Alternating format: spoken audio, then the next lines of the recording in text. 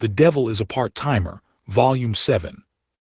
Satoshi Wagahara and 29 Oniku. The devil pledges to stay legitimate. Perhaps it could be called the ultimate move of self-sacrifice, the equivalent of cutting his own throat in order to save the team. He was defeated in battle, unable to turn the tides of war. He was surrounded, with only a meager crew of fellow warriors. His master's life was gradually being chipped away, too, under the unwitting spell of one of his own corrupted generals. He knew the time had come to make a decision. To turn the tables on this desperate scene, he knew he had to take action on his own. He bowed his head to his master as the man dined even now on the tainted food the enemy had provided. "My liege." "What Ashia?" Maō turned to him, his eyes clouded and bleary. His master had been tortured by his foes, beaten down until he was at the bottommost dregs of his energy and motivation. He was being fed far, far more than his stomach ever had a chance of storing. The pall of death was coming into focus on his face even now.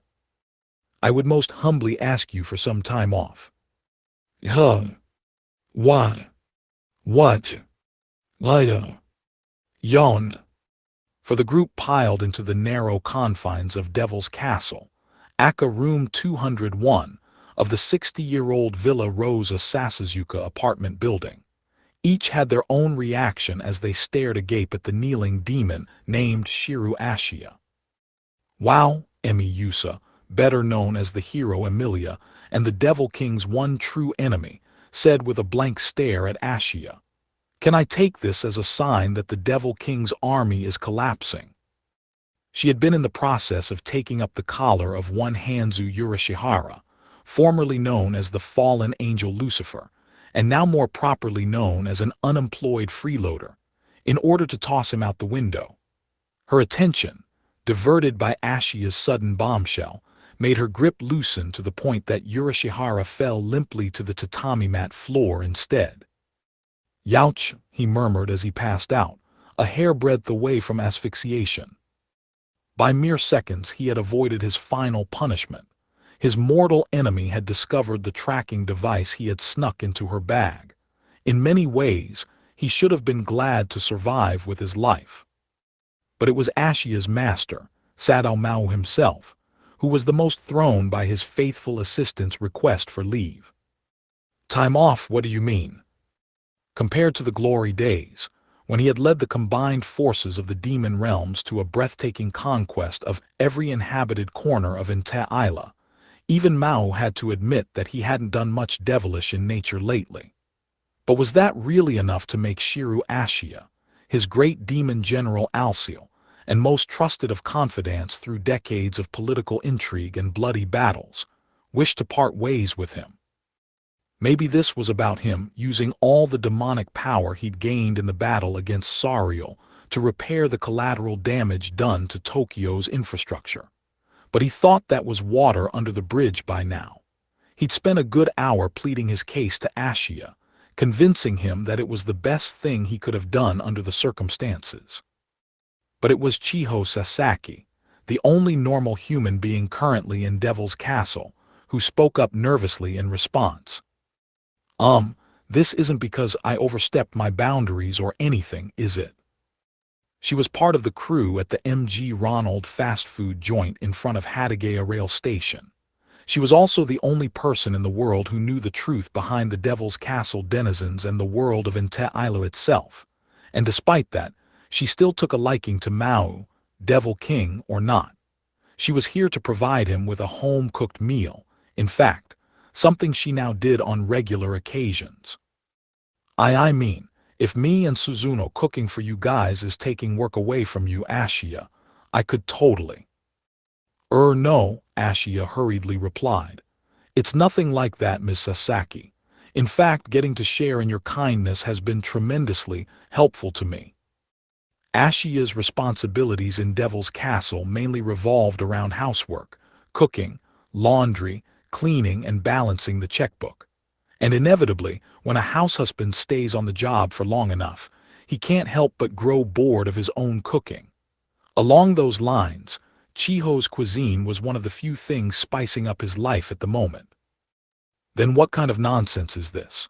asked the dubious Suzuno Kamezuki, aka Crestia Bell, cleric of the church that dominated politics in Intaila's western island, and now living in room 202 down the hall, as she stacked up the empty plastic containers she had brought her food over in. Both myself and Emilia would welcome the idea of the Devil King's army falling apart and being scattered to the four winds, but doing so without any reason strikes me as unusual.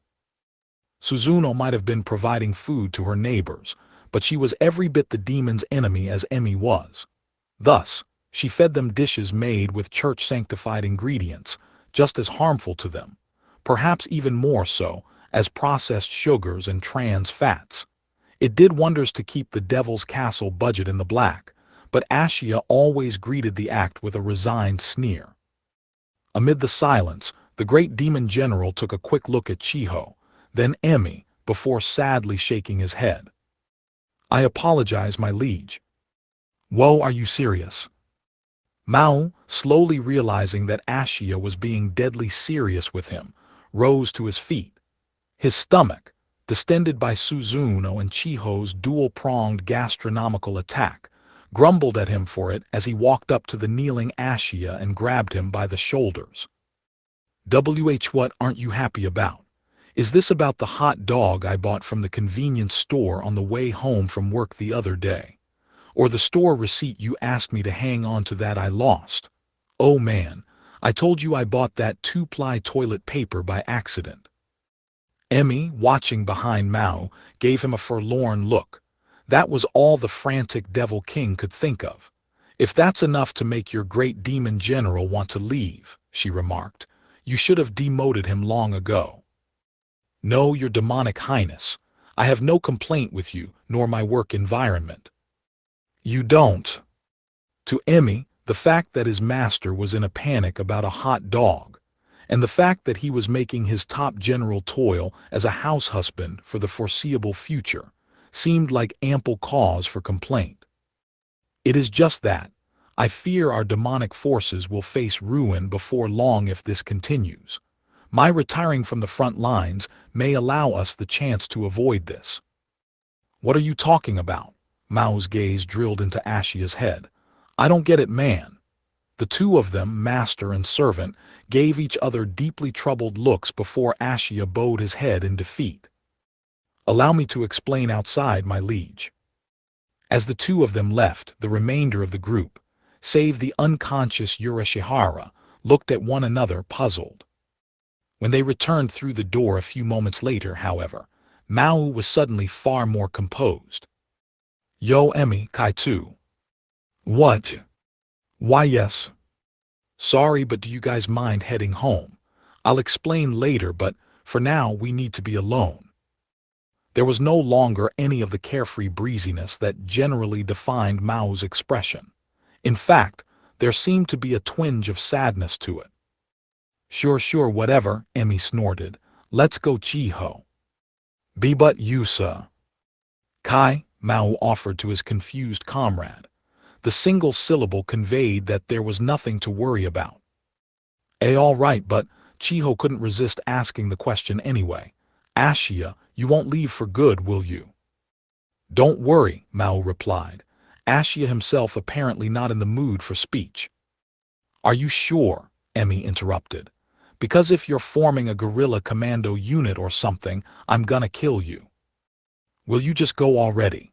Maō said as he pushed his nemesis along, though he gave a quick, reassuring nod to Chiho along the way. Ashia was waiting by the front door, still silent. He received a small bow from Chiho and no acknowledgement whatsoever from Emi as they walked by. He sighed deeply as he watched them go. "Well, quite a strange turn of events this," Suzuno commented. As a Villa Rosa Sasasuka resident, she was the only visitor left in the room, although recent developments made her presence seem supremely awkward. "Right then," she added as she began to stand up, only to be stopped by Ashia stepping back inside. "Wait, Crestia Bell, you are to stay." "What?" Turning back, she found Ashia giving her a glare as hard as his words, and Maō matching it. Suddenly, she found herself in a far less secure position than before. Instinctively, she readied her body and removed the hairpin from her head. There was a flash of light, and then the hairpin was a massive hammer, one that seemed impossible for the slight woman to wield. The cross-shaped hairpin was the agent she used to summon her light of iron magic, and the resulting warhammer was powerful enough to smash the giant electrical transformers that powered Shinjuku Station. It could have flattened 3 destitute, powerless ex-demons like gnats, but being surrounded like this still made her nervous. "Enough of this act," she said, attempting to keep them from making the first move. "Even alone, I could easily destroy you all." "Silence, Belle," Ashia continued. "We are seeking your assistance. You have no right to refuse." "Such nonsense. I have no right, you say. With your puny powers, how could you ever support such a demand?" "It's nothing like that," Maō said, crossing his arms as he shot a glance at the still unresponsive Urashihara. "You simply have no choice, is all. The 40,000 yen Urashihara sucked out of our bank account for the tracking device. You're kind of at fault for that, too." A garbage collection truck passed by the apartment building, offering garbled advertising guidance through a tinny speaker on its side. 40,000, Suzuno said, body still steeled for battle. "Yeah, that's how much he spent on that gadget we used to find Kai and Emi after you and Sariel kidnapped them." "That gadget." Suzuno shot a surprised look at Urashihara. She had been wondering about that. How did Maō find her, doing Sariel's bidding on the tippy-top of the towering Tokyo Metropolitan Government building? Is that even possible?" "At any rate, you understand now, do you not?" Ashia interjected. "Why you cannot turn down our behest, Belle? Starting tomorrow, Ashia's gonna go out and earn some money, so we can make up the 40,000 yen we spent on that thing for Kai's sake. That's why he asked me for a break. Even if I took on extra shifts at work, 40,000's just an astronomical number. I could never make that up by myself." "Lucky." Suzuno winced. "I won't ask for half, but you're, like, at least a third responsible for this, right? Especially given how you're the one who kidnapped Kai." "That I." Suzuno attempted to counter, but found her spirit flagging. Her hammer fell helplessly to the tatami mats. Several days before, Sariel descended from Ente Aila's version of heaven in search of the better half, the holy sword Emi housed within her body. The ensuing conflict almost resulted in a one-way ticket to another planet for Chiho. And Suzuno, in no position to defy the orders of an archangel, was the one who had lured Chiho to him. In the end, the day had been saved by Mao's storming up the skyscraper and rescuing the trapped Emi and Chiho, neatly relieving Suzuno of her Ente Islan obligations along the way. The only reason he knew where to find them was because he followed the tracking device Urashihara had hidden inside Emi's bag. "I can't really fault Urashihara for wasting our money this time, either. I mean, really, if it wasn't for that transmitter thingy, we'd have no idea what to do, and Kai and Emi would have been taken away from Earth long ago." "Very much so, my liege, although I still question the need to spend 40,000 all at once." "Well, hindsight is 20/20 and all that, isn't it, Ashia? I know we need to teach Urashihara a lesson about his spending habits, but for this time at least." Mao's eyes were on a now thoroughly despondent Suzuno. "And that is why you sent Emilia and Chiho away, then?" "Indeed," Ashia nodded. "If we told Ms. Sasaki about this, you know how she would react. She would blame herself and offer to pay the entire sum, and we could not possibly accept any aid from Emilia. We used that device to rescue Ms. Sasaki, after all, not the likes of her. But there will be no palming responsibility for this off on Ms. Sasaki. We are the ones who got her involved with events on Ente Aila, after all."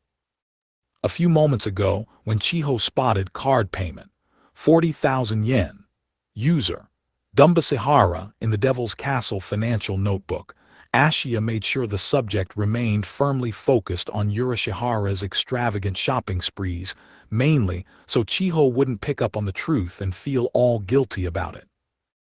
It made things smoother all around if she and Emmy just assumed Urashihara blew the money on the tracking device for no particular reason, none beyond the voyeuristic opportunities it allowed him. As a result, all Chiho was aware of was Urashihara's blatant invasion of Emi's privacy, something Emmy subsequently half-murdered him for. "You are being remarkably thoughtful for a pack of horrid demons," Suzuno bitterly whispered. "So, what of it? What do you want from me? You wish me to repay some percentage of the cost?" It seemed like a reasonable offer. Mao and Ashia greeted it with abject scorn. "Ha, you belittle us. We are the proud Devil King's army. We would never accept the filthy lucre of the church we are destined to destroy." "Ashia, you're talking crazy again. I am more than capable of making up for Urashihara's foolishness, but to achieve that, I will have to leave Devil's Castle for a few days. Crestia Bell, while I am gone, you will cover the entire food bill of this domain." Why? It was not Suzuno but Mao, whose voice rose up in protest. "What is it, my liege?" Ashia replied coolly. "No, I mean, why make Suzuno cook for us? Couldn't you just make a few days' worth and leave us with that?" "Whatever are you talking about?" Ignoring the holy sanctification she places upon it, Suzuno's cuisine is both nutritious and delicious by homemade standards. It would save us a fortune in food bills. "Oh, I am hardly that exceptional at it." "Don't compliment her, man. And you don't accept the compliment either. Besides, that makes us sound like a bunch of hobos. Why can't we just take her money And Ashia continued, "As long as Belle is cooking for you, there is no need for Chiho to suspect anything is amiss when she inevitably comes in to check on you. Two birds with one stone." Shrewd, Mao thought. The relationship between Chiho and Suzuno, if not outright hostile, certainly had a competitive aspect to it. Taking advantage of those feelings, while a little too calculating for Mao's tastes, seemed like a valid approach. He remarked, "You think.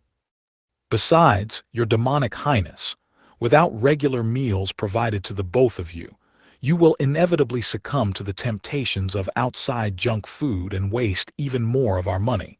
Will you not?" Lummed. Mao, who had just inadvertently confessed to exactly that, fell silent. Urashihara, for his part, would no doubt use my absence to gorge himself on pizza delivery and other trash. Health and nutrition are second-class concerns to him. If I had to pick between frozen franchise food packed with preservatives and MSG or freshly prepared meals, with just a tad of sanctification added to it, I think the choice is blindingly obvious. "It is summer, though," Suzuno said, scratching one of her cheeks. "I'm afraid I have few raw ingredients left to work with." "Regardless," Ashia declared, again ignoring all asides, "I will not be gone for long. For just a few days, as long as Ms. Sasaki and Emilia don't pick up on anything, you and Urashihara can keep things on the cheap. Soon, our ledger will return to the black and our Devil King's army will be rescued from ruin. I tell you, it will work out." "Great," Suzuno and Mao agreed in tandem. Suzuno paused for a moment, nonplussed, then added, all right, you want my aid. You can have it. I felt just as poorly for Chiho as you did." "You are sounding awfully haughty, Crestia Bell." Suzuno said, blushing in the face of the much taller demon. "I will help you. Is that what you want to hear?" "You're so loud, dudes. What's up?" Urashihara, choosing this exact moment to shift from unconsciousness to mere sleeping, sat up and rubbed his eyes.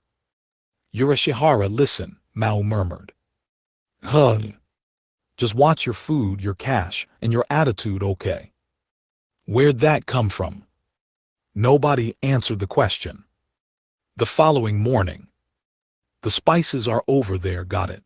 We don't have very much rice left, but what we have is stored under the sink, inside that cabinet. Make sure you wash and dry the rice bin before pouring in more rice. Right. The knives should be sharpened well enough, but the stones also under the sink, should you need it. If you use any of our washcloths, wash them and hang them on this mini rack up here to dry. Very well. And I must remind you, always make sure you thoroughly wash the rice cooker after each use. Lid and container, all right. Yurashihara always leaves dried rice bits inside whenever he uses it. I'm talking both sides of the lid too, do you understand? All right, just leave already. Being lectured on kitchen etiquette was not Suzuno's idea of an enjoyable start to the day. She was hardly a slob herself, although the idea of Ashia running such a tight ship in his own domicile unnerved her a little. Ashia's pre-departure rundown continued on for several more minutes. At the end, they came to the agreement that Suzuno would provide all non-rice ingredients and cooking duties. It left her with mixed emotions. Stuffing the demons full of church-grade holy food usually filled her with glee, but the idea of them asking for it gave her pause. That and something about using the Devil's Castle kitchen eliminated the "I slaved over this back at my place, so you better appreciate it" sense of superiority she relished. Oh, leaving already, Ashia? Suzuno's shouting was enough to wake up the yawning Mao, still half covered in the single sheet he slept under. Sure is cold this morning, dang, 5:30 a.m. You're leaving this early. I was asked to arrive at the bars building on Shinjuku's west side by 6:30. I figured the sooner I left, the better, just in case. Well, I dunno where you're going, but good luck. Absolutely. Mao had given Ashia permission to take a few days off from his Devil's Castle duties, but for some reason Ashia was reluctant to reveal either his destination or the exact nature of his new work. He'd never quite managed to get it out of him. Ashia stated that it was nothing illegal or physically dangerous, and that was good enough for Mao, although he couldn't guess why he had to meet up with someone this early in Shinjuku on a Friday.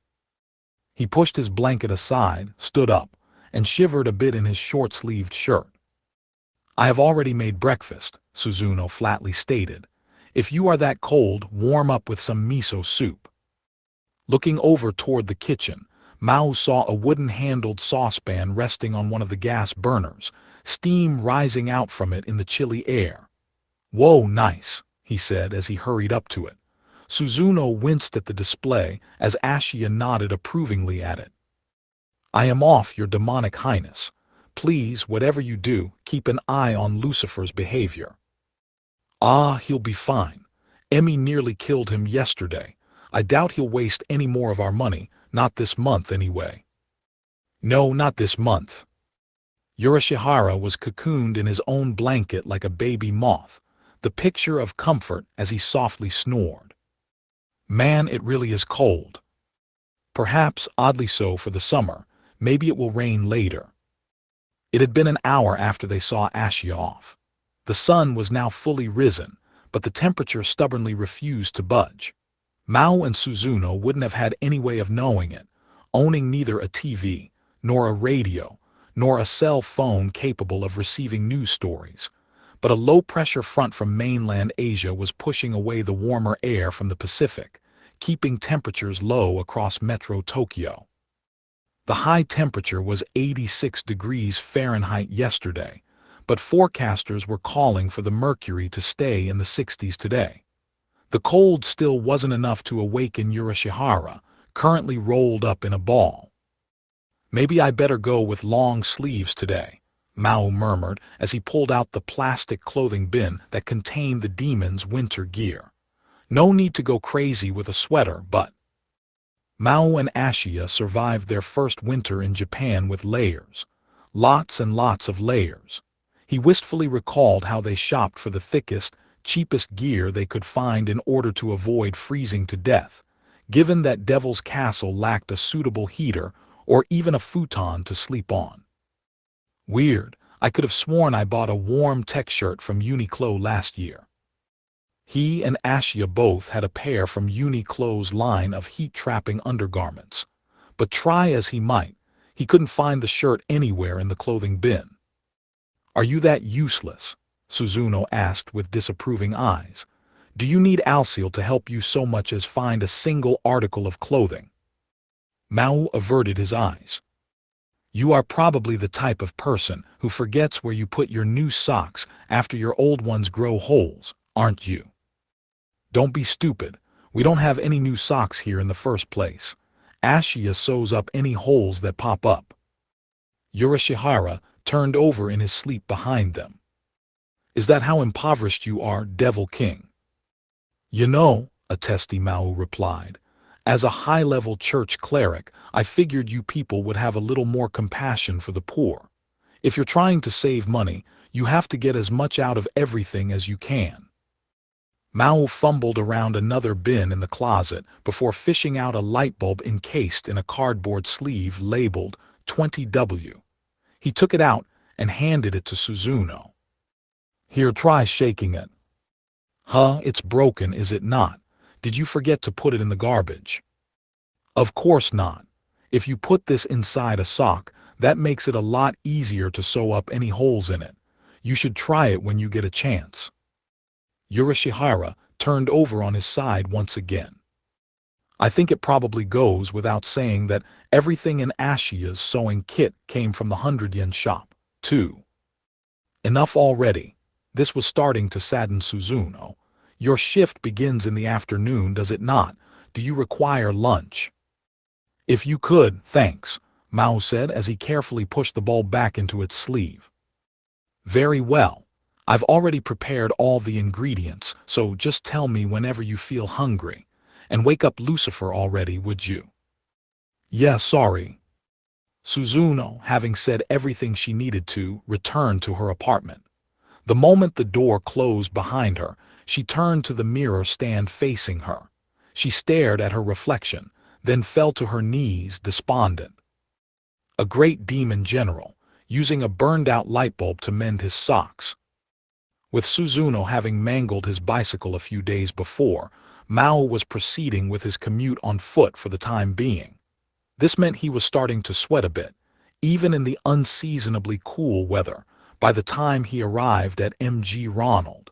He guessed he'd be freezing again by the time night fell. As evening approached, Chiho arrived for her own after-school shift, looking a little worried. "So," she asked, "did Ashiya leave already or?" Yeah." Maō had yet to explain to the girls what had gone on yesterday. But mainly in order to keep Chiho from feeling guilty, the demons and Suzuno had a story concocted and ready for her. "I wouldn't worry about him, though.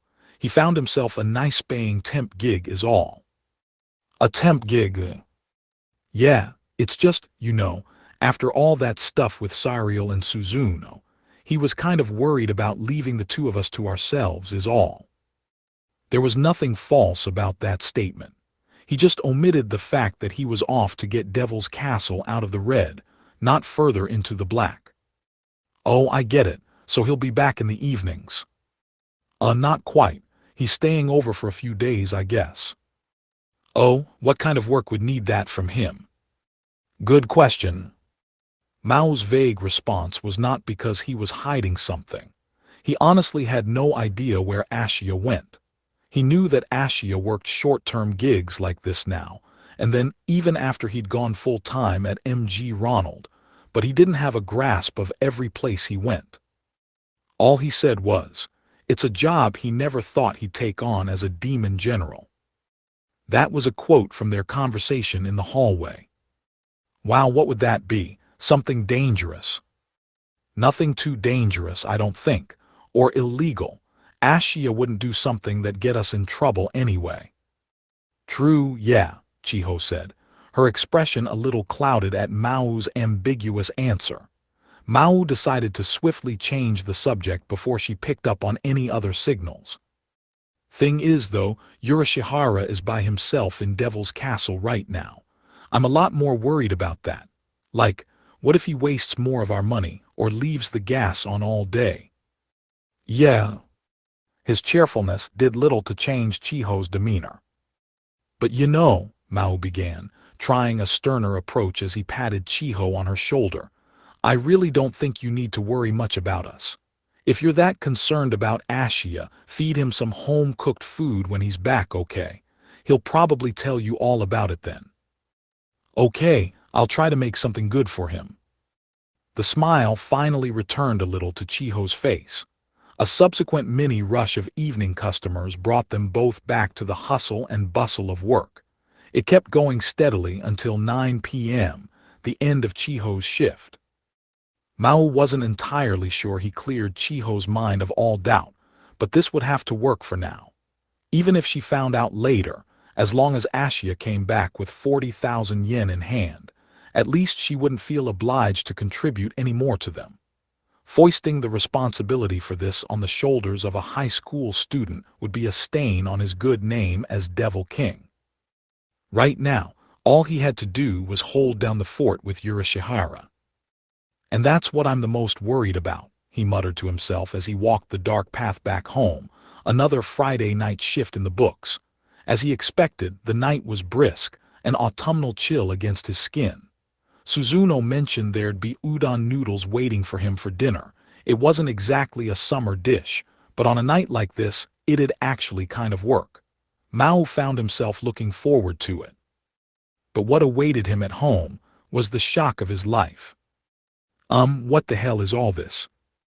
The moment he stepped through the front door of his castle, his vision turned white. Greeting him was Suzuno, seated with a pained expression on her face, and Yurashihara, racked with desperation. That, and neatly arranged in front of them, an array of merchandise Maō had never seen before in his life. Fresh fruit, what must have been several dozen bottles of kitchen cleaner, a newspaper dated today, and a brand new fire extinguisher, 5 featherbed futons, and a water filter in the sink. Wah. All told, about 45,000 yen it seems. Suzuno's voice sounded like the tolling of death itself from beyond the grave. Chiho was seated on her bed, clutching a heart-shaped cushion as she made a call. Oh hey, this is Chiho. Sorry I'm calling you so late. Anyway, yeah, it sounds like he's gone out on a temp job of some kind, right? He said he was staying on site for it or whatever, so he's not gonna be back all that soon. Yeah, I know, right? Her expression was far from bright and cheerful as she spoke. Anyway, tomorrow's Saturday, so I'll make something up for them. It's the least I can do and all, so, all right, talk to you later. She ended the call, flung the phone down on the bed, then lay down and sighed. Maybe I was being mean to Yurashihara after all. Did you buy all of that, Yurashihara? The fallen angel's shopping habits up to this point mostly revolved around computer accessories, snacks, and anything with sugar in it. Maō feared that the obsession was now spiraling into a mania of purchasing random objects for giggles. Dude, no, Yurashihara countered in an uncharacteristic panic. You think I'd actually buy all this useful household crap? Okay, so what's going on, huh? 'Cause none of this was here when I left this afternoon. Calm down, Devil King. Suzuno rose from her seat on the floor and thrust something that looked like a receipt in front of Mao's face. What's that? Wait, a purchase order. 1 external hard drive, 2,000 yen. Look, I know why Ashia had to go out and work, okay? Yurashihara muttered, head tilted downward. I know I can't pay it all back myself, but I figured I could pitch in a little at least. It would appear, Suzuno interjected, that Lucifer was a victim of acquisition fraud. Acquisition fraud? Mao's eyebrows arched at the unfamiliar term. Yes, when someone visits you, promising to purchase your precious items, then forces you to sell them at fraudulently low prices. Oh yeah, I heard about that. Maō had heard stories along those lines from the retirees he worked with during neighborhood volunteer cleanup duty. Mr. Watanabe, one of the regulars at his day job, mentioned some rumors about shady individuals going door to door with that scheme, mostly targeting older people and stay-at-home moms. The local neighborhood association had put a notice about it in their most recent newsletter. So you sold some kinda computer part to help pay back the 40,000 yen. Yeah, but it would appear, said Suzuno, eyes uncommonly sympathetic for Yurashihara's plight. He came across a particularly cruel fraudster. It was a hard sell disguised as a purchasing service. By the time I realized something was amiss, it was already as you see here. Yeah, but a newspaper subscription, the fruit even. What kind of rip-off artist sells everything from fruit to fire extinguishers? I'm sorry. The fruit and newspaper were from other guys. I couldn't say no to 'em. Oh, come on. Mao fell to his knees. What are you, stupid? Just say you don't need that crap. But dude, they said they wouldn't leave unless I bought their stuff. Like, they said it was some kind of trial offer or something. They kept on jiggling the doorknob and stuff, and I didn't want them to break it or else we'd owe even more money. That's exactly what they wanted you to think, man. They must have thought you were the most gullible person in the world. Dude, I know, but they kept talking around me no matter what I said. I couldn't get them to leave. They were really, like, convincing and stuff. Mao had to wonder what kind of talent it took to so thoroughly fleece a fallen angel and an alleged demon. Having never encountered a pitch like this, it was tough for him to picture. Devil King, Suzuno said, there is no point berating Lucifer right now. No, not this supposed great demon general willing to fall for a newspaper subscription pitch. Bell, Yurashihara protested, you're just rubbing salt in my wounds, okay? The newspaper and fruit are fine. We can always have the subscription canceled, and the fruit was not that terribly expensive anyway. I would have said no, Suzuno said as she held a pear in the palm of one hand. Even if I saw this for half the price at the grocery store, but regardless. I said quit it, Bell. The problem is the other 3 items, Lucifer. Oh, check this out, Mao, Yurashihara said as he pointed at his computer screen. This website, Deluxe Life International Holdings, what's with that convoluted name? It's a bunch of random English words strung together. That's the website of that sales outfit, Yurashihara explained. I tried calling the number they listed on their via Sky phone. And nobody picked up. I looked it up, and their HQ address is at a mixed-use office building in Tokyo. So I looked up their IP address, but the site's hosted on a rental server. I don't think their office PCs are connected to the net. So I mean the extinguisher, the futons, the filter. I dunno if we can make 'em take those back. It's totally a bad company. Whoa, wait a second. You said it was 45,000 yen total, right? Yurashihara and Suzuno turned their faces away in tandem. The fallen angel didn't even have so much as a piggy bank to his name. Any cash that wasn't in their shared bank account would have been in either Ashiya's or Mao's possession. In other words, whether he purchased this junk via credit or debit, that bank account would have already been charged. Ashiya's out working right now to make up for the last 40,000, Mao grimly intoned. And now look. Both he and Yurashihara felt a cold shiver run down their spines. They were now another 45,000 yen in the hole, and it was flushed down the proverbial toilet. We gotta do something before he gets back. Yeah, or else he'll go on a demonic rampage. He is a demon, yes, Suzuno added.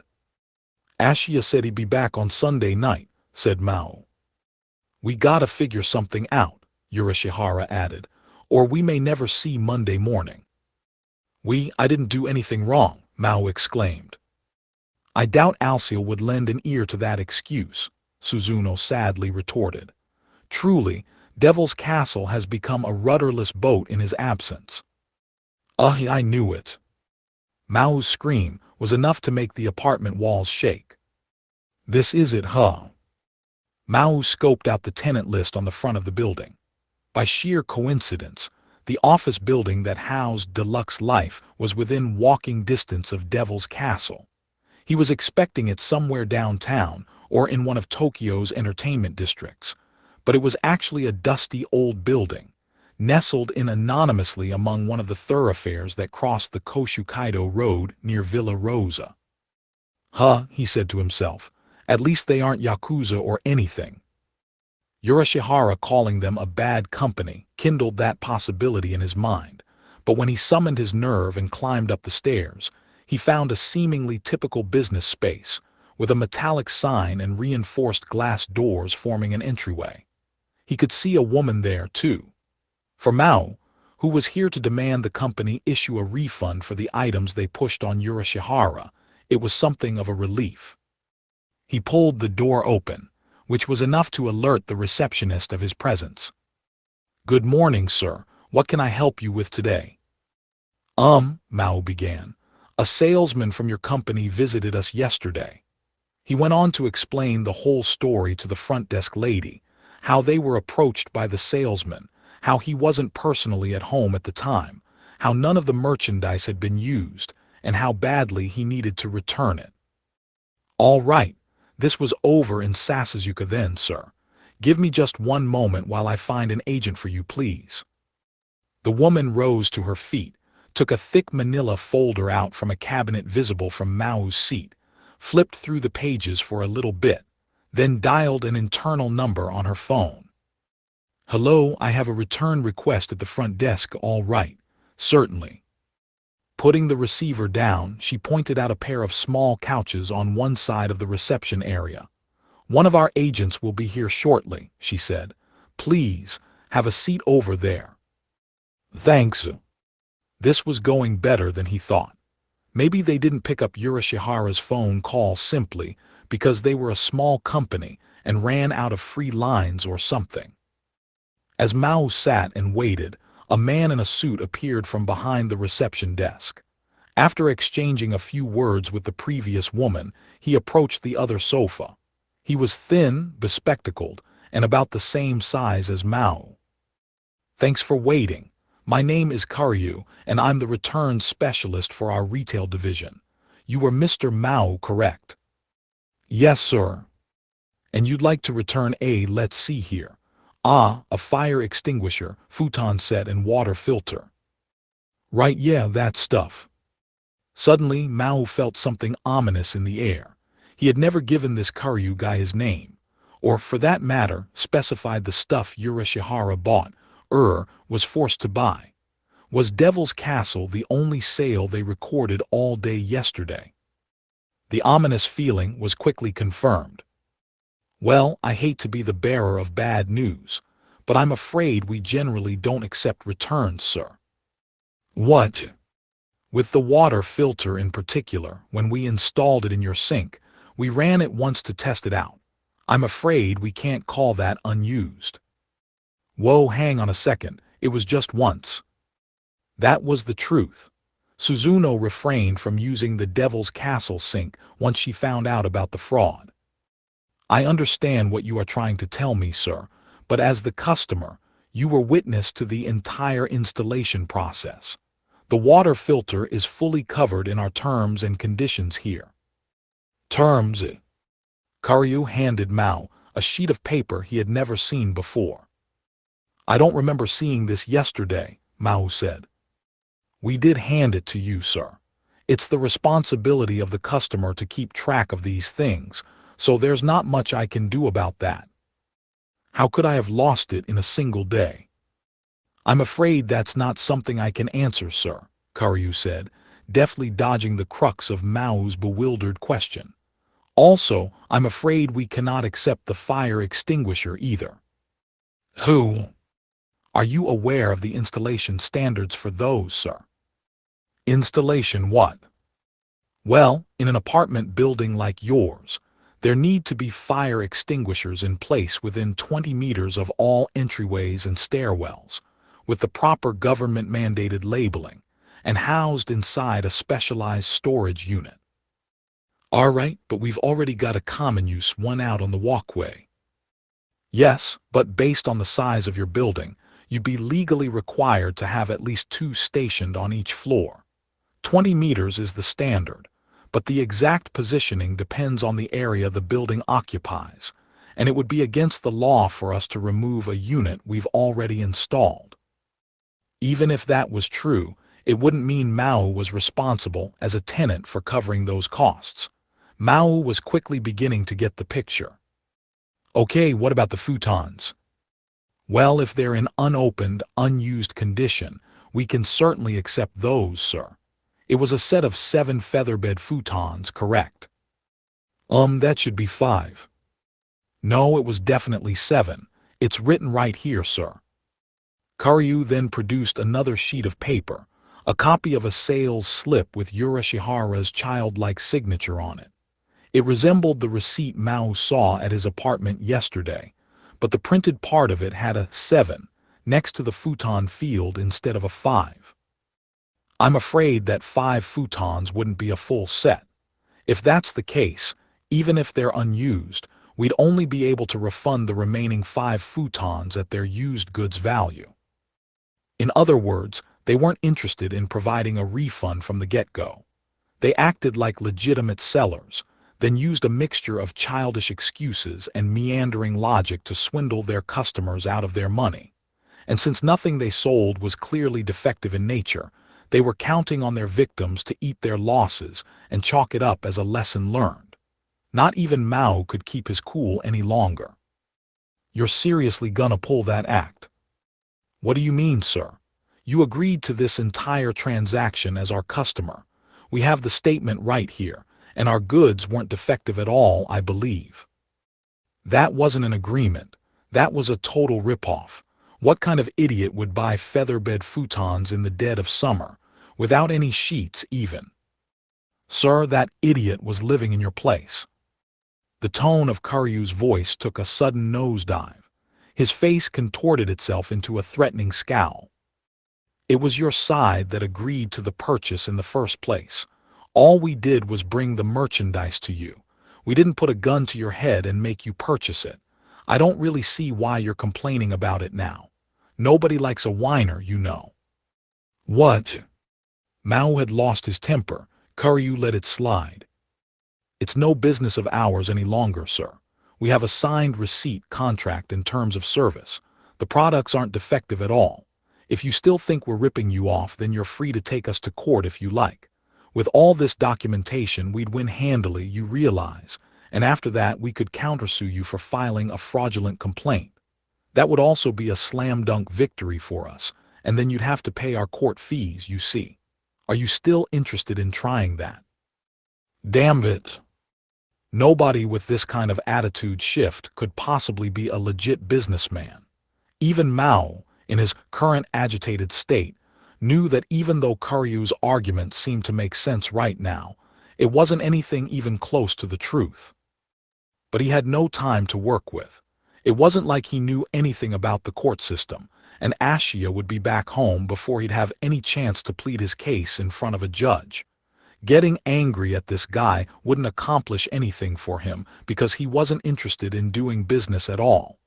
The man was a swindler, a devil in human clothing. And Maō could sit here and grit his teeth at him all he wanted, but with all his demonic force taken from him after the battle against Sariel, it was nothing Karyu couldn't handle. Then, if we have an understanding, may I be excused? The swindler asked. I certainly don't mind calling the police if I have to. Karyu lifted himself off the sofa. The woman who had warmly greeted Maō earlier now had a hand on her phone receiver like a whip she was wielding to keep the lion at bay. Further discussion was clearly futile. If Maō left right now, that all but signaled his total defeat. But if he tried holding on any longer, they might call the police, or someone even more sinister maybe. And right now, Maō was powerless. Just your typical young human. Go ahead, call him if you want. Karyu's and the receptionist's heads turned toward the voice, coming from the front door. Maō joined them, only to groan weakly at what he saw. Lucky. I'd be more than happy to see him here. The woman facing off against Karyu now was Emmy, someone who never should have been here in a million years. Can I ask who you are? Me, a defender of justice. Who? Snorted Karyu at Emmy's completely heartfelt self-introduction. So what'll you do, call the cops or not? Karyu and the woman didn't move. Now it was Emmy's turn to snort at them. I swear, with all the crap your company's pulling on people, I'm amazed you actually want the police to sniff around in here. I don't know who you are, ma'am, said Karyu, voice even deeper than when he verbally threatened Mao. But if you keep messing with us, you'll have worse than the police to deal with. Get it? But this was nothing that could ever faze Emmy. Mao had no idea what worse than the police meant, but assuming they were regular Japanese human beings, they'd have to employ an entire army base's worth of personnel and equipment to get on equal footing with the hero. So, as you can see, the moment I stepped in, this company starts threatening me. Did you get all that? The smartphone she had in her left hand had been shooting video the whole time. Loud and clear, said the speaker in Chiho's voice. What? So are you calling the cops or not? Emmy grinned at Karyu. If you do, I'll give them a recording of everything you two said. Why are you here? Asked Mao, speaking for everyone else in the room. She couldn't have been tailing him, he figured. The stare-off between Emmy and Deluxe Life continued for a few moments. Emmy, to Mao's surprise, was the first to blink. Right, let's go. Huh? Mao's eyes bugged out of their sockets. Staying here any longer isn't gonna force them to deal with us. Let's just make them happy and leave. Emmy. The Devil King found himself having to scramble in order to catch up with her, already out the door. He could feel the dour glares from the Deluxe Life staff on his back as he did. Suzuno. Suzuno was waiting for him outside the building. When you're ready, Emmy said, as if expecting her. Right. The cleric entered the building, Emmy and Mao behind her, and was back within a minute's time. Got it. All said. Mao stared dumbfounded at Suzuno. If you will allow me to summarize. Mao grunted. Emilia and Chiho saw right through your shallow intelligence. What? Mao grunted. He looked to Emmy for guidance. She gave him an awkward stare, then crossed her arms and turned her face to the side. At first I was just pissed off beyond imagining. Mao grunted. But once I started thinking about why you went to the Tokyo City Hall building, without even thinking about anything. What? I can't hear you. Look, I hate to admit this, I really do, and I'm not convinced he bought that thing with that intention in the first place either. But Lucifer saved my life in the end, okay? So I went over in order to thank him. And then I saw all that crazy junk in there. Oh so. But anyway, it made me sick, the idea of owing you such a huge favor. If I didn't show you some kind of gratitude, it'd damage my name as a hero. If I can succeed here, that'll be worth a hell of a lot more karma than your 40,000 yen, so we'll be even. You got that? I don't know how you're measuring karma here, but if you're gonna help me, then thanks. I'm glad for it. If you understand, then fine. Oh hey, while you're getting all in my business, can I ask another favor? I'm not getting all in your business, Emmy began to blush. I'm just paying you back, what is it? Mao, to Emmy's further chagrin, bowed his head deeply downward. If this all works out in the end, don't tell Ashia about any of it, all right? You too, Suzuno. When Ashia starts talking about money, it gets scary, man. The request was clearly coming from the heart. It was not the kind of demand one would expect from the Lord of all demons. Emmy and Suzuno, taking in the full meaning behind it, each sighed an exasperated sigh. Oh, welcome back. Are you okay, Mao? Back at the apartment, the group found Chiho manning the Devil's Castle computer. Why, I'm fine, but Kai, why are you? Take a look at this first, Mao. Chiho clicked the mouse button a few times. Are you aware of the installation standards for those, sir? Whoa, that voice. It was Karyu's low, rumbling growl, and the video was shot through the front glass doors, clearly showing both Mao's and Karyu's respective faces. Yep, got a great shot of it, no, Emmy proudly answered. Emmy, Mao shivered. You didn't. I heard the whole story from your in-home security guard here, Emi promptly replied, cutting him off. Yurashihara, meanwhile, sat motionless on the floor, avoiding Mao's eyes and trying to fend off the humiliation. But you're short on time, right? Emi continued. We kinda took the direct approach because we needed to build an airtight case. But how'd you get that video? The Demon King asked. You've got the blessings of modern technology to thank for that. I used the Skyphone app on my smartphone and saved the audio and video on your computer. Skyphone? You mean the phone app on Yurashihara's notebook PC? Yeah, I was a little worried since it's an old model, but no wonder you're glued to that thing every day. You got some nice equipment. Skyphone was a program that made telephone calls with an internet connection. Nowadays, even portable devices like smartphones could host and use apps like Skyphone. While it depended on the circumstances of usage, usually as long as the device had camera capabilities, it was even possible to have video calling. Thanks for the compliment, groaned the unqualified security guard. You're welcome. I actually meant it as one for a change. Emi looked at the computer screen, one eyebrow arched.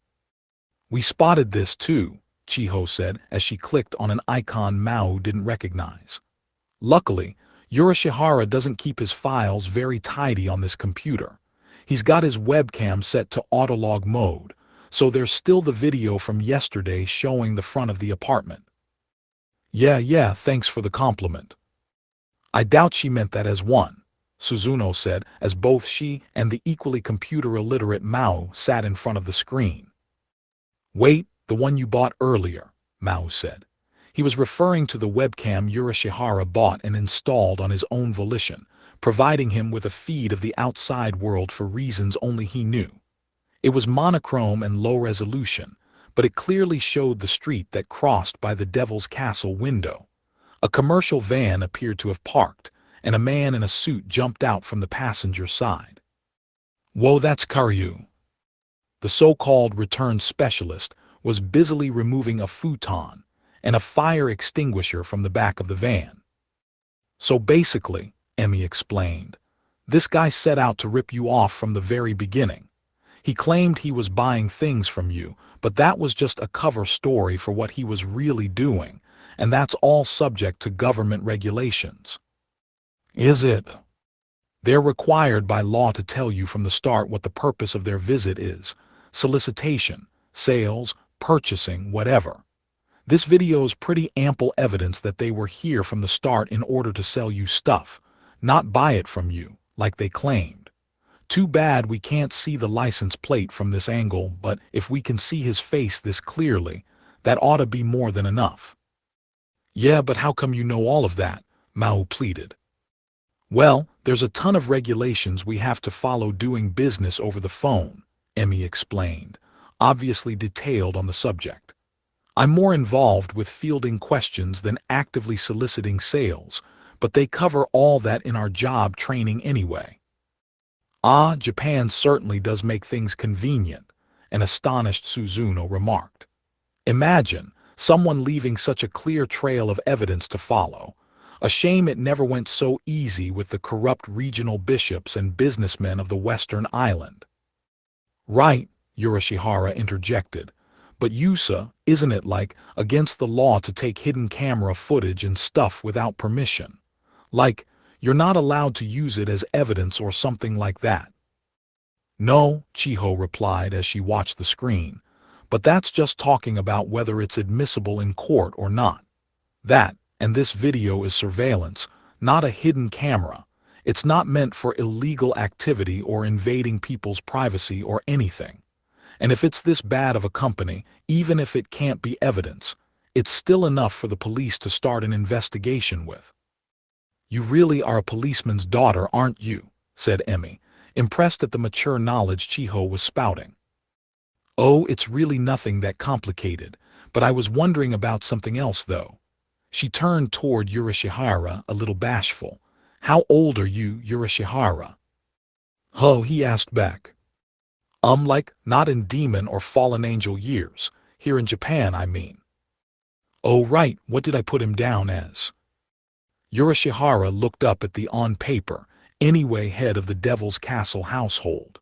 The name, Hanzu Urashihara, was one thought up by Maō once it became clear they would have to live together in Sasuzuka.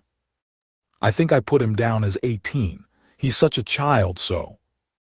Maō and Urashihara, and Ashiya for that matter, all had to craft a full set of government-approved documents backing up their identities in order to pass as Japanese citizens. They forged them with a mixture of social engineering and demonic power-driven hypnosis. Without a presence in the government family register, after all, they'd be unable to do much of anything in this country. He is a child, Emi echoed. Indeed, Suzuno added, far, far less mature than Chiho even. This news significantly brightened Chiho, however. Oh, so you're still a minor, Urashihara, she chirped with a smile. Oh right, Emi said, nodding. The cooling-off period and all that, huh? Right. What, I don't have AC here. No, cooling off, Emi explained to the clueless Demon King beside her. Basically, it's a system where you can unconditionally cancel a sales contract or request within a certain period of time.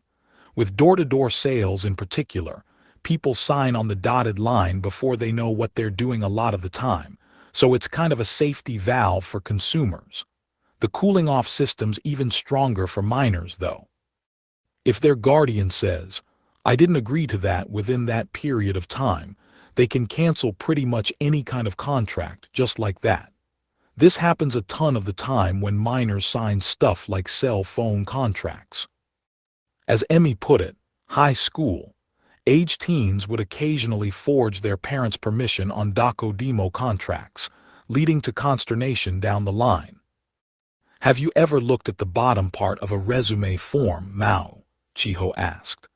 There's usually a little bit there saying that minors need permission from a parent or guardian in order to seek work. Oh yeah, you're right. It had been a fair amount of time since he last filled out a Japanese-style resume form, but he recalled that was one of the sections he left empty on it.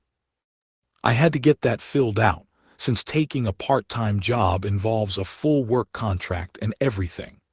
This one isn't exactly like that, but regardless, a minor always needs the permission of a guardian in order to sign a contract that involves more money than they are permitted to have. But I'm not exactly Urashihara's dad, you know. We've got separate family registers and everything. Yeah, dude, I like you and all, but having you as my son would be hell on earth, Maō fired back. Right, Emi cut in. But you work to support that shut-in freak, don't you? In that case, it'd probably be easy for you to declare yourself his legal guardian. What did you call me, Emilia? Emi ignored him. And he spent 45,000 yen of yours, didn't he? I really doubt you're giving Lucifer that much of an allowance. That's got to be more than what he can work with by himself, so I think the cooling-off period can apply to this contract. Mao's expression, dark and troubled before Emi began speaking, was starting to brighten.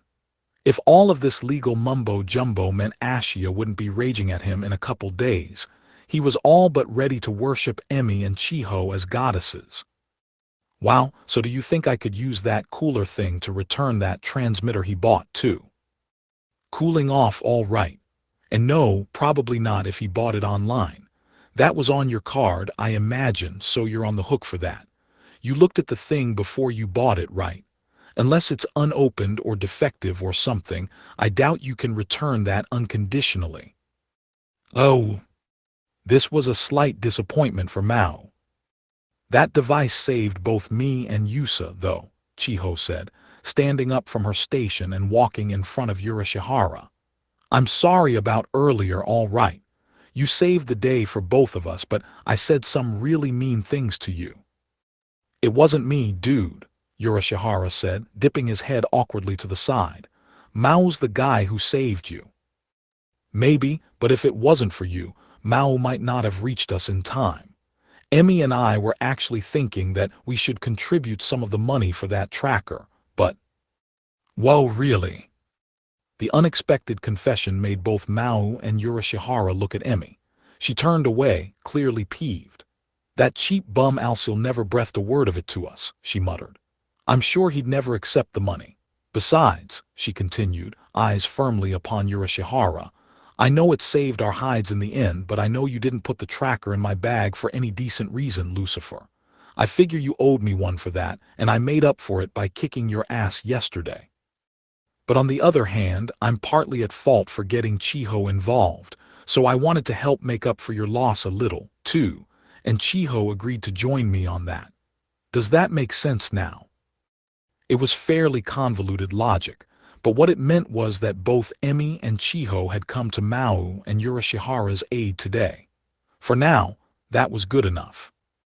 Well, said Maō, indicating his tacit approval by changing the subject. At least I know we've got a chance, but what should we do with that info? Call the cops. Emi and Chiho shook their heads. There's nothing illegal about the paperwork itself, Emi explained. Even if we went through the cops, they'd never get it settled before Alcil comes back. Not unless this was a seriously huge rip-off scheme. Great, so now what? How about this? Chiho returned to the computer and brought up another website. It had the name of another outfit unfamiliar to Maō.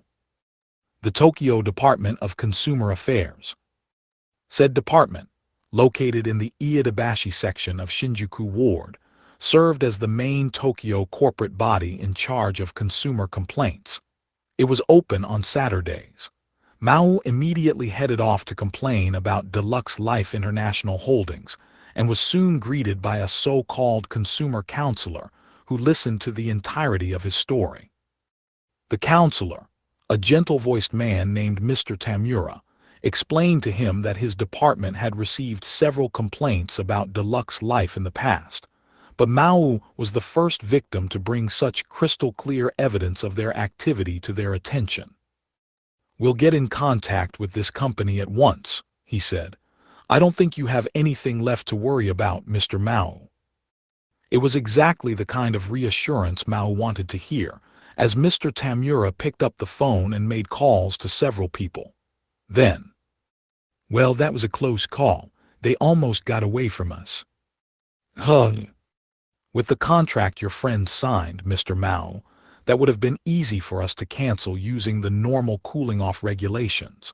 But just in case, I sent our weekend agent over in Shibuya and our affiliated judicial partner to the site. It turns out they arrived just as those frauds were trying to ditch the office and leave. There was a moving truck by the front door and everything.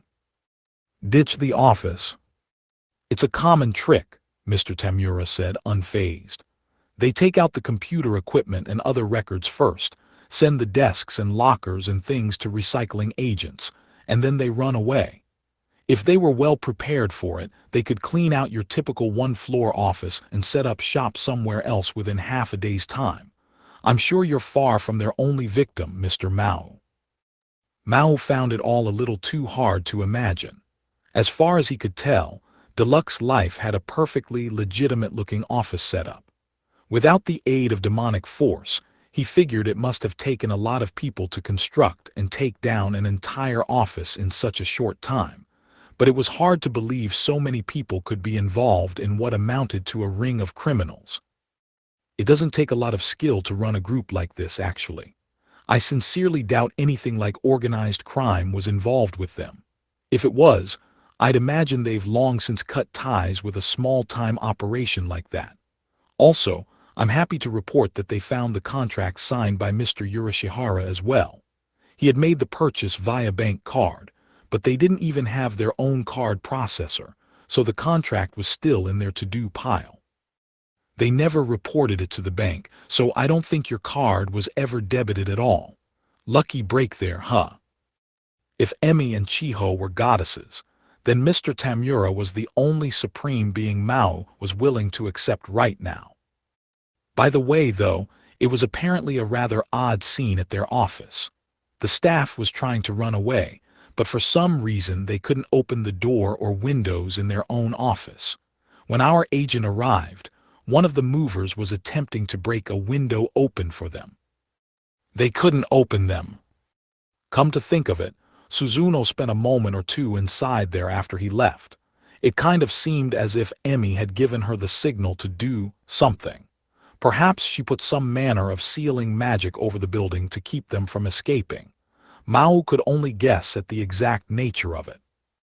Either way, I'm sure their business license will be revoked before too long, although I'm sure they'll find a way to file for bankruptcy and try the scheme over again somewhere else. Mr. Tamura's eyes grew stern. Mr. Maō, we managed to get you out of trouble this time. There's no doubt that this company actively attempted to victimize you and your friend.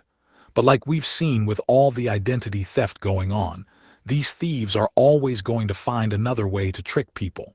Most of the complaints we received for this outfit were from elderly people, but you're still a young man. There's no saying you'll be this lucky next time. So try to be a little more careful, all right? For once in his over 300-year-old life, Maō had no complaints about being called young. To someone like him, experienced with holy power, wielding in te-islands like Emmy and Suzuno, as well as with honest-minded earthlings like Chiho and his boss Kasaki at work, it was a surprise for him to realize that people in Japan could even be so ill-minded and deceptive. Even for a devil king like him, there was still so much to learn. I'll do my best, he said, bowing. Thanks a ton for all your help, speaking of which. Ever since he set foot in this facility, something had been nagging on his mind. Do we, owe you anything for interceding on our behalf? Mr. Tamura smiled and shook his head. Visitors have to incur fees sometimes if we need to get attorneys or judicial agents involved, but this was an open and shut case for us, so you're fine for today. It's your taxes that keep the lights on in here, after all. If you run into any other trouble, don't be afraid to contact us again, all right? The municipal tax deducted from Mao's already paltry paycheck was usually a source of stress to him. For the first time in his human life, he actually felt glad he was required to pay it. I definitely wanna invite Tamura the counselor guy into my army someday. Don't be stupid. The gang was back inside the now much emptier Devil's Castle. Emmy was once again resuming callously shooting down the Devil King's latest grand scheme. Not long after Maō returned home, Karyu paid them another visit, this time accompanied by the consumer affairs agent covering Shibuya Ward. He had come to take back the futons, fire extinguisher, and water filter.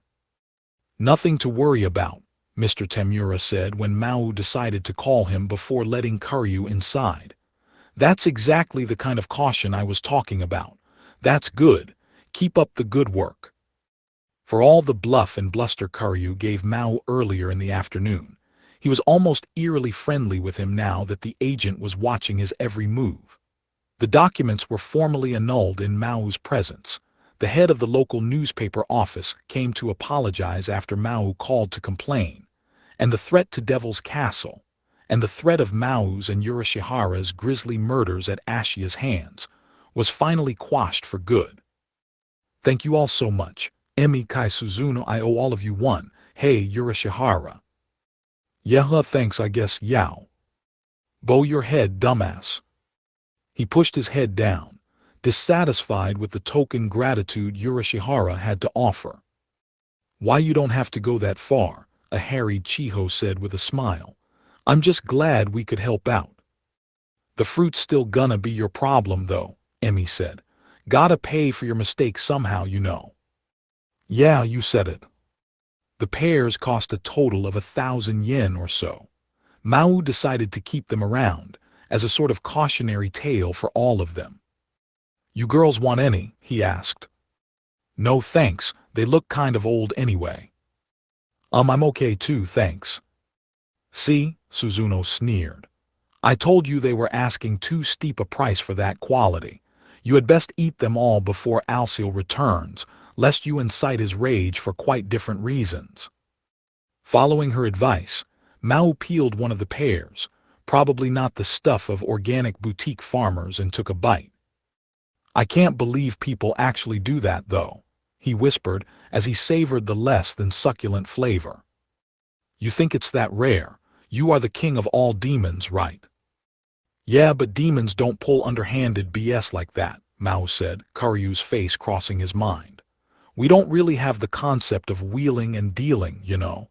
We like to keep our evil on the simple side. Something like that, a guy smiling at you as he tightens the noose around your neck. I didn't know that existed. You see, Suzuno scoffed. Not all humans are good people indeed. As a church cleric I know that all too well, but I am also duty-bound to treat all lives as equal. If that Karyu gentleman was killed by the demons that marauded in Ta'ila, then he would be the victim, one who needed to be saved. A thorny dilemma, and one I still have trouble coming to grips with. Her voice had tapered to a whisper toward the end. Then, realizing something, she lifted her head back up. But this does not mean I see logic or justice in your evil ways. Do not misinterpret my meanderings. Yeah, Mao snickered to himself. You wonder where people go wrong, though, Chiho glumly observed. We're all innocent when we're born, you know. No telling, Mao replied. But people make mistakes all the time, yeah. Some people put up sham companies like that and other people keep tabs on them. Like Mr. Tamura and that Shibuya agent, you know. Weird place, this human world. The demon realms are a lot easier to deal with. Yeah, I'll definitely give you that. For once, Yurashihara actually agreed with something Mao said. The group decided to commemorate surviving their brush with financial death with a special dinner that night, complete with pork cutlets from the neighborhood butcher provided by Suzuno. Mao had work from Sunday morning on, and after strictly warning Yurashihara to lock the door and pretend he wasn't there, he set off and ran through his shift, thanking Chiho once again when she arrived. They both got off at 6 p.m., with Chiho once again offering some home-cooked food for the night's dinner, and when the two of them arrived at Devil's Castle. Whoa, you're back, Ashia. Welcome, your demonic highness. Ashia was already home. Ashia, welcome back. And Ms. Sasaki. Chiho's presence was clearly a shock to him. Suzuno gave his shoulder a quick pat. Chiho knows you went out to make back that 40,000 yen. Give it up. What, is that true? Thanks for all your hard work, Ashia. Earning back the money that saved my life and everything. No, it was nothing, really. Oh, it's all right, Chiho reassured him. Mao gave me the whole story, so at least let me express my gratitude to you and Yurashihara, okay? Chiho's food container contained, amazingly enough, 3 eel fillets done up kabiyaki style, broiled in a soy-based sauce. She couldn't have fished them out of some river. Presumably they were bought somewhere, and by the looks of them, they couldn't have come cheap. Hey, I gotta do this much for you at least, Chiho insisted. The 3 demons, beaten down by the display, gladly accepted the feast. So what kind of work were you involved in? Chiho asked over the dinner table. Ashia's face darkened a bit. It pains me to say it, he began, bowing his head down a bit as he began his confession, but I was an instructor. An instructor? Mao, Yurashihara, and Suzuno were equally surprised to hear the word. Yes, at an overnight camp run by a test prep center. This struck the entire room dumb. But I wasn't at the whiteboard teaching students. I was a conversational partner, helping them with English pronunciation and listening skills. Oh, that sort of thing. Mao nodded. It made enough sense to him. He didn't know what Emi's experience was, but he and Ashia had mastered the Japanese language without the use of demonic force in the space of a few days. They had kept up the language study for a while longer, figuring it would help both of them get salaried positions somewhere. But apparently Ashia was at the point where he could get work as an English instructor. Lo, I am a great demon general, and oh, how it pains me to use my powers to train mere human beings. But we need to stay afloat. That is one way of putting it, perhaps, a confused Suzuno said. "Oh, it's fine, isn't it, Ashia?" Maō asked. "Huh. If you're instructing them," Maō went on to the demon man's surprise, "I doubt those kids are gonna go wrong. If you can get a stint there again, I say take it." All right," Ashia replied quizzically. "I doubt it will happen that often, my liege." Then he turned to Urashihara. "Lucifer, did anything happen to his demonic highness?" "Not really, no," came the reply. The fallen angel too brazenly focused on his eel fillet to look at him. Just the same goofball as always.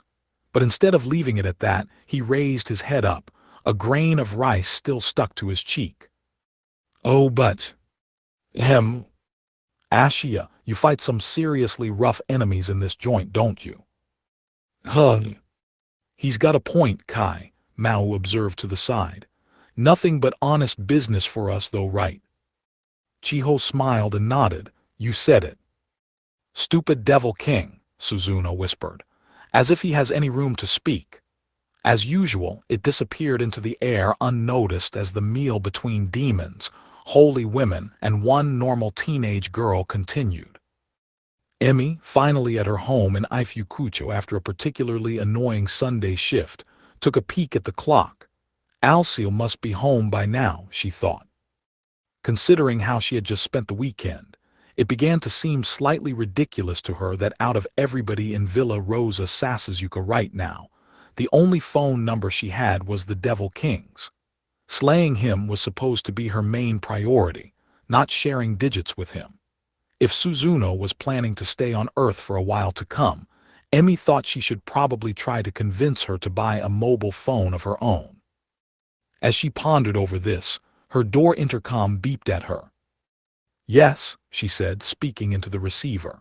The intercom screen displayed the scene in the lobby of her apartment building. It showed a man, a Westerner with a serene smile on his face. In his hand was a small, leather-bound book.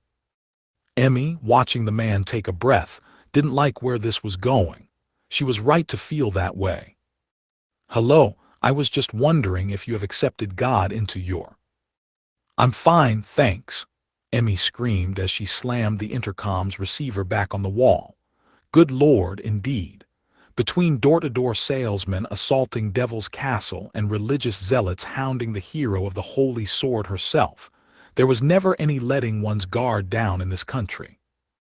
"Let's take a shower," Emi angrily declared to nobody in particular as she stormed off, seeking to put the stress of the workday and entire weekend behind her. The devil plucks a cat off the street. A rogue cloud had chosen that certain day in midsummer to park itself over Greater Tokyo and give the metropolis a little relief from the sun. Cracking the window open brought a pleasant breeze inside, keeping things amply comfortable within the main room. However, that wasn't strictly necessary, because the gaps in the plastic sheeting they were using to cover the gigantic hole in the wall let in air on a fairly constant basis. But beyond those light flapping noises, all was quiet this evening, and Shiru Ashia, known, nay, feared, as the great demon General Alcil in another world, could sense that his master was back. He could hear it in the squeal of the brakes attached to Dullahan II, the two-wheeled steel horse his overlord commuted to work on. It was followed by the ruffle of him placing a cover over it, followed by hesitant steps up the common-use stairway, making sure he had ample traction at every pace. Wiping off his clothes, Ashia took a couple of steps toward the front door to greet his master. The door opened and, "My liege." There stood Devil King Satan, Akasato Maō in this world, Ashia's master, the leader of all able-bodied monsters of the demon realms, who once led his armies on a quest to conquer the land of Inte-Isla and turn it into an all-inclusive resort for himself and his slavering peoples.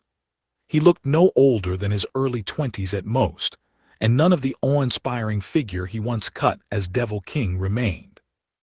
Were you to infuse his now human body with a little demonic power, however, he would instantly regain his true, fearsome guise, capable of freezing mere mortals on the spot and sending them into paroxysms of despair. And inside the pocket of his well-worn Uniqlo jacket, He was carrying something that Ashia had a little trouble comprehending at first. "Me," it weakly cried as Mao fully removed it from his pocket, a kitten with a silvery sheen to its hair. Master and servant spent the next few moments staring at each other by the front door. Somehow, the master looked quite a bit more apologetic than the servant. He meekly began. It was shivering by the grease bin, so. "Take it back to where you found it, please," Ashia promptly protested. "You demon!" "So I am, what of it?" "Achoo!" The third occupant of the apartment, Hanzu Urashihara, known and not at all feared as the fallen angel Lucifer in their home world, sneezed loudly, startling the kitten in Mao's hands. The next morning, Suzuno Kamezuki, the next-door neighbor to Devil's Castle, known on Inte Isla as High Church Cleric and Reconciliation Panel Board member Krestia Bell, found herself puzzled by an unfamiliar sound. "What is that?" It sounded like the wailing of some animal, likely a cat, and it sounded frightfully close to her. The Villa Rosa Sasasuka apartment building had a back alley space lined by concrete brick walls, a rarity in this day and age. It was a favorite hangout spot for stray cats across the neighborhood, but ever since she'd moved in, Suzuno didn't remember hearing any catfights within earshot of her apartment, and something about the grass in the backyard lawn seemed to deter their occasional visitors from relieving themselves all over it. Confused, Suzuno got up off her futon, changed into her everyday kimono, put the futon away in the closet and began cooking breakfast. The meowing continued uninterrupted the entire time. She took a peek out the kitchen window. There was nothing too cat-shaped within sight. Maybe some stray had given birth to kittens inside the walls or something. It was a bit out of season for that, but anything was possible. There was a knock on the door. "Belle," a familiar voice asked. "It's me, sorry for visiting so early." "Emilia, what is it?" Suzuno asked, wiping her hands on her apron as she walked to the door. "Hey, sorry to bother you. I needed to deliver something." "Deliver?" Beyond the door, carrying a paper bag, was the hero of Inte Isla, Emilia Justina, currently calling herself Emi Yusa because of reasons too numerous to get into here. "MS sent me a little extra holy energy drink, so I thought I'd freshen your supply a little." "Well, I thank you." Holy energy powered the magical skills that had safely ferried Emi and Suzuno through untold dangers up to this point. Unlike in Inte Isla, however, their bodies could not generate this force by themselves on Earth. It was thanks to the bottles of 5 holy energy beta sent on regular occasions by Emi's former traveling partner, Emeralda Eduva, that the two girls could still tap their magic. "Are you leaving for work next?" "No," a depressed-looking Emi said as she looked at the next door over. "Today's a scheduled playdate with Alas Ramus's daddy." It was enough to peeve Suzuno into silence as well, before she noticed that a certain important part of that playdate was missing. Where is Alas Ramus herself? She was looking forward to it so much. She got up before dawn and wound up falling asleep again. Emi tapped her forehead for illustration.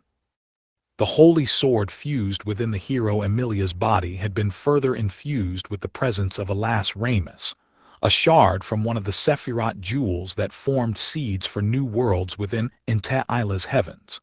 She had taken the form of a toddler in this world, and for reasons nobody could fathom, she thought the Devil King and hero were her father and mother, respectively. Since bonding with Emi, Alas Ramus was no longer able to venture far from Mommy by herself. She still missed Daddy, however, and so Emi was forced to take her daughter on visits to Devil's Castle on regular occasions. Otherwise, the child would bawl at her inside her brain, wailing in a voice only she could hear. It didn't do much for her continued sanity. Having Alas Ramus present only within her mind was convenient at times. It saved on daycare costs, for one. But Emi figured that keeping her in her own toddler body was probably the best thing from a child-raising perspective. It distressed Suzuno, however. The idea of Emi being forced to deal with the Devil King like a single mother dealing with a dual custody divorce wasn't anyone's idea of a happy time. Achoo! Both of the girls shivered a bit at the sudden elephantine roar. That was Lucifer, wasn't it? Emi winced. The sneeze had neatly swept away the refreshing morning atmosphere. What's going on in there anyway? It sounds like they're having a party or something. The furor surrounding Alas Ramus's arrival on Earth had ultimately led to a large hole being poked in the wall of Villa Rosa Sasuzuka room number 201. The sheet they used to cover it didn't block sound leaking through to the adjacent apartment even on the best of days, but today was turning into a particularly loud one. I don't know, Suzuno replied. That act has continued anon since morning. Perhaps the chill air made him catch cold overnight. Neither the heroes nor the church cleric's tone indicated they cared that much about the demon's physical health, but the next sound made both of them exchange curious glances. Mewa. Hug. It was that cat again, the same one Suzuno had been listening to since she woke up. They were still trying to grasp the situation, but it sounded like it was only getting worse on the other side of the paper-thin wall. Before long, they could hear all three of them, the Devil King, the Demon General, and the Fallen Angel, like they were in the same room. Duh, I lost him. Grab him, Yurishihara. Dude, I can't. Whoa, stay away from me, and then Naochu. How dare you defy us, you puny animal. Come here at once. Me, Muoa. What is going on in there? Emi couldn't guess why there was a cat in Devil's Castle, but from what she could hear, this new pet wasn't exactly a marvel of domestic obedience. Another few moments and... Hugh, finally gotcha, you little sneak. Who's your master now, huh? You're the one who let him jump out of your lap, my liege. Dude, would you please just do something about him already? Achoo. Do you think? Emi and Suzuno gave each other another look. The same thought had popped into both of their minds. Right now, Maō and his cohorts were, to put it charitably, in a distressed financial state. They still seemed adamant about following the social norms of Japan and finding a legitimate way to eke out a bare livelihood, but they definitely had little in the way of wiggle room right now. Were Maō and his demons about to commit one of the greatest taboos Japanese urban culture had to offer, trapping stray animals on the street and using them to stave off their hunger? The image in Suzuno's mind was, at least, quite a bit more demonic than the way they had been acting up to now. There was no way Devil's Castle could support anything like a house pet at the moment, and none of its residents had ever demonstrated interest in the idea until now. It took the tandem image of Maō, in demon form, chewing on a kitten's skull for both Suzuno and Emi to hurry out the door. Devil King, bellowed Suzuno in front of the room 201 door, taking out her hairpin and deploying the light of iron magic. The moment she did, it transformed into a massive warhammer, one that could easily tear the entire apartment building down to its bare frame. "Es Suzuno," Maō shouted. "Open this door at once, Devil King. I refuse to allow this tragedy to continue any further, feasting on the poor, homeless animals of this city, and yet you dare call yourself a king. And no, what are you? Geez, keep it down. Open up, release the cat at once." Suzuno jiggled the doorknob, ignoring Mao's protests. It was locked. "I'm going in, Belle," Emi shouted as she returned to Suzuno's room and leaned out her window. She was actually trying to make it into Devil's Castle by shimmying across the outer wall. If any passers-by saw her, a police visit would seem pretty likely. "Face thy divine punishment." With a mighty roar, Emi made it across and through the window to Devil's Castle. "Whoa, Emi, how'd you get in?" There, seated on the ground, was Sado Maō, holding a kitten. "Shut up. How could any Devil King capture and consume a poor, innocent stray cat? That's just pathetic." Emi raised her sword of justice into the air, took a deep breath as she mentally prepared to stop this great injustice, then noticed something. "All right," Maō shouted. "I see it now, you've got the wrong idea, okay? But this guy's finally chilled out and everything, keep quiet for a sec." She was all but expecting to come in and see filet-o-cat in the frying pan. Instead, she was looking at Maō trying to get a feeding syringe into the kitten's mouth, Ashia trying frantically to get some sticky, sweet-smelling white powder off the floor, and Yurashihara sitting in a corner, watery-eyed and rubbing the reddened tip of his nose. "What are you?" Emmy had trouble parsing all of it at once. "Is it not obvious?" a peeved Ashia shouted, rubbing a wet washcloth against the floor. Emmy answered, holy sword still thrust into the sky. "You were trying to give milk to that kitten, it jumped out of your lap and knocked over the powdered milk container, and now you're trying to syringe feed him. Maybe that." She had a decent hunch she was right. "If you can see that, then get out of here," Ashia screeched. "We do not have the time to deal with you right now." Ashia inside voice, "Okay. You're gonna make him panic again. Oh, I think he's having some." The silvery kitten in Mao's hands, finally admitting surrender, began nursing on the cap of the feeding syringe. "There we go, see? Just be a good cat and drink up and there's nothing to be scared of, eesh." Maō continued to gripe as he pushed down on the plunger, making sure none of the milk spilled out of his patient's mouth. "Awesome, we're done. Okay, back you go." He then placed the kitten back inside a fairly large cardboard box in another corner of the room. "So what's that kitten about anyway? You're really not gonna eat him?" "Look, Emmy, who do you think we are anyway?" "Demons." "Indeed, my liege." "Yeah, I achu." The sneezing seemed to be gaining in volume. It was drowned out by a pounding on the door. Emilia, what is happening in there? I demand to know, tell me." "I'm up way too early for this crap," Maō whined as he rushed to the door before it got knocked off its hinges. My liege, watch where you." Ashia's warning came an instant too late for Maō to avoid stepping right on the milk powder he hadn't wiped up yet. He groaned in defeat. Maō, realizing the need to placate the still suspicious Suzuno, decided it was high time to explain the events of the previous night to the two human girls. "So you know how cold it was overnight last night, right? I figured a little guy like this would die out there unless he had some shelter and stuff. There wasn't anyone else I could take him to back there either, so it's just human decency, you know, alas Ramus." "Meow meow." His eyes were pointed at the child seated in Emmy's lap. Emmy swinging her holy sword around Devil's Castle was enough to wake alas Ramus up, but the sight of the kitten made any annoyance at the rude awakening quickly forgotten. "Meow meow meow, let me look." It took a Herculean effort from Emmy to keep the intensely curious alas Ramus from running right up to the box. Restraint wasn't in her dictionary yet, which could leave either her or the kitten or both with scars, so Emmy decided to err on the side of caution. "Don't talk to me about human decency, you." An irritated Emmy growled as she played an ever-evolving game of grab the toddler with alas Ramus.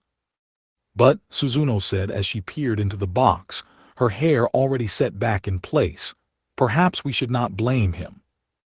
Inside the simple, towel-lined shelter was a small, furry ball of silver, his tiny legs propelling him as he sniffed around the walls. Sometimes he would dart his nose into a corner, seeking to answer some question only he could perceive. Sometimes he would stop dead and stare at an empty point in the air. It was completely unpredictable, and every move was more endearingly cute than the last one. "Your mouth's open, Suzuno." "Ugh." Suzuno, enthralled, snapped out of it and looked back up. "HMPH," Ashia snorted, taking care of the last of the spilled powder. The high and mighty church cleric rendered dumb by such a juvenile sight. "Why, how are you any different from alas Ramus, I ask?" Suzuno ignored him, cheeks flushed. "Well, she grumbled at Mao. At least I know you are unwilling to prey upon defenseless animals for your nefarious schemes, at the very least.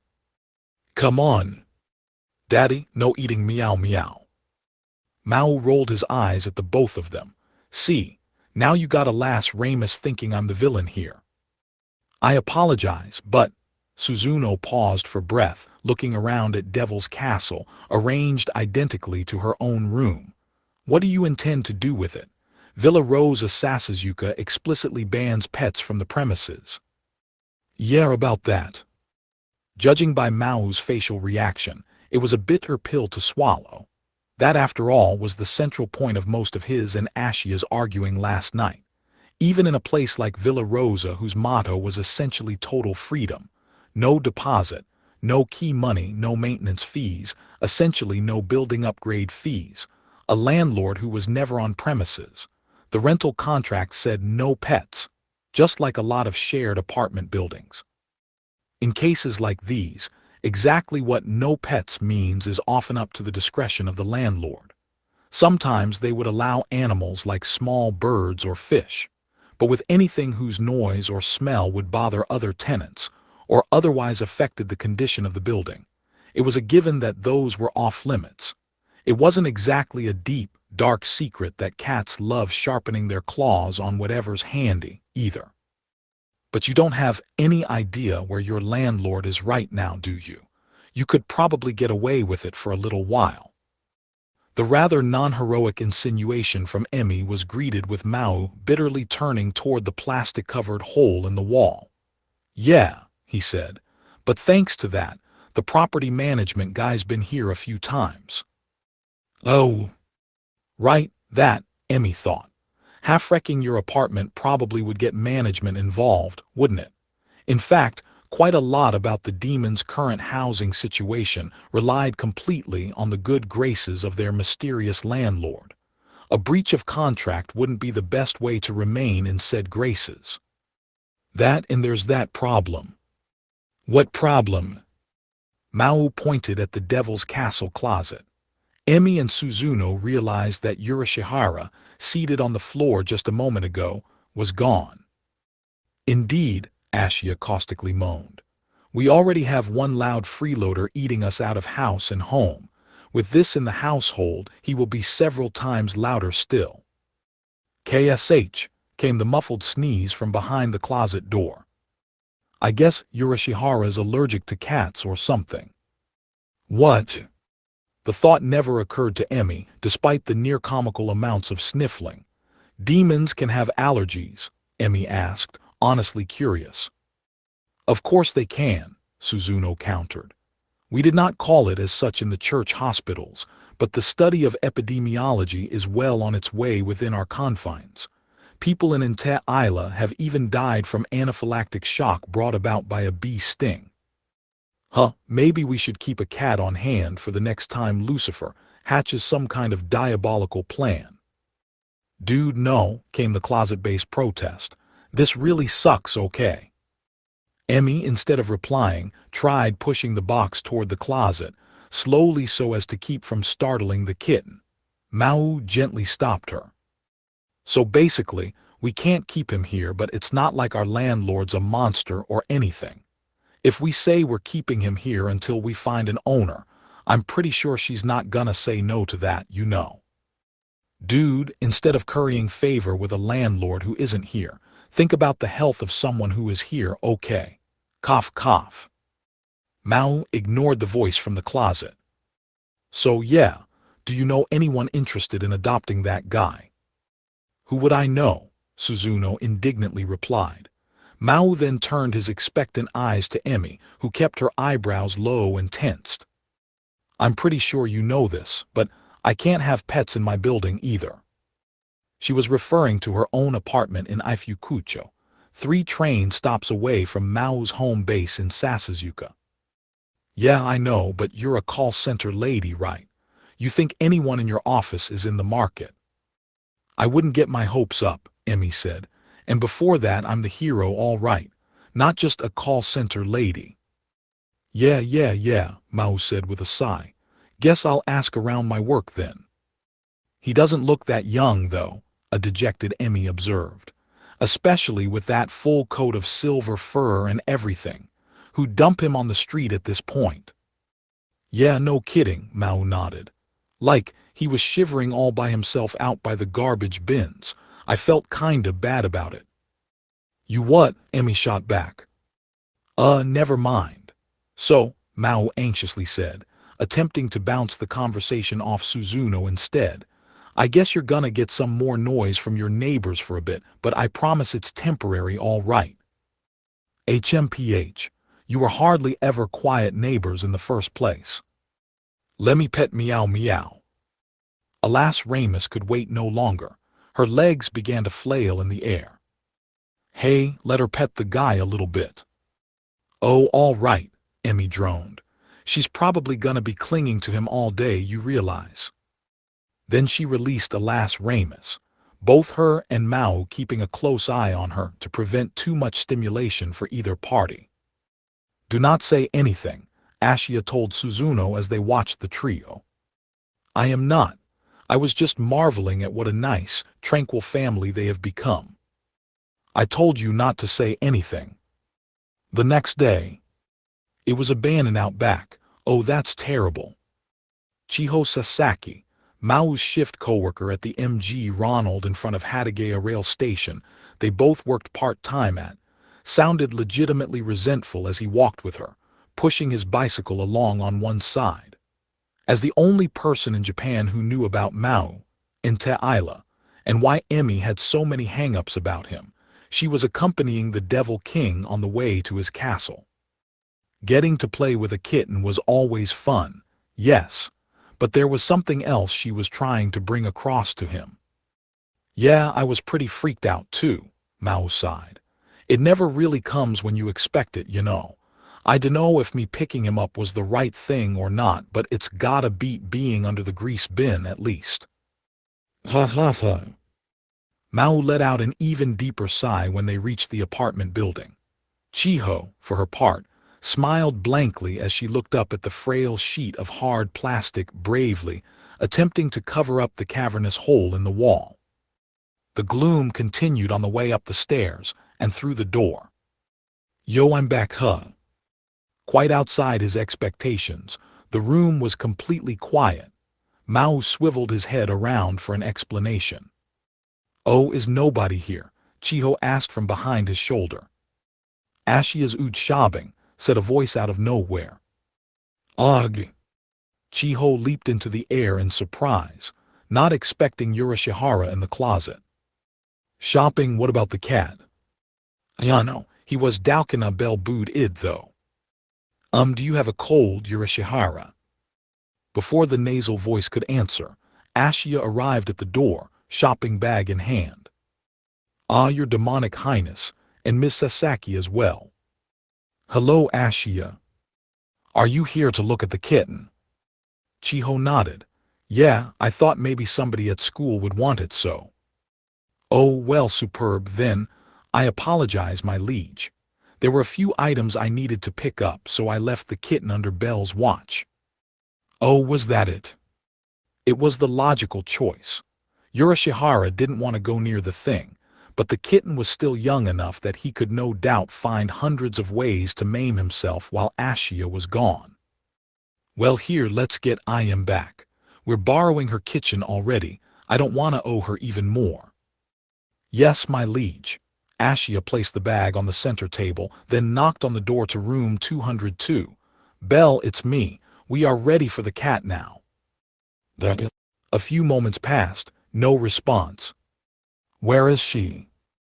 Perhaps Suzuno took a nap. It couldn't have been more than half an hour, though, him. Then Ashia noticed that Suzuno had absent-mindedly left the door unlocked. Not that he cared about the cleric's safety. The cat would always take first priority. He gave the door another knock. Belle, I'm coming in. Do you have the... Once the door was fully open, he stopped. Mewa mewa, ar. There before him. Was Suzuno. eyes deadly serious and breathing heavily through her nose as she poked at the cat's stomach and paws. Suzuno. Ew. It took Chiho's question to stop Suzuno from propping the kitten up and scratching his neck a little. Realizing she and the two demons were there, her face reddened for more reasons than simply the pink and orange of twilight that filled the room. I know, this is not what it looks like. I was merely. Mew, protested the cat as Suzuno hurriedly trundled him back into the cardboard box and turned her back to it. Suzuno, your sleeves are covered in cat hair. Yeah. Maō pointed at one of them. It was, as he said, covered in a fine layer of silvery sheddings. No, this is just If you like I am that much, you could have just said so. He is yours all right, take him back. She slammed the door on Maō, but only after ensuring the box was safely in his arms. Ooh, look at that little guy. The gasp was audible in Chiho's voice, as she sized up the silver kitten snuffling around in his box. When you said silver, you weren't kidding, huh? That's pretty striking. Maō had spent his previous shift at MG Ronald asking around the staff on hand to see if anyone had a feline-shaped hole in their hearts that needed filling. He doubted anyone would bite immediately, and as he feared, both Chiho and Kasaki, his manager, hemmed and hawed at the idea, as did everyone else. Most everyone working at the Hataraku location lived alone in cheap, pet-free rented apartments as well. Boy, it's too bad my dad's allergic, Chiho lamented as she peered into the box. Chiho's family actually owned their place for a change, and they didn't have any pets a cat wouldn't work with. But she claimed her father, Shinichi Sasaki, was just as allergic to them as Yurashihara. You don't know anything about who could have owned him before. Nah, hell, even if I did, I'm not about to return him to someone willing to abandon a kitten on the street. Yeah, good point. Ooh, he sure is cute, though. Chiho couldn't wipe the smile off her face if she tried. Especially now, in the light of the sunset making its way into Devil's Castle, reflecting gold off the kitten's silver fur. It was then that Ashia in the kitchen heard a knock at the door. Alcia, Suzuno's hesitant voice mumbled. What is it, you crazy cat lady? The uncharacteristically sarcastic Ashia replied. Emilia and Alas Ramus are here. 1 second. Ashia winced to himself as he unlocked the door. He was a demon, a proud one at that, and now it had all but become the norm for him to entertain heroes and church clerics in his own home. Meow meow. There he found Emmy, still in what looked to be her work uniform, and Alas Ramus, not so obediently staying in her arms. She really loves that guy, Emmy explained listlessly as she came in. All day at work, it was just meow meow meow meow the whole time.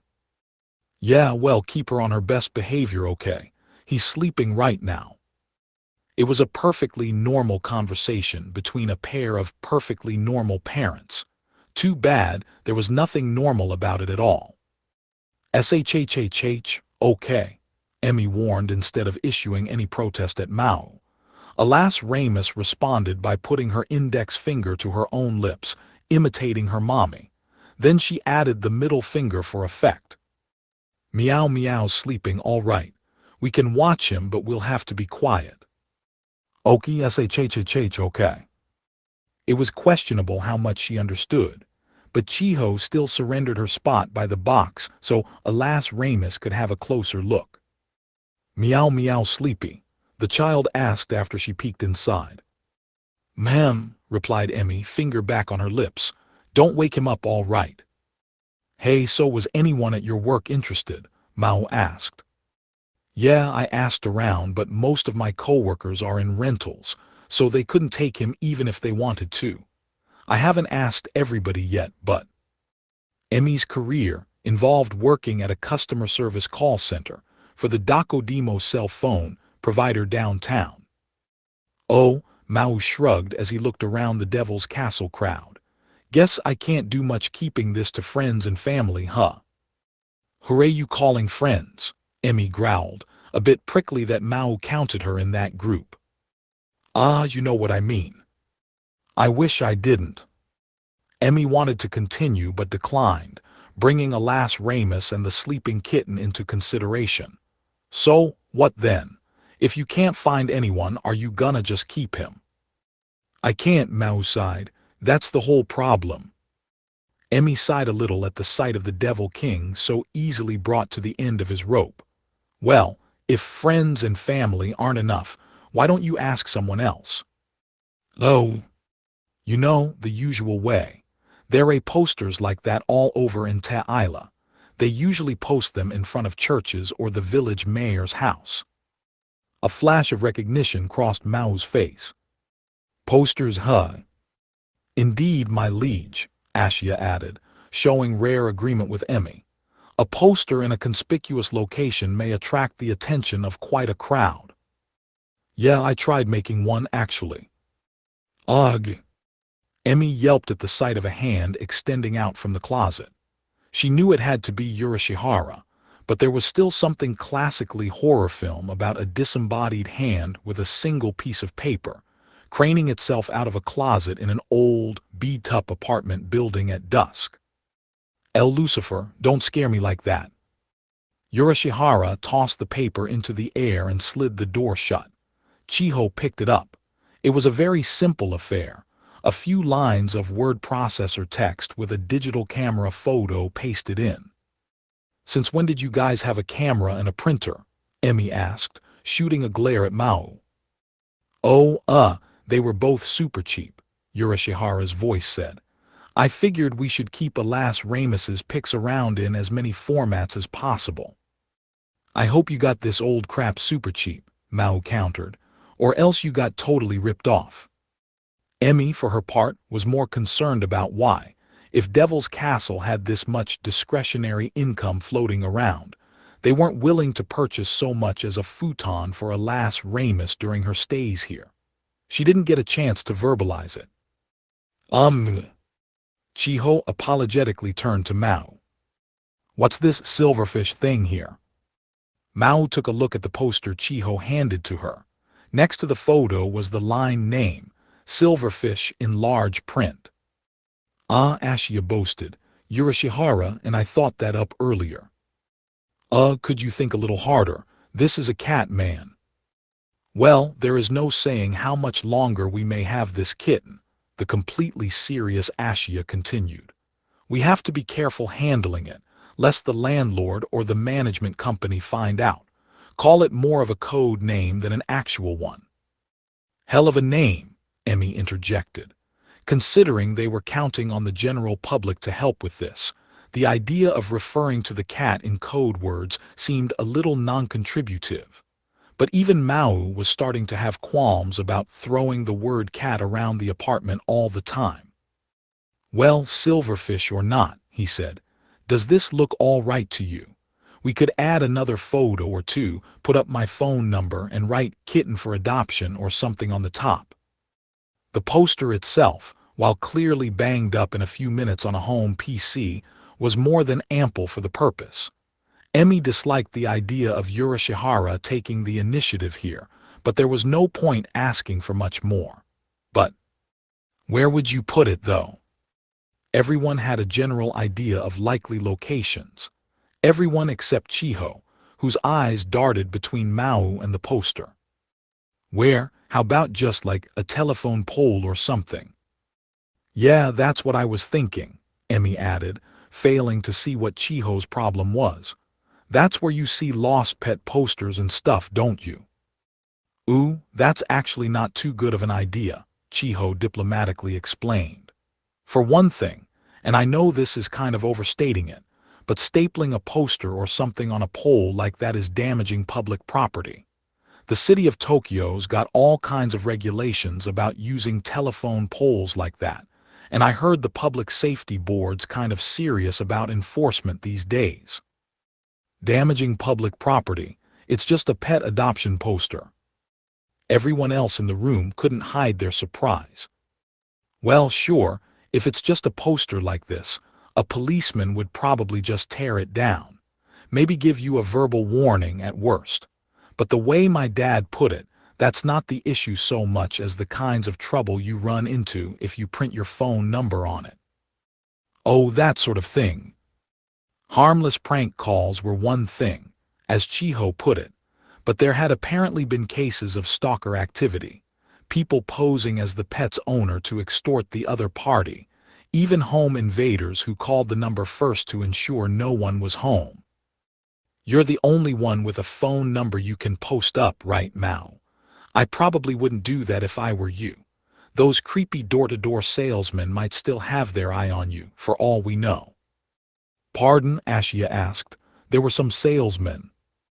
Right, gotcha, loud and clear, Chiho. No posters on telephone poles. I sure ain't falling for that trick.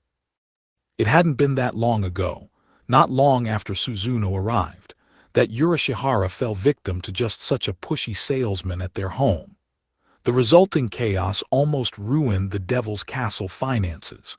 They had solved the issue without Ashia becoming aware of it, and Maō wanted to make damn sure it stayed that way. Sorry for raining on your parade after you made this and all, though. You too, Urashihara. Ah, it's fine, Maō replied as he folded up the poster and tossed it in the trash bin. Besides, Kai, you're right.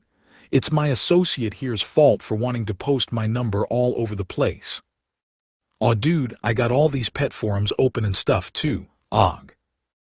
Maō kicked the closet door before Urashihara could continue. Yeah, Emmy said. I guess this isn't like the kind of countryside I grew up in. It's been nothing but good people around me ever since I showed up here, so I kinda forgot about that. There's no telling who you'll run into, really. Emilia. Suzuno gave her a surprised look. What? No, it is nothing. The hero's reply came so naturally that Suzuno was unable to pursue it further. So, Emmy continued as she lifted up the feline-enthralled Alas Ramus, I guess we'll have to keep pounding the pavement, huh? More meow meow. You're going home. I got work tomorrow.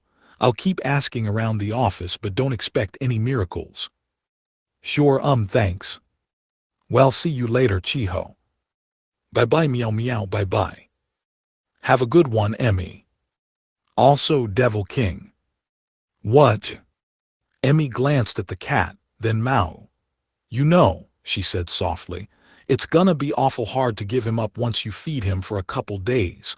You've already given him a name and everything. Don't come crying to me if it winds up becoming a big tearful goodbye tomorrow. Anyway, see you. Emmy took Alas Ramus and went out the door. What was that about? Maō asked, scratching his neck.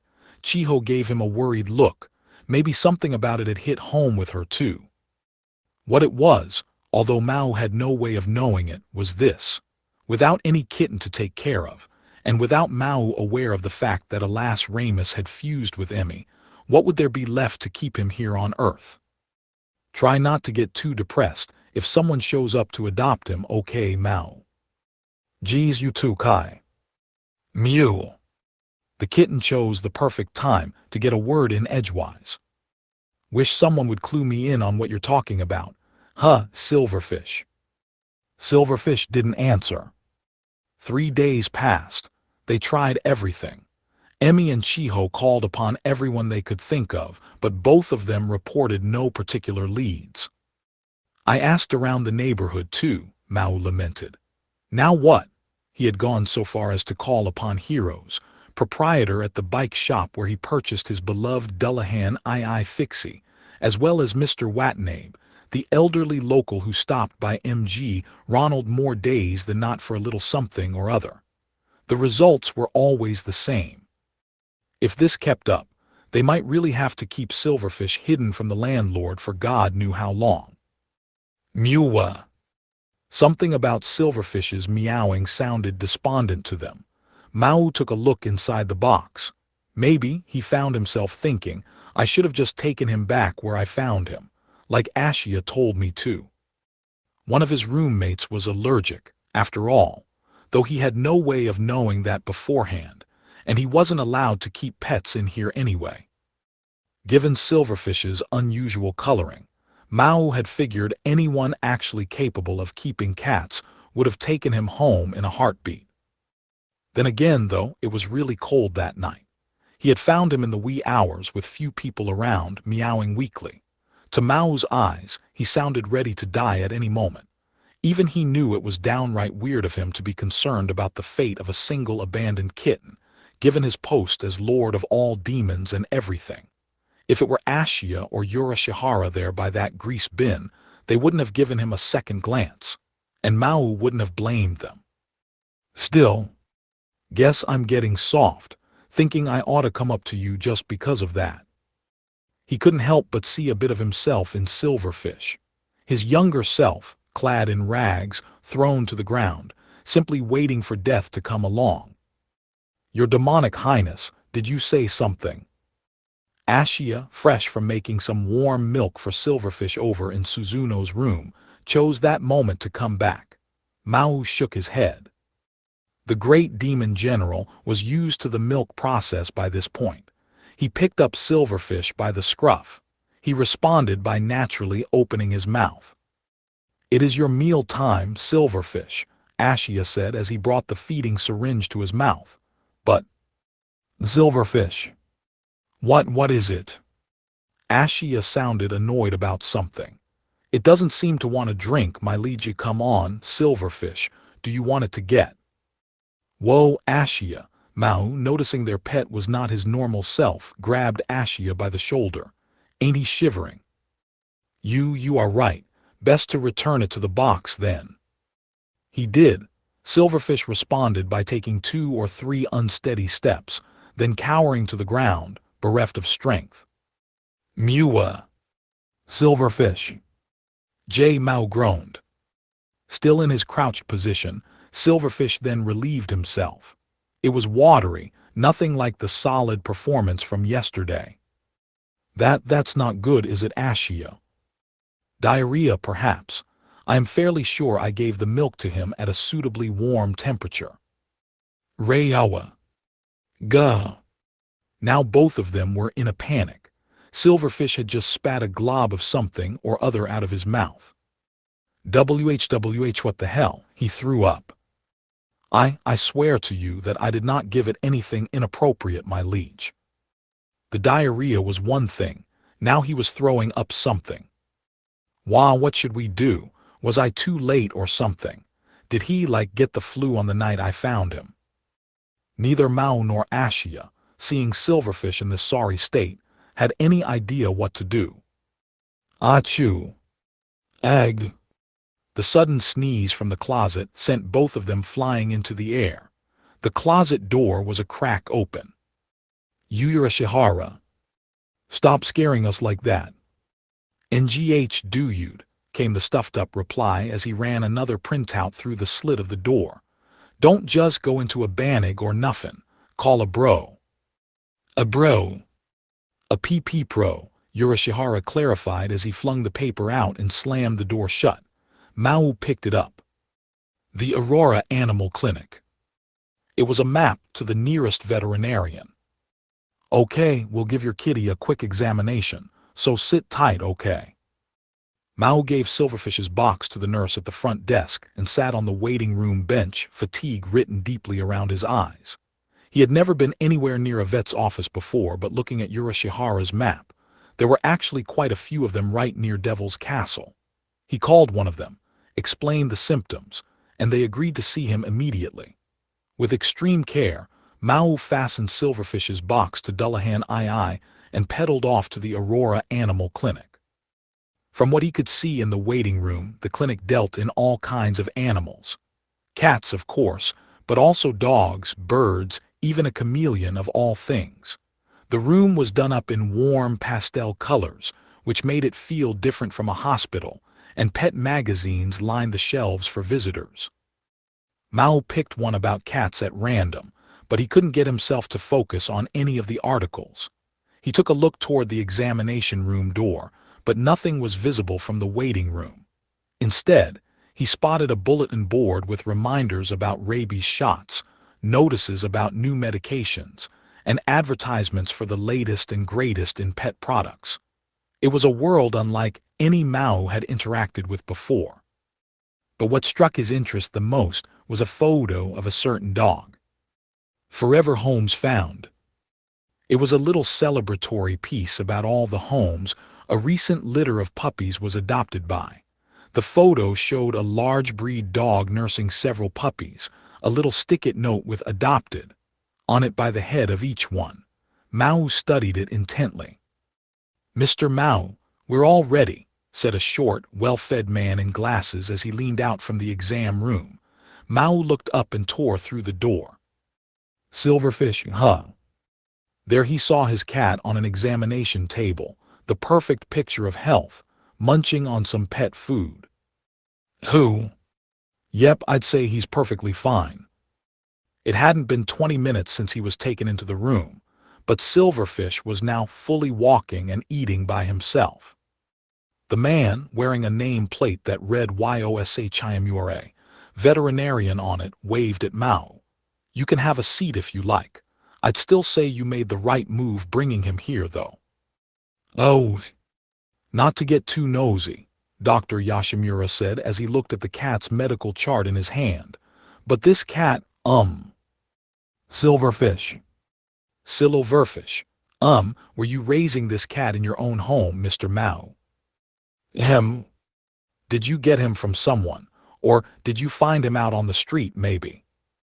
Mao's eyebrows arched upward at Dr. Yoshimura's clairvoyance. How did you know?"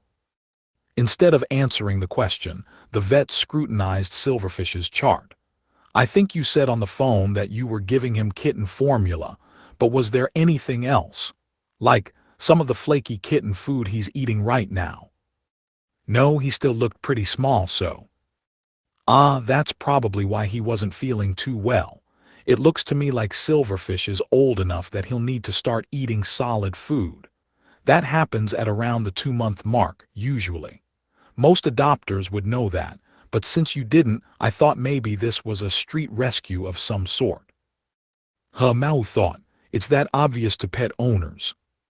"He probably got sick because the milk wasn't giving him all the nutrients he needed," Dr. Yoshimura continued.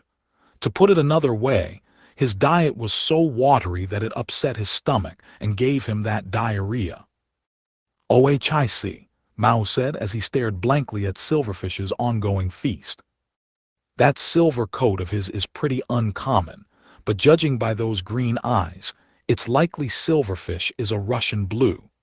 Cats in this breed are usually pretty wary of people until they get used to them. He was probably with his mother up to now, but if he got abandoned after that, I'd imagine he's still finding his new environment a little stressful as well." "Cats can get stressed out." Mao had trouble imagining it, but Dr. Yoshimura didn't look like he was joking. "Oh, it's more likely than you think. Stress can cause stomach ulcers in people too. Besides, for an immature animal that's gone through a lot of environment changes and maybe without food for a while, it can happen pretty quickly." Silverfish edged away from the dish, apparently satiated, and began grooming himself. By the way, the mass he threw up was a hairball. It's made up of the hair he swallowed while grooming himself like that. "A hairball?" "Yes, adults usually spit up 2 or 3 hairballs a week on the average. It's totally normal for a cat to do." Mao was starting to keenly realize exactly how little he knew about the cats of planet Earth. Silverfish, for his part, was starting to wonder what lay beyond the examination table, so Yoshimura used his practiced hands to place him back in the box Mao provided, keeping them on the lid to keep the suddenly healthy cat from bounding out the top. "I never realized he was so healthy," the dejected Mao said. "I think he got a little better once I brought him home, but he never jumped around like that." "Oh, was he that weak?" Prodded by Dr. Yoshimura, Mao went ahead and summarized the events of the past few days to him, as they related to Silverfish. "I guess this was kind of irresponsible of me, wasn't it?" The vet gave Mao a puzzled look. I mean, picking him up even though I was in no shape to care for him. And then he was like that, you know. I'd be pretty hopeless if I wound up making him starve to death. Ever since he first planted his flag in the ground in the demon realms, Maō always held the philosophy that anyone who joined his force would be fairly treated and generously taken care of. But without his demonic force, he couldn't even take care of a domesticated animal off the street correctly. He hadn't felt this powerless in at least a century or so. "Mr. Maō," Dr. Yoshimura replied as he watched Silverfish paw at the walls and chew on the towel inside the box, "you haven't done anything irresponsible at all. I mean, maybe your landlord won't be too impressed, but you're feeding him, you're trying to find a home for him, and you brought him here when you realized something was wrong.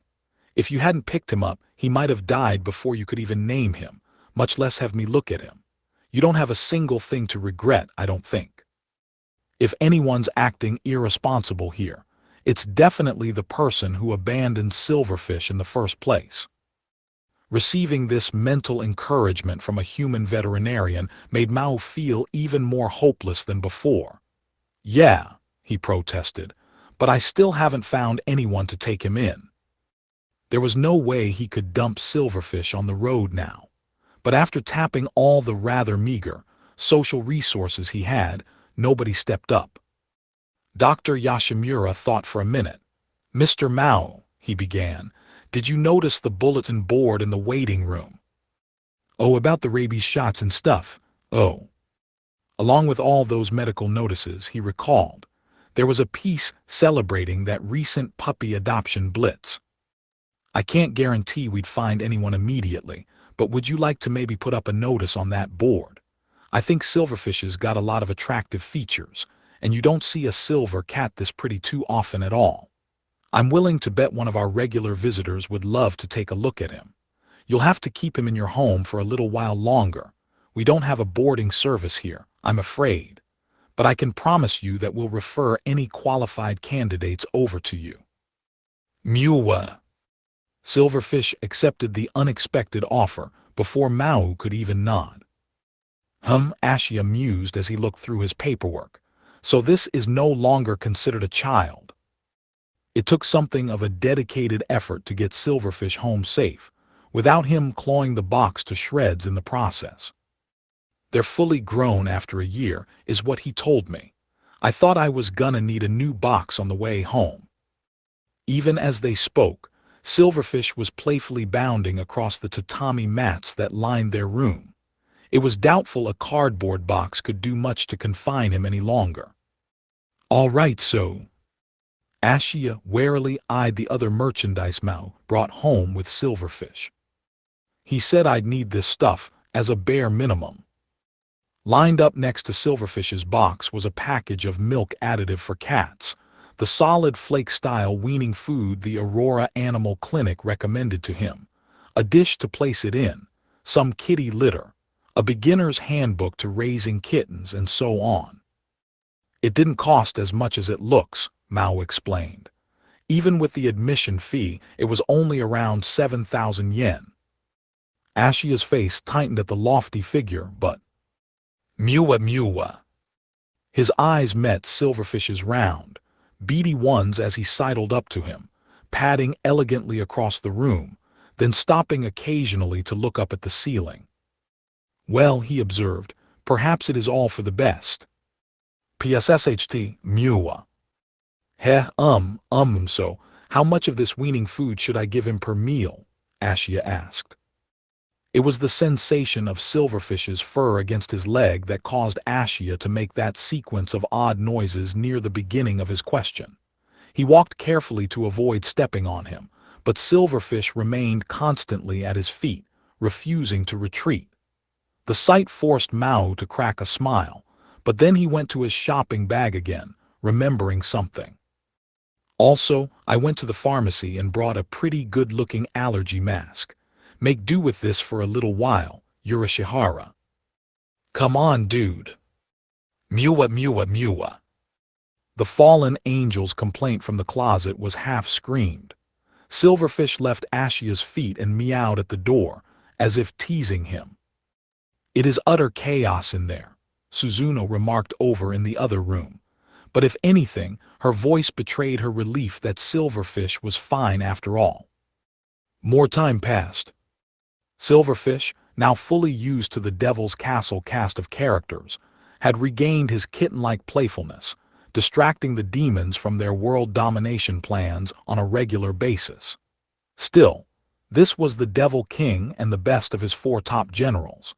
They never deviated from Silverfish's prescribed feeding plan, and they took steps to keep him from bashing into furniture during particularly heated play sessions. It was to the point that they could instinctively sense his potty breaks before he took them on the litter. Ever resourceful, the demons even took pains to replace the threadbare towels they placed in Silverfish's box for extra comfort. The feline milk they purchased for emergency purposes was just about to run out. The jingly cat toy Maō bought at the 100-yen shop was already a favorite of its target, to the point that Silverfish would thrash around on it without Maō having to wave it around for him. You seriously think you'll be fine if an adopter shows up? Do not bother asking me. Aw, he's so cute. Emi, Suzuno, and Chiho could only watch as the 2 grown demons messed around with the silvery ball of fur. Achoo. Urashihara also provided his own commentary. A few more days passed. It was now nearly 2 weeks since Silverfish had entered their lives. Mao's phone received a call from the Aurora Animal Clinic. It was right in the middle of his now customary evening kitty playtime, and it almost made him break out in a cold sweat. Hi, Mr. Maō. This is Dr. Yoshimura. We had someone in here today who's interested in adopting Silverfish. Oh, really? Mewa. Silverfish, miffed at the sudden lack of play, started climbing up Maō to get his attention. Maō tried to shake him off as he kept up the phone conversation before he ripped up his shirt. Ashia, looking on, was already feeling a wistful sense of passing in his brain. Urashihara held his breath and sneezed. By the time phone conversation ended, Silverfish was on Mao's shoulder, forgetting his initial objective and trying frantically to scale his master to the very top. We got an adopter. So we do, my liege. The vet told me it's a good one. He's got a lot of experience with cats and stuff, and he said his last one lived a lot longer than average. Well, what more could we ask for? It was cause for celebration, but both Mao's and Ashia's voices were gloomy and restrained. It sounds like we can take him in tomorrow. We're free to say no, of course, but I doubt we have any right to, my liege. The cat, sadly, has no right to be here. The whole reason for the adopter search was because Silverfish couldn't spend his life in this room. Now he had the ideal owner. They had no reason to refuse. Maō picked up Silverfish, who had just completed his epic journey to the top of his head, and brought him close to his face. Great news, huh, Silverfish? You've got a new master. Looking down at his oddly sullen temporary master, the young Silverfish opened his mouth wide, as if to yawn. Roa PFFT. Could you cough up a hairball some other time, please? This was nowhere near as emotional a moment for Silverfish, as evidenced by the current frenzied flailing of all his legs. We better let Emi and Kai know, too. They helped us out a lot with him. Tell them they don't have to worry about us eating him from now on, huh? By now, of course, it was far too late to go back. Maō and Ashia both had developed a special, unique affinity for the kitten. Meow, meow, go to the doctor. Alas, Ramus looked up from the child's seat, installed on Dullahan 2. Yeah, Maō nodded as he pushed the bike with him. We're gonna go meet his new owner. Inside the box fastened to the front was Silverfish. It had been his first time out in a while, and that had put a dent on his usual frenzied playfulness. Emi, for whatever reason, had decided to show up with Alas Ramus after he gave her the news. She asked how far the vet's office was, and after confirming it wasn't a long distance, took the almost unheard-of step of letting Maō take the child over there. She won't have a chance like this again, after all, she rationalized. Have you caught the kitty flu or something? Said Maō, a bit stunned by the non-Emmy-like offer. Well, I got to talking with Rika about it, Emmy replied with the casual, low-tension manner she had exhibited a lot of lately. She said that when you give an animal up and you're alone, it feels totally awful on the way back. Hey, why don't you go out to eat somewhere with her too? It's still hot, though, so make sure she doesn't get dehydrated. You're creeping me out even more now. Not only did Emmy figure out how broken up he was over Silverfish's departure, she was virtually giving him a consolation gift. Oh, she chided, so you'd prefer if one of us watched you bawl your eyes out after you give the cat up? Maō had little answer to that. If you want to go by yourself, then fine, she continued. Did you hear that, alas Ramus? Daddy doesn't want to be seen with you in public anymore. What do you think about? All right, I'll take her. Brushing off the ever-malicious Emmy, Maō pedaled off to the Aurora Animal Clinic, Ashia, Suzuno, and Chiho seeing him off with eyes full of regret. Alas Ramus swung her arms in the air as she walked, singing a bizarre melody of meow meow, meow meow in no particular key. Maō smiled at her and walked on, trying to keep the box steady as he slowly walked to the clinic, savoring the moment. He parked his bike by the building's wall, removed Alas Ramus from her seat, then, with a word of warning to keep calm, unfastened the rope keeping Silverfish's box in place. Alas Ramus toddled along beside him, holding both hands against her face for some reason. Why are you covering your mouth, Alas Ramus? A curious Maō asked. I'm a good girl, SSSHH. In her mind, being a good girl apparently meant shutting up. Maō smiled at the effort, although her interpretation of those rules were still a tad childish. It made him feel at least a bit relieved as he opened the door to the clinic. Oh, hello there, Mr. Oh, is that your child, Mr. Maō? Yoshimura the vet was already in the waiting room, eyes wide and round upon noticing Alas Ramus. Yeah, she's my daughter, pretty much. Oh, really? Woof woof. Alas Ramus's SSSH dissipated rapidly at the sight of a large ceramic dog perched by the waiting room entrance. Whoa, Alas Ramus, we're in SHHH mode, remember? SHHH, woof woof SHHH too. The ceramic retriever was too busy holding an open sign in its mouth to respond. Alas Ramus placed a finger over her mouth at it anyway. So who's going to adopt Silverfish? Maō asked. Oh, let me introduce you. Right this way. Dr. Yoshimura pointed at someone sitting on the bench. He stood up and made Mao's heart skip a beat. Whoa, Mr. Heroes. Oh, exclaimed the surprised Yoshimura, do you two know each other? It was Mr. Heroes, all right, proprietor of the bicycle shop Maō frequented. He had already turned down Mao's kitten offer once, making his presence all the more of a surprise for him. Hey, sorry I disappointed you last time, Maō. Heroes grinned nervously. Did you hear from Dr. Yoshimura that I used to have a cat at home? Yes, and it lived for a really long time. Pretty much. Used to anyway. She passed away 2 years ago. I'm sure Luna lived a very happy life with you, Mr. Heroes, Yoshimura gently added. Oh, her name was Luna. More or less, the ever-workmanlike Heroes confessed. I had her since back before I got married, so she was actually older than my first kid. The whole family pretty much lost it when she died, I tell you. So I turned you down at first 'cause I didn't think we had it in us to keep a cat besides Luna, but hey, you mind if I open the box? His hand made for the lid, once Maō nodded his approval. Mewa. Silverfish, as if waiting for his cue, meowed with gusto. No, I didn't realize it until I saw the pics, but this guy looks exactly like Luna did. She was a Russian blue, too, and you wouldn't believe how bright and silvery her hair was. I don't think she was purebred or nothing, but still, she was a sight to see, you know.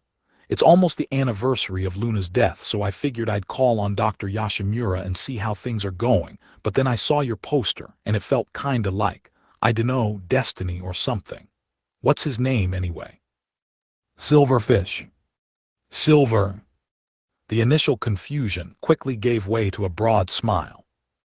Well, you mind if I take him? It's not like I'm aimin' to replace Luna or whatever. I just figure it's about time we add a little one to our family again. I dunno what the kids'll think of Silverfish, but I'll try to get him on my side. Ah, you can call him whatever you want, sir. Just take good care of him for me, okay? Maō replied, smiling as he handed Heroes the box. Oh, can I go and visit him now and then? Well, of course. Mewa. Silverfish had no objections. Oh, he's right here in the neighborhood. Yep, I totally know the guy too. Woof woof woof woo woof. Alas, Ramus was carrying a small ceramic dog in her hand. Emmy frowned at Maō, figuring he was spoiling her yet again. Well, that's too bad, she observed. I was hoping you'd come back here as brutally depressed as you were when alas Ramus went away. Thanks a lot. Maō was more than a bit off-put. It sounded like Emmy was both razzing him and expressing concern for him at the same time. So it was Mr. Heroes, the same Heroes who runs the bike store where all the shops are. Chiho had just as clear a grasp of the local geography as Maō had. Well, that's great, she continued. That's right nearby here. Now you and Silverfish don't have to be lonely at all. Somehow, the lack of ulterior motive behind Chiho's encouragement made it feel all the more embarrassing for Maō. Ah, it's nothing like that, he countered. I gotta get all this cat stuff over to Mr. Heroes later on anyway, so it's not like we had some kinda tearful goodbye. Since they had no more use for the remaining cat paraphernalia laid around Devil's Castle, Maō agreed to give it to Heroes later. They figured having a few familiar toys and such on hand would make the transition easier for Silverfish. The entire kit fit into a pretty small bag by this point. It was only when he put the dangly cat toy inside, fresh bite marks still adorning it, that Maō felt a twinge of heartbreak. You know, Emmy. What? Thanks a lot for bringing alas Ramus over. Emmy was about to say, see, you're totally depressed after all, but quickly lost the chance when Maō averted his eyes. It is hard to explain, my liege. It feels like the energy has been sucked out of the room somehow. That night, Ashia sighed for what must have been the 800th time. If anything, Ashia was experiencing more separation anxiety than his boss. He had shared Silverfish feeding duties with Maō. It would take a while to shake the habit of looking at the clock, then the box in the corner. Maō, for his part, had made playing with Silverfish a must after every work shift for the past few days. Now he was lying on the tatami mats, nothing to while away the time with. Urashihara, meanwhile, still hadn't left the closet. Look, can you just come out of there already? Silverfish is gone, man. It's gotta be like a sauna in there. Mao's pleading made the door open just a sliver. Half of Urashihara's face was visible through it. Geez, you don't have to act like a ghost. Not yet. He shut the door before Maō could respond. Ashia, could you please vacuum this place for me? Tomorrow's fine. Why are you ordering me to vacuum? Ashia sourly replied. 'Cause it's still there, dude. Silverfish's dander and smell and stuff. It's still making my nose feel all itchy. Please, could you just do it first thing in the ha-ha-ha? Urashihara's breathing accelerated in volume for a moment before the big reveal came. Hachu. Someone sure got it rough, Maō remarked. Unlike with Urashihara, there wasn't a trace of Silverfish left on his body. Funny to think there used to be a cat in here, huh? He added. Indeed, but, your demonic highness, you are acting like Silverfish has passed away. Let us pray that he enjoys a long and fulfilling life in Mr. Heroes' residence. Yeah, Maō nodded. Dude, I'd appreciate it if my sneezing didn't get you all nostalgic for. Bet you.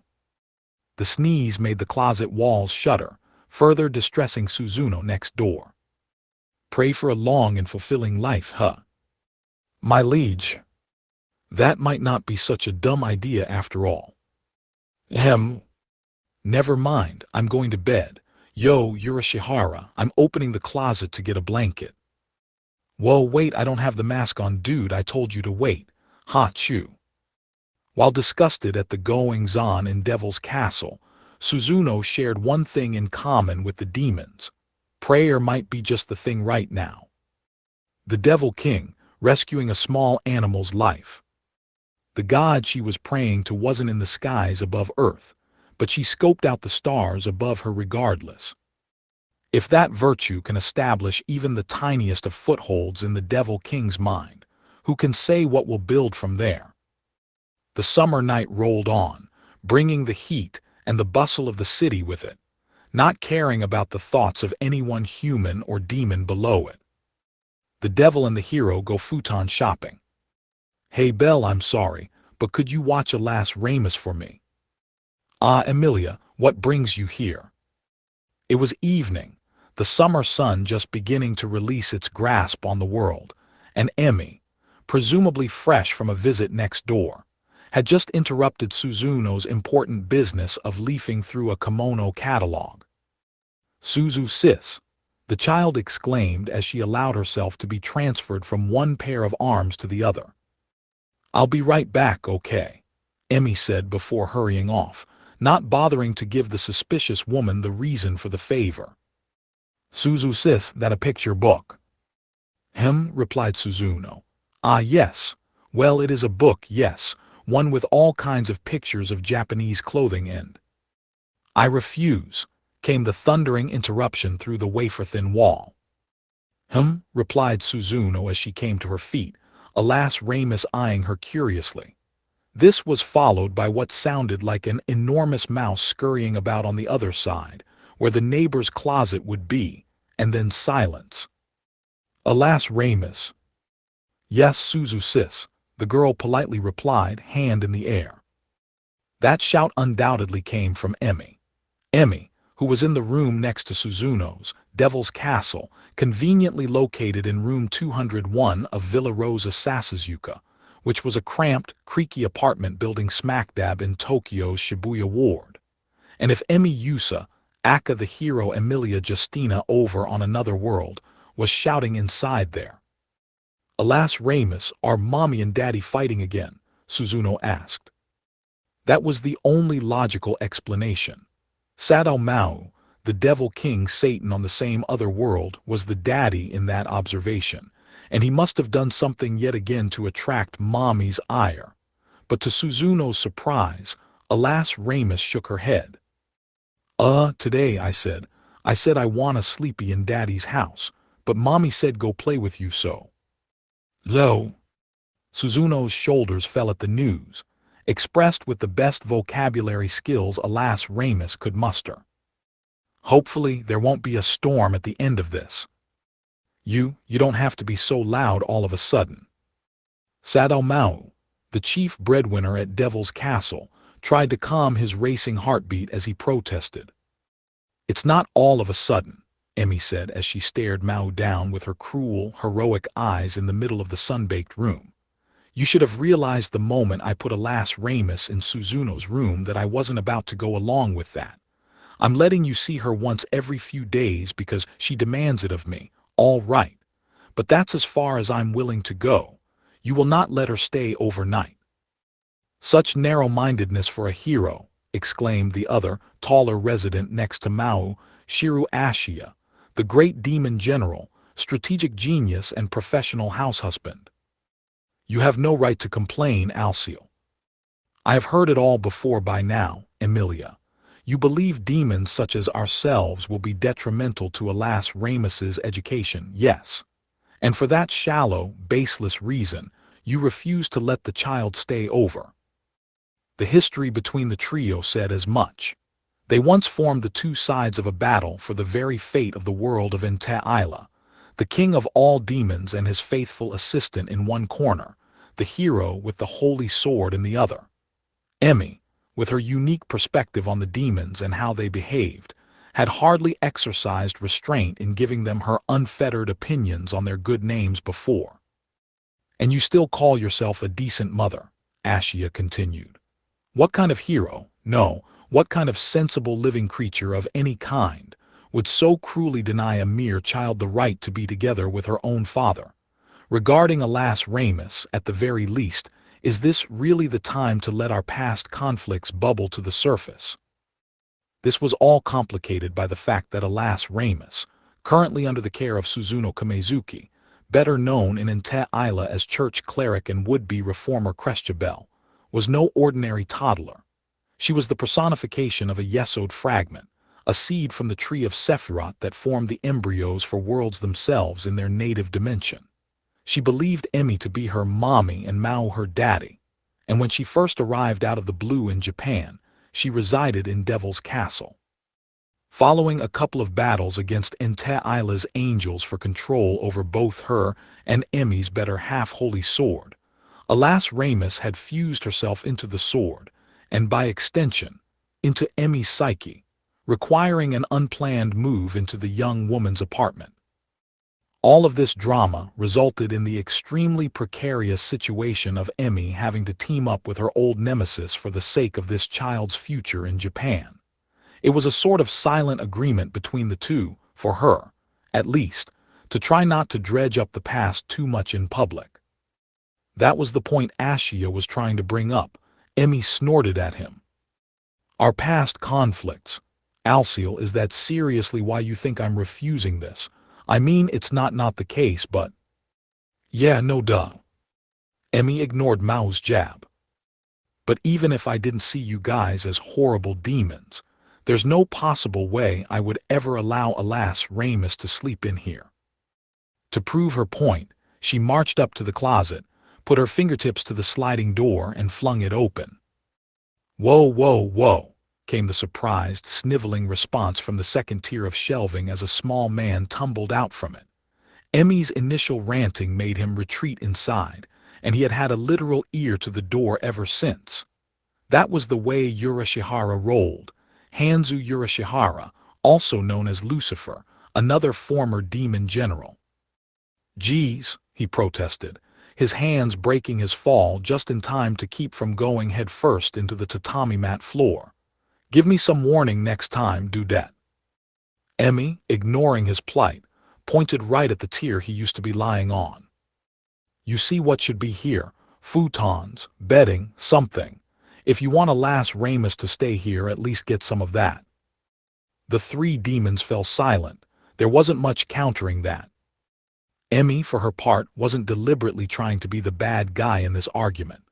Within reason, she wanted to satisfy Alas Ramus's wishes, too. For the first week of her life on Earth, after all, this cramped single room, a studio apartment, if you were willing to be extremely charitable, was the only home the child knew. It might still be now if it weren't for that whole sword fusion thing, in fact. But what happened, happened, and the changes to Alas Ramus's living situation had been pretty drastic. Emi's apartment had air conditioning, for example. For a child not all that far removed from weaning age, or whatever they had up there on that tree she came from, that was key. It didn't seem like Tokyo would end its habit of setting new heat records anytime soon. And while Villa Rosa Sasasuka had been built in another time and offered fairly decent ventilation as a result, simply standing here and staring at her sworn enemy was making beads of sweat run down Emi's forehead. The second reason, the futon she was just yelling about. For a woman who hadn't grown up in an environment where sleeping on the floor was a norm, Emi still preferred a full-on bed for her own apartment. Even now, she couldn't forget the first time Alas Ramus slept at her place. "Fluffy, Fluffy," she kept crying out in joy as she slapped at the mattress. Before then, apparently, it was either the tatami mat floor or a bath towel placed on top of said floor. Even in Inte Isla, whose culture and economy weren't even a shadow of Japan's, everyone who wasn't dirt poor had beds of their own. It was impossible for Emmy to figure out why Maō, who clearly managed to keep his head above water despite Japan's high prices on everything, couldn't buy a single futon for his only child, or pseudo-child, as the case may be. I'm not asking for memory foam or 100% goose down or anything, but having a girl her age sleep on the bare floor is just ridiculous, you know that. Her bones are still forming and everything. If you make her sleep like that, it's gonna stunt her growth. The mere idea of 3 demons lined up in a row, sleeping on tatami in this deadly summer weather, was enough to make Emmy burst out laughing. They kept themselves and their domain relatively clean, at least, but there weren't exactly any bottles of disinfectant spray lying around, and this tatami mat floor couldn't have been that clean. Maō and Ashia failed to respond to Emmy's completely valid complaint. Yurashihara was attempting to nonchalantly climb back into the closet before Emmy's gaze stopped him, sending him running toward the window. And you know, I've been wondering this, but why don't you ever buy futons in the first place? It's not like you're that poor, are you?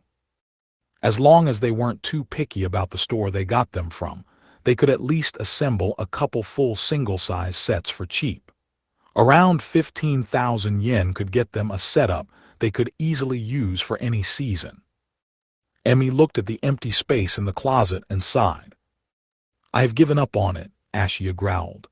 As far as I am concerned, that is merely Lucifer's storage space now. Dude, I'm not luggage, Yurashihara protested, but the words rang true enough to Emmy's ears. Okay, so the top tier's out, Emmy said, but you could make some space on the bottom, couldn't you? I don't think there's all that much stuff inside those cardboard boxes. Emilia, I don't spend all day in there. I don't really want to say this, a despondent Maō interrupted as he spread his legs out on the floor. But before I answer that, let me ask you this, Emmy. All the bedding and appliances and other crap you've bought here, what are you gonna do with it if you go back to Isla? Appliances? You mean the ones I use? Emmy turned an eye to the refrigerator and microwave in the Devil's Castle kitchen. Maō nodded at her. Well, I was thinking maybe I could take them back with me. Like, convert their power source to holy magic or something. Seriously, it's okay for you to bring advanced stuff like that into another world. Don't you think they'd burn you at the stake for witchcraft or something? Emmy knew what he was getting at but shrugged anyway. Look, I've traveled across every inch of Isla. I've even followed you here to slay you. I don't think anyone's gonna complain if I want a few amenities in my life after that. Quite the lofty aspirations, whispered Ashia under his breath. All that work on Emmy's part and the consumer products birthed by Earth scientists were good enough for her the whole time. Crossing entire dimensions just for a chance at a microwave, a fridge. The second-tier prizes you get for guessing the price of a car wrong in a game show. Talk about a cheap date. Yeah, I guess I'm not all that different, Maō said. I'd love to have that microwave back home, too. Hell, maybe 2 or 3 more fridges even. Still, he glanced at the closet looming behind Emmy. Futons don't exactly work that way. Think about it. We're demons. So, like Yurashihara's one thing, he didn't change much in the transformation. But even now, a blanket's startin' to not be enough for Ashia, you know, or for me, for that matter. Now Emmy understood. These demons were in human form for now, but their actual forms were large, demonic, and all-powerful. Maō and Ashia in particular, back at home, were far larger than any human being could ever be, which meant, Ufda? Emmy chuckled to herself, trying to picture the cloven-hoofed demons trying to fit in a futon. Maō, guessing this would happen, winced. Well, that's FFPPFFTT, that's fine, isn't it? Emmy asked. You'd be a devil king of the people, your own futon and everything.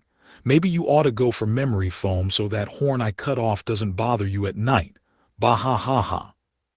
Enough laughing, exclaimed Ashia, face reddened.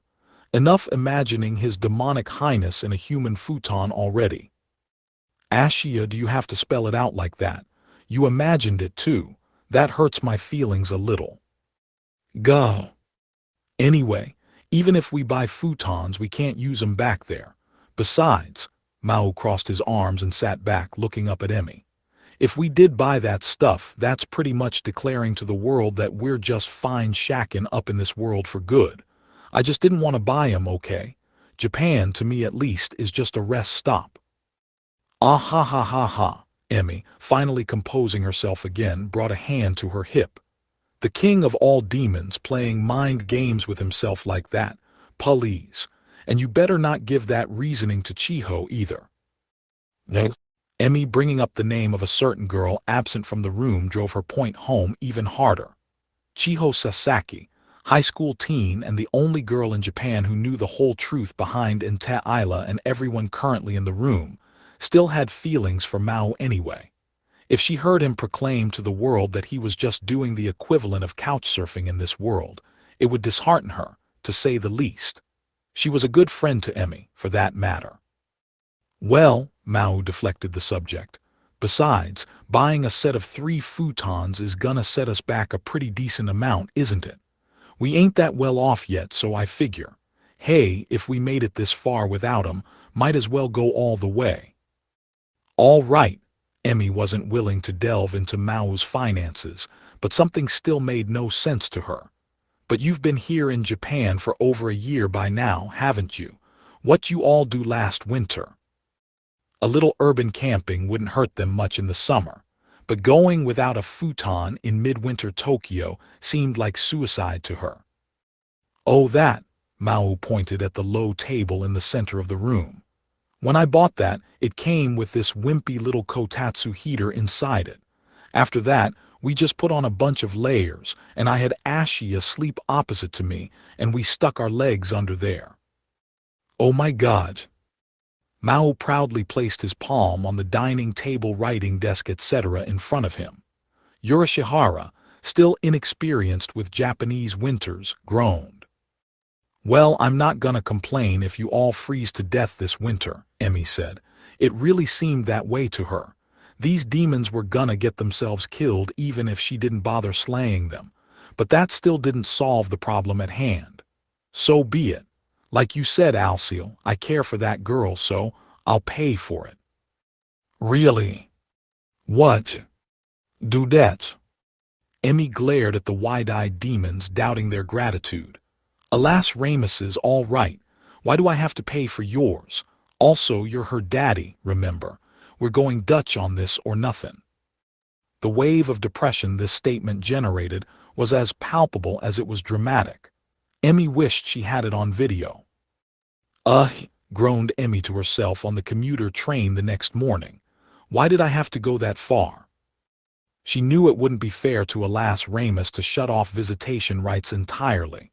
That much she was willing to accept. The problem was the holy sword connection between mother and daughter. It prevented the two of them from being physically separated beyond a certain distance, which meant naturally that Emmy would need to be near Devil's Castle if Alas Ramus wanted to sleep in peace in there. A night in Suzuno's place next door would suffice, although it'd be imposing terribly on her friend. But would Alas Ramus be willing to accept that? On the night before their first battle with the angel Gabriel and his minions, Emmy, Mao, and Alas Ramus spent a single family night together at his place.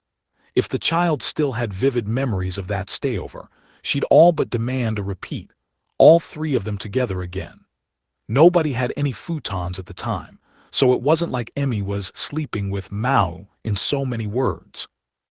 But Emmy had even more serious, non-imaginary reasons to be concerned. It's not like I could kick out Alciel and Lucifer, either. From a purely physical perspective, there was no sleeping space left in Devil's Castle for Emmy. Things were different from the last time she stayed over. As small as Yurashihara was, 3 men lying in that tatami mat space would immediately fill it up. There would be only the barest of gaps for Alas Ramus, just like how it was last time. If Emmy was going to somehow snake her way between the computer desk and table to stay near Alas Ramus, That would put her dangerously close to the other demons as she attempted to sleep. Even if it was for Alas Ramus's sake, certain things were simply off the table for her, as a hero, and also as a woman. Could we store Lucifer in the closet? Maybe not. Seeing him emerge from the closet, like some kind of ghost possessing the apartment building, would undoubtedly make Alas Ramus burst into tears. Yurashihara and Ashiya stayed at Suzuno's place during the last family meetup, but that was under extremely exceptional conditions. I guess, Emmy said in a depressed whisper, I'll just have to make Alas Ramus deal with it. She wondered why she had to worry about any of this, like a divorced parent wrangling over visitation rights. I have no idea what makes for a good child futon, either. I should have kept my mouth shut. She turned on her smartphone to find out. The last time she'd purchased any bedding, it was at a local shop, one that didn't deal in children's stuff at all. She had double-checked on the way home the previous night. And it wasn't like online shopping would be ideal either. This was going to be Alas Ramus's futon. Emmy would prefer to buy something the child liked, but since she was going in half with Maō, she'd have to consider the Devil King's financial sensibilities or risk getting chewed out endlessly later on. What would work? Emmy, by now, had fallen into the habit of asking the people around her if something about Japan was confusing her. So, earlier in the day, she had gone up to Rika Suzuki, a co-worker and friend at the Dakodemo call center they both worked at. Hey, do you know where you can buy a futon sized for children? Who? Rika went wide-eyed. She placed her fork down and left her lunchtime pasta bowl be for the time being. The dramatic response put Emmy off guard for a moment. Like, where'd that come from? That's about the last question I would have expected from you, Emmy. Yeah, well, I told you about the kid Maō had at his place, right? It wasn't the first time Emmy had discussed Alas Ramus with her, but this time, she had brought up the topic a little too naturally for her own sake. Right. Well, right now she's... At that moment, Emmy froze. She had totally screwed this up, but she couldn't take the words back now. Right now she's what? Rika asked. This is the girl who thought you were her mom, right? Why, yeah, but so like that girl, is living at my place. Emmy rued, not thinking about Rika's reaction to that bombshell a little before speaking up. She was a good friend to her, but unlike Chiho Sasaki, she didn't know who Emmy and Maō really were. She knew about Alas Ramus, but not what she was exactly. Just a relative of Mao's is how Emmy put it. She's come to visit now and then, and like she's been staying over sometimes. Emmy knew the words out of her mouth were terribly strained, but there was no changing the subject now. She had to fess up. Come to visit, like your place. What's up with that? Are you taking care of that Atlas girl or whatever her name was? Alas Ramus, corrected Emmy, even though she knew that wasn't Rika's main issue with this revelation. She's related to Maō, isn't she? Why are you looking after her? 'Cause that's kind of weird, isn't it? Well, yeah. Even Emmy knew it was weird. Until just a few days ago, really, there wasn't any connection between her and Alas Ramus. Nothing besides the child's completely wrong-headed ideas about her. Wait, so I'm not saying this is true or anything, but is this Maō guy taking advantage of that girl's fondness for you and making you look after her? Emmy paused. No, nothing like that. He's not pushing me into it or anything. So what then? 'Cause depending on what this is, I won't be afraid to give Maō a piece of my mind for you, okay? Like, I could probably hook you up with a lawyer from my dad's company, too. This was how Rika always ticked. She was always ready to turn any grievance into a civil lawsuit. Hey, calm down, okay? I don't need a lawyer from Kobe quite yet. He's not a deadbeat dad. Emmy had to assuage Rika before she started beating down Mao's door. If she did, after all, it'd be just as much trouble for Emmy as it would be for him. Regardless of what Maō thought about it, Emmy and Alas Ramus were indivisible at this point. So, she began. You know how it is at that age. It's like they miss their mother a lot and stuff, you know. And Mao's got nothing but guys living with him, and I guess Suzuno living next door isn't good enough for her, so. And Mao's one thing, but I kinda like the girl, so. You know, she's been welcome at my place at times when we really need to do it. It's all clear with his relatives, too, so. Well, weird is all I can say. But if you're cool with it, then fine, I guess. Yeah, she's a big fan of Chiho, too. But we can't really leave her in the hands of a minor, right? Well, said Rika, still sounding unconvinced, leaving her in the hands of someone who's not even his girlfriend isn't exactly normal either.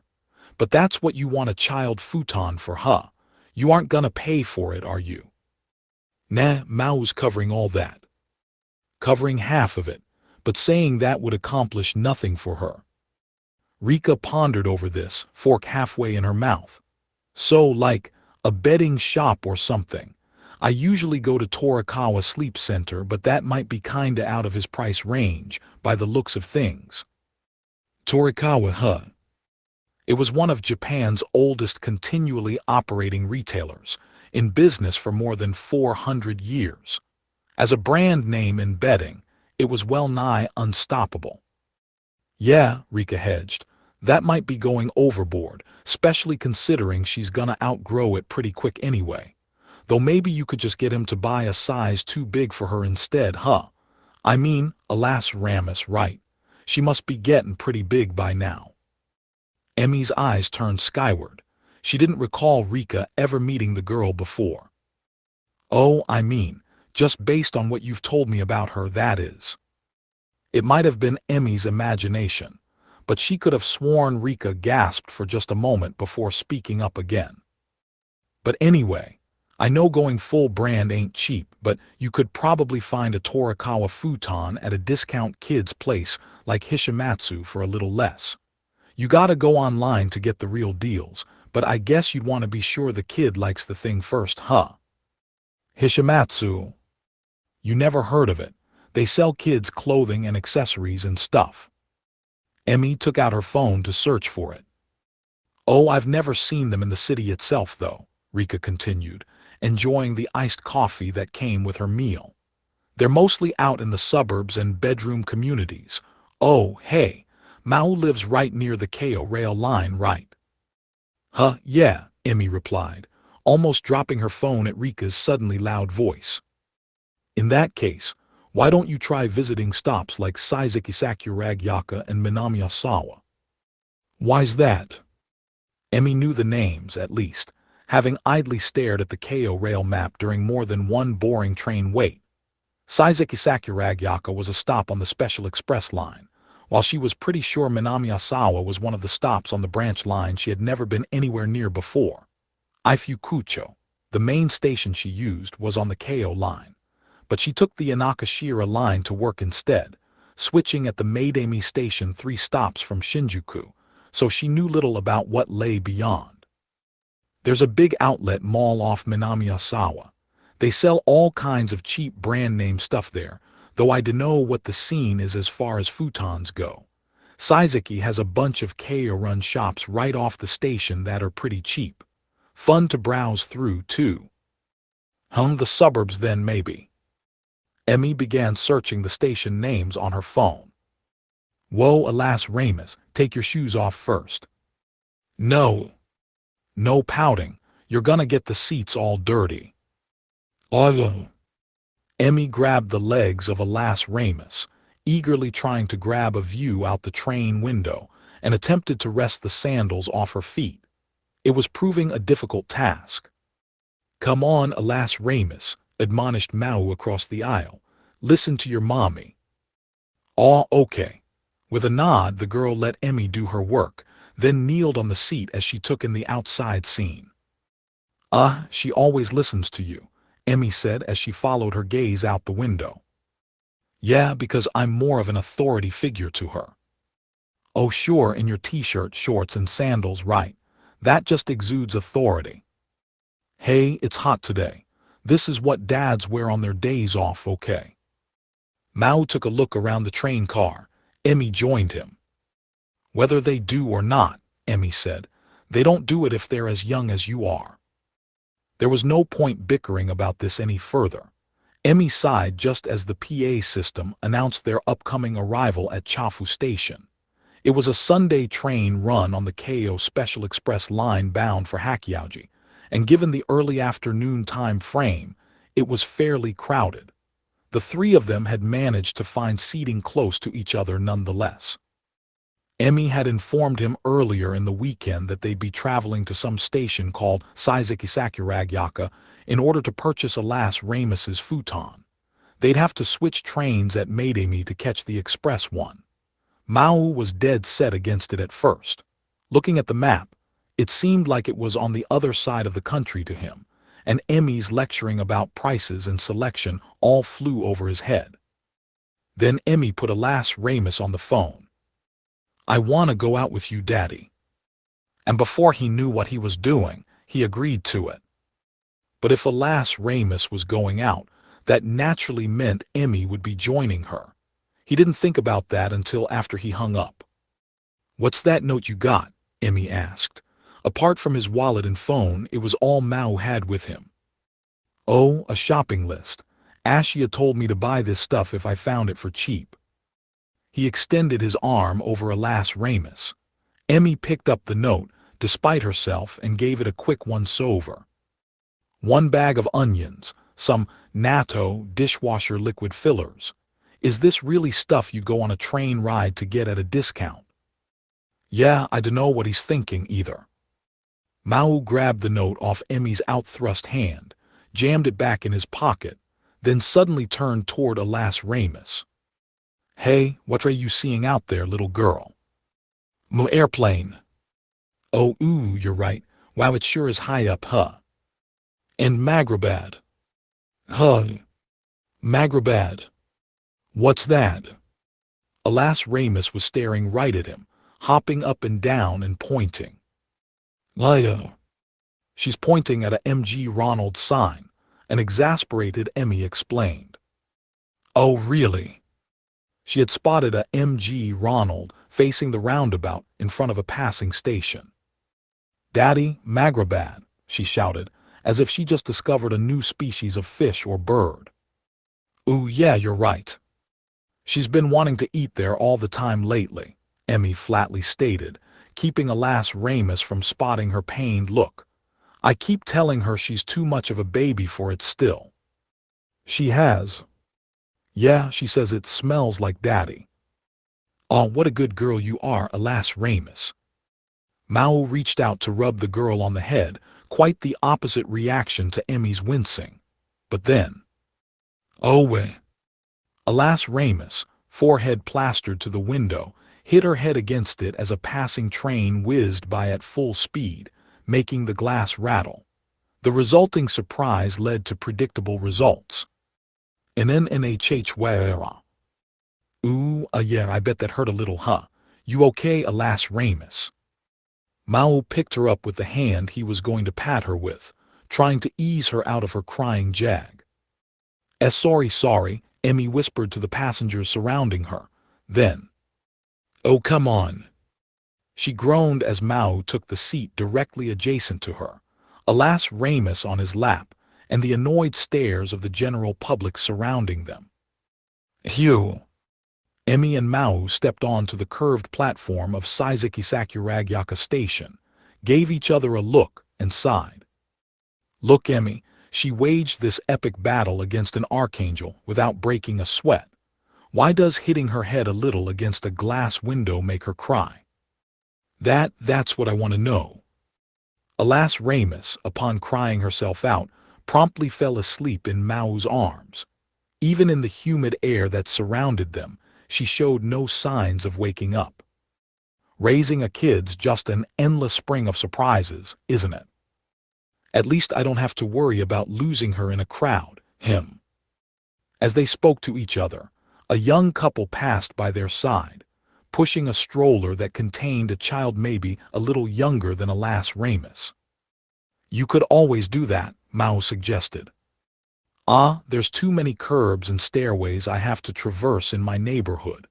It'd be too much of a pain, and alas Ramus would outgrow something that size pretty quick anyway. Well hell I dunno, we sometimes get customers with kids in strollers that look like they oughta be in kindergarten. Oof. Maō adjusted his body to get a better grip on alas Ramus, who was just about to fall out of his arms.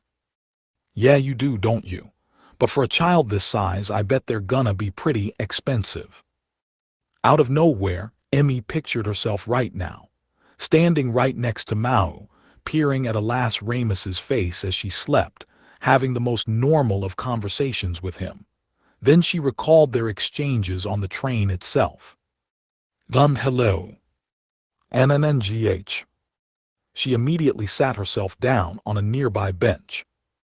What, you getting too hot or something? The worst part of it was that Maō looked genuinely concerned. She sized him up with her eyes, bottom to top. This is like we're a real married couple or something. The resentment in her voice sounded like it was bubbling up from the underworld. Maō arched an eyebrow, feeling a tad insecure. Look. What? When a girl says something like that, they're supposed to act all awkward and flirty and stuff. Emmy began to feel like the heat really would claim her before long. Is that how you want me to react? Hell no. I swear I'll kill you, Ugh. She stood up, face still pale against the sun. Let's make sure that doesn't happen again, all right? Let's just finish this shopping trip and go home. This is driving me totally bonkers. As if it's not for me. But despite all that, Emmy and Maō still walked down the rail station stairs together. Alas Ramus was there after all. If Chiho saw us right now, it'd be a disaster, wouldn't it? How? Never mind, Emmy said. Oh, what a cute little girl. How old is she, ma'am? She just turned 2 a bit ago, ha ha ha. They were in the baby department of the Saizeki Sakuragyaka shopping center, just a few steps away from the station turnstile. The question from the well-meaning saleswoman immediately froze Emmy on the spot, forcing Maō to provide backup with the most strained smile of his life.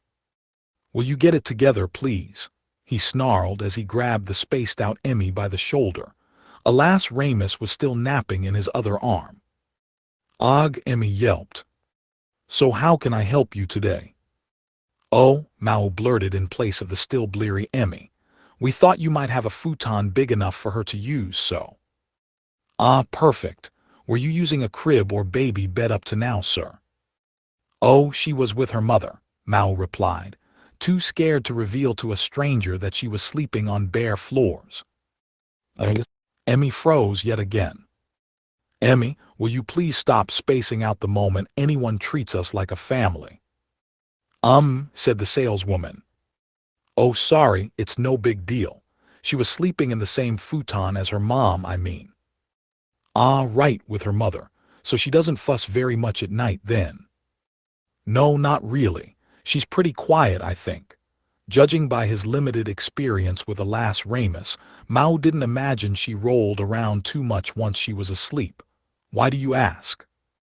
Oh, well, young infants can often act pretty different once they're taken out of their familiar crib or whatnot. I hear from a lot of young mothers who take the step up from cribs to futons, and they're just amazed at how much they start fidgeting all night. I see. Of course, a lot of families don't use cribs at all, so it all comes down to what works best for you. But if she doesn't move around much when she's sleeping, I think it'd be a good idea to provide her with the best futon you can. I have a few different ones I can show you, if you'll come this way. Sure thing, hey, Emmy. Oh yeah. Maō had to pull Emmy's collar to bring her back to reality. The shelves they were taken to were lined with large, square plastic bags, each one packed with futon sets whose fabric patterns clearly indicated that children were the intended audience. Wow, Maō marveled, some of these come with teddy bears and stuff. Ah, yes, the saleswoman said, nodding. We find that the transition's easier for a lot of little ones if they have something firm, something reassuring they can clutch to while they're lying down. She pointed at one particular shrink-wrapped bag. Now, this is one set from our 29,800 yen series. 29. Now it was Mao's turn to freeze in place. It includes the futon mattress, a comforter that you can adjust for the different seasons, a pillow, some fitted sheets for everything, a hypoallergenic blanket, and this stuffed animal over here. Everything's included in the set. Over in this other shelf, we have sets with summer and winter comforters, along with different covers for each one, and those go for 35,800 yen. Thurararar. Are the covers machine washable? Asked Emmy, regaining consciousness just in the nick of time. Or perhaps Emmy's subconscious instinctively kicked her brain back into high gear once it spotted Mao's mouth puckering rhythmically, like a goldfish gasping for air. Oh, of course. The saleswoman eagerly nodded as she looked at Alas Ramus in Mao's arms. Now, based on what the lucky father said. Emmy tried her best to hang on to her rapidly fading marbles. Your daughter doesn't fidget too much when she sleeps, is that correct? I think she's on the more well-behaved side, yes. Indeed, indeed. You'll want to watch to make sure she isn't too well-behaved, though. With growing bodies like hers, staying in the same position for too long could increase the burden on her bones and muscles. Sleeping in the same position all night can make even grown-ups feel a little sore in the morning, but with young children, it can affect their growth if it's kept unchecked for too long. That's why, if she's pretty well behaved in bed, I'd recommend materials that are as non-resilient as possible. Her growth high.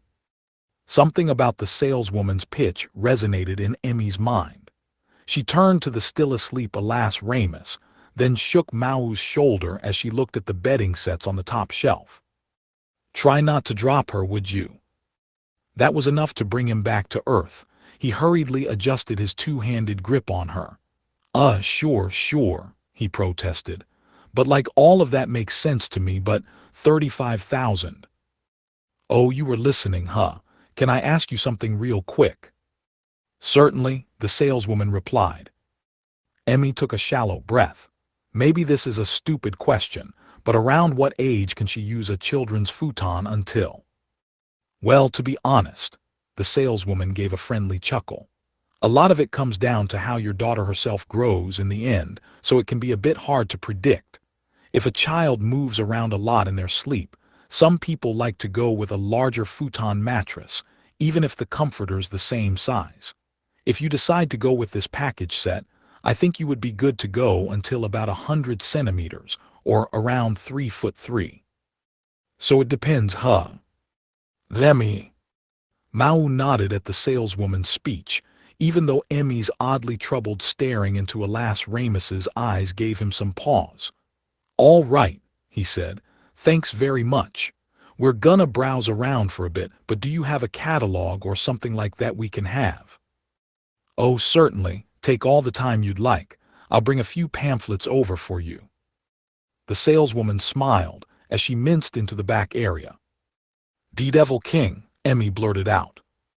Mao turned around, and he knew he wasn't imagining it. Emmy looked despondent. Do you think Alas Ramus will even grow at all, like a normal child? He could tell Emmy was talking about more than just Alas Ramus's body maturing into an adult. Her concerns didn't involve the responsibility she now had for her, either. It was just that Alas Ramus had the hero as her mom, the Devil King as her dad, and neither of them were her real parents. How are we supposed to even raise her?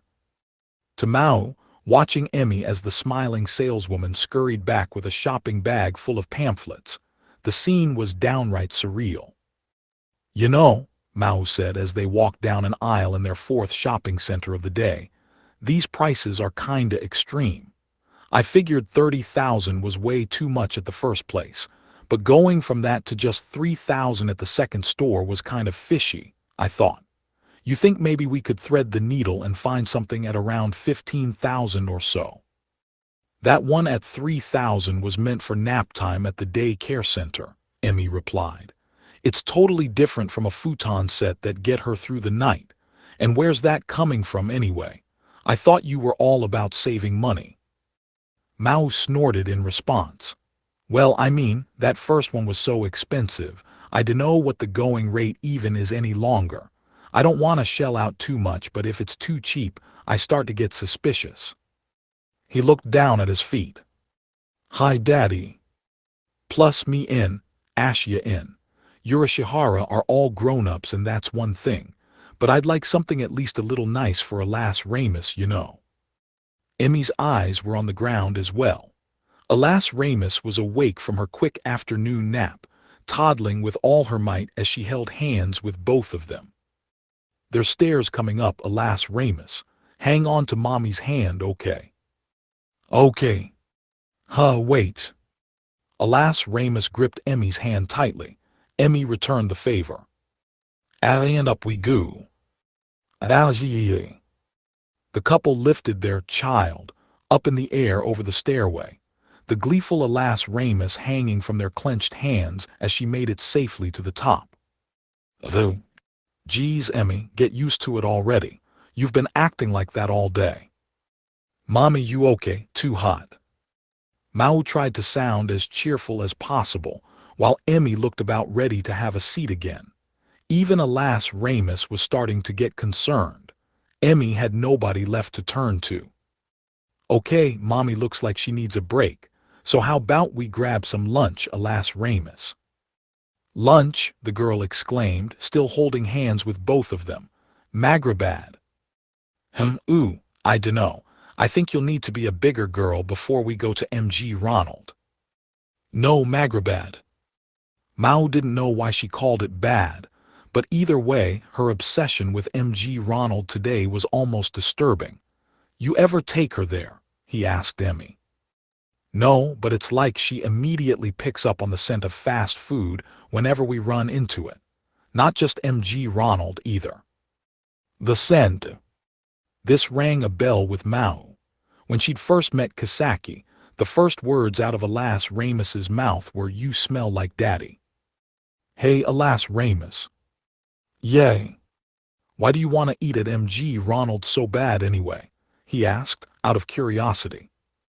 The answer from Alas Ramus's lips couldn't have been clearer. It smells like Daddy. Mao and Emmy looked at each other in silence. Hey, Mommy, can we all sleep in Daddy's house? Their child innocently asked. Let's eat first, okay? Emmy listlessly countered. Hey, Emmy. What? Did that answer disappoint you? Mao's completely absurd question made Emmy turn her head back in disbelief. Mao, for his part, looked just as flustered, as if not expecting that reaction.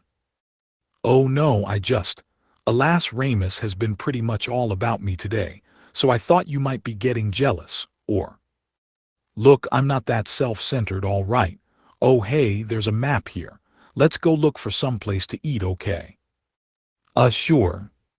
The shopping center directory was surrounded by several other families, happily discussing the potential lunch suggestions among themselves. I mean, of course she'd like you a lot. You gave her the first home she ever knew in this world. Why yeah.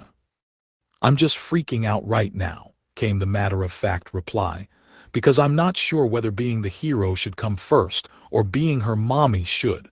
That's all. Which of these do you think Alas Ramus could eat at?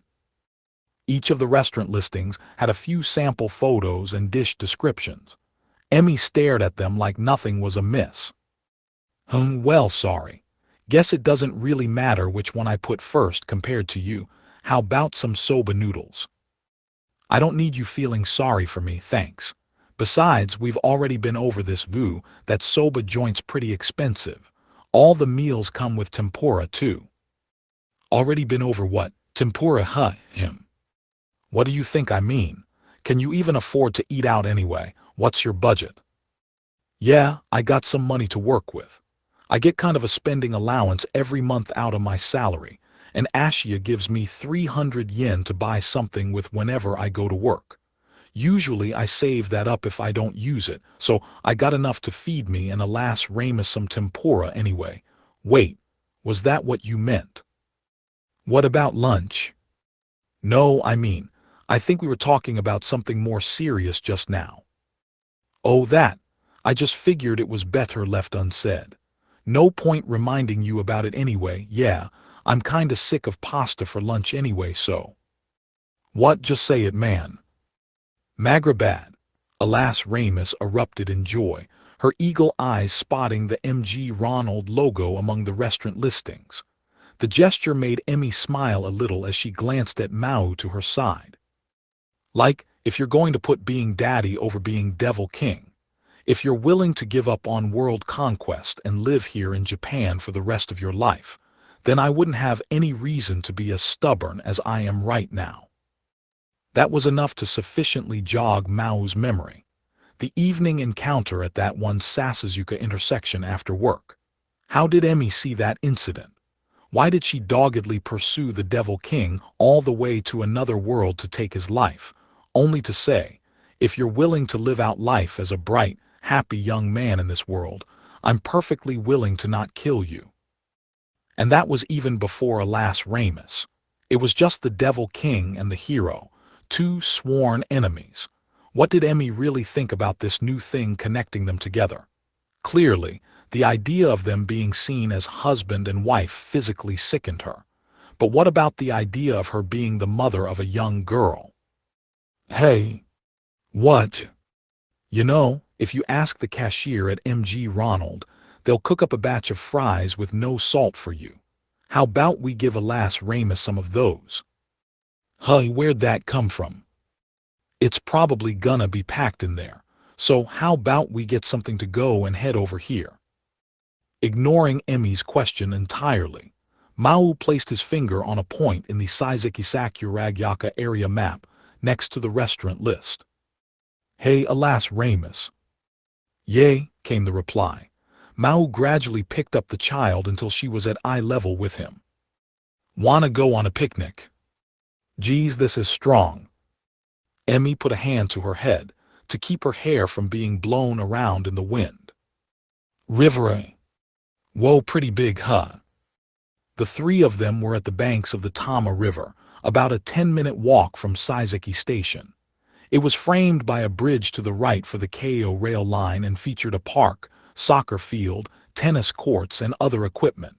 From this vantage point, it was a sight to see. Why don't you think any of the trees here are being taken care of? Emmy idly asked. Maybe to keep a natural balance or something.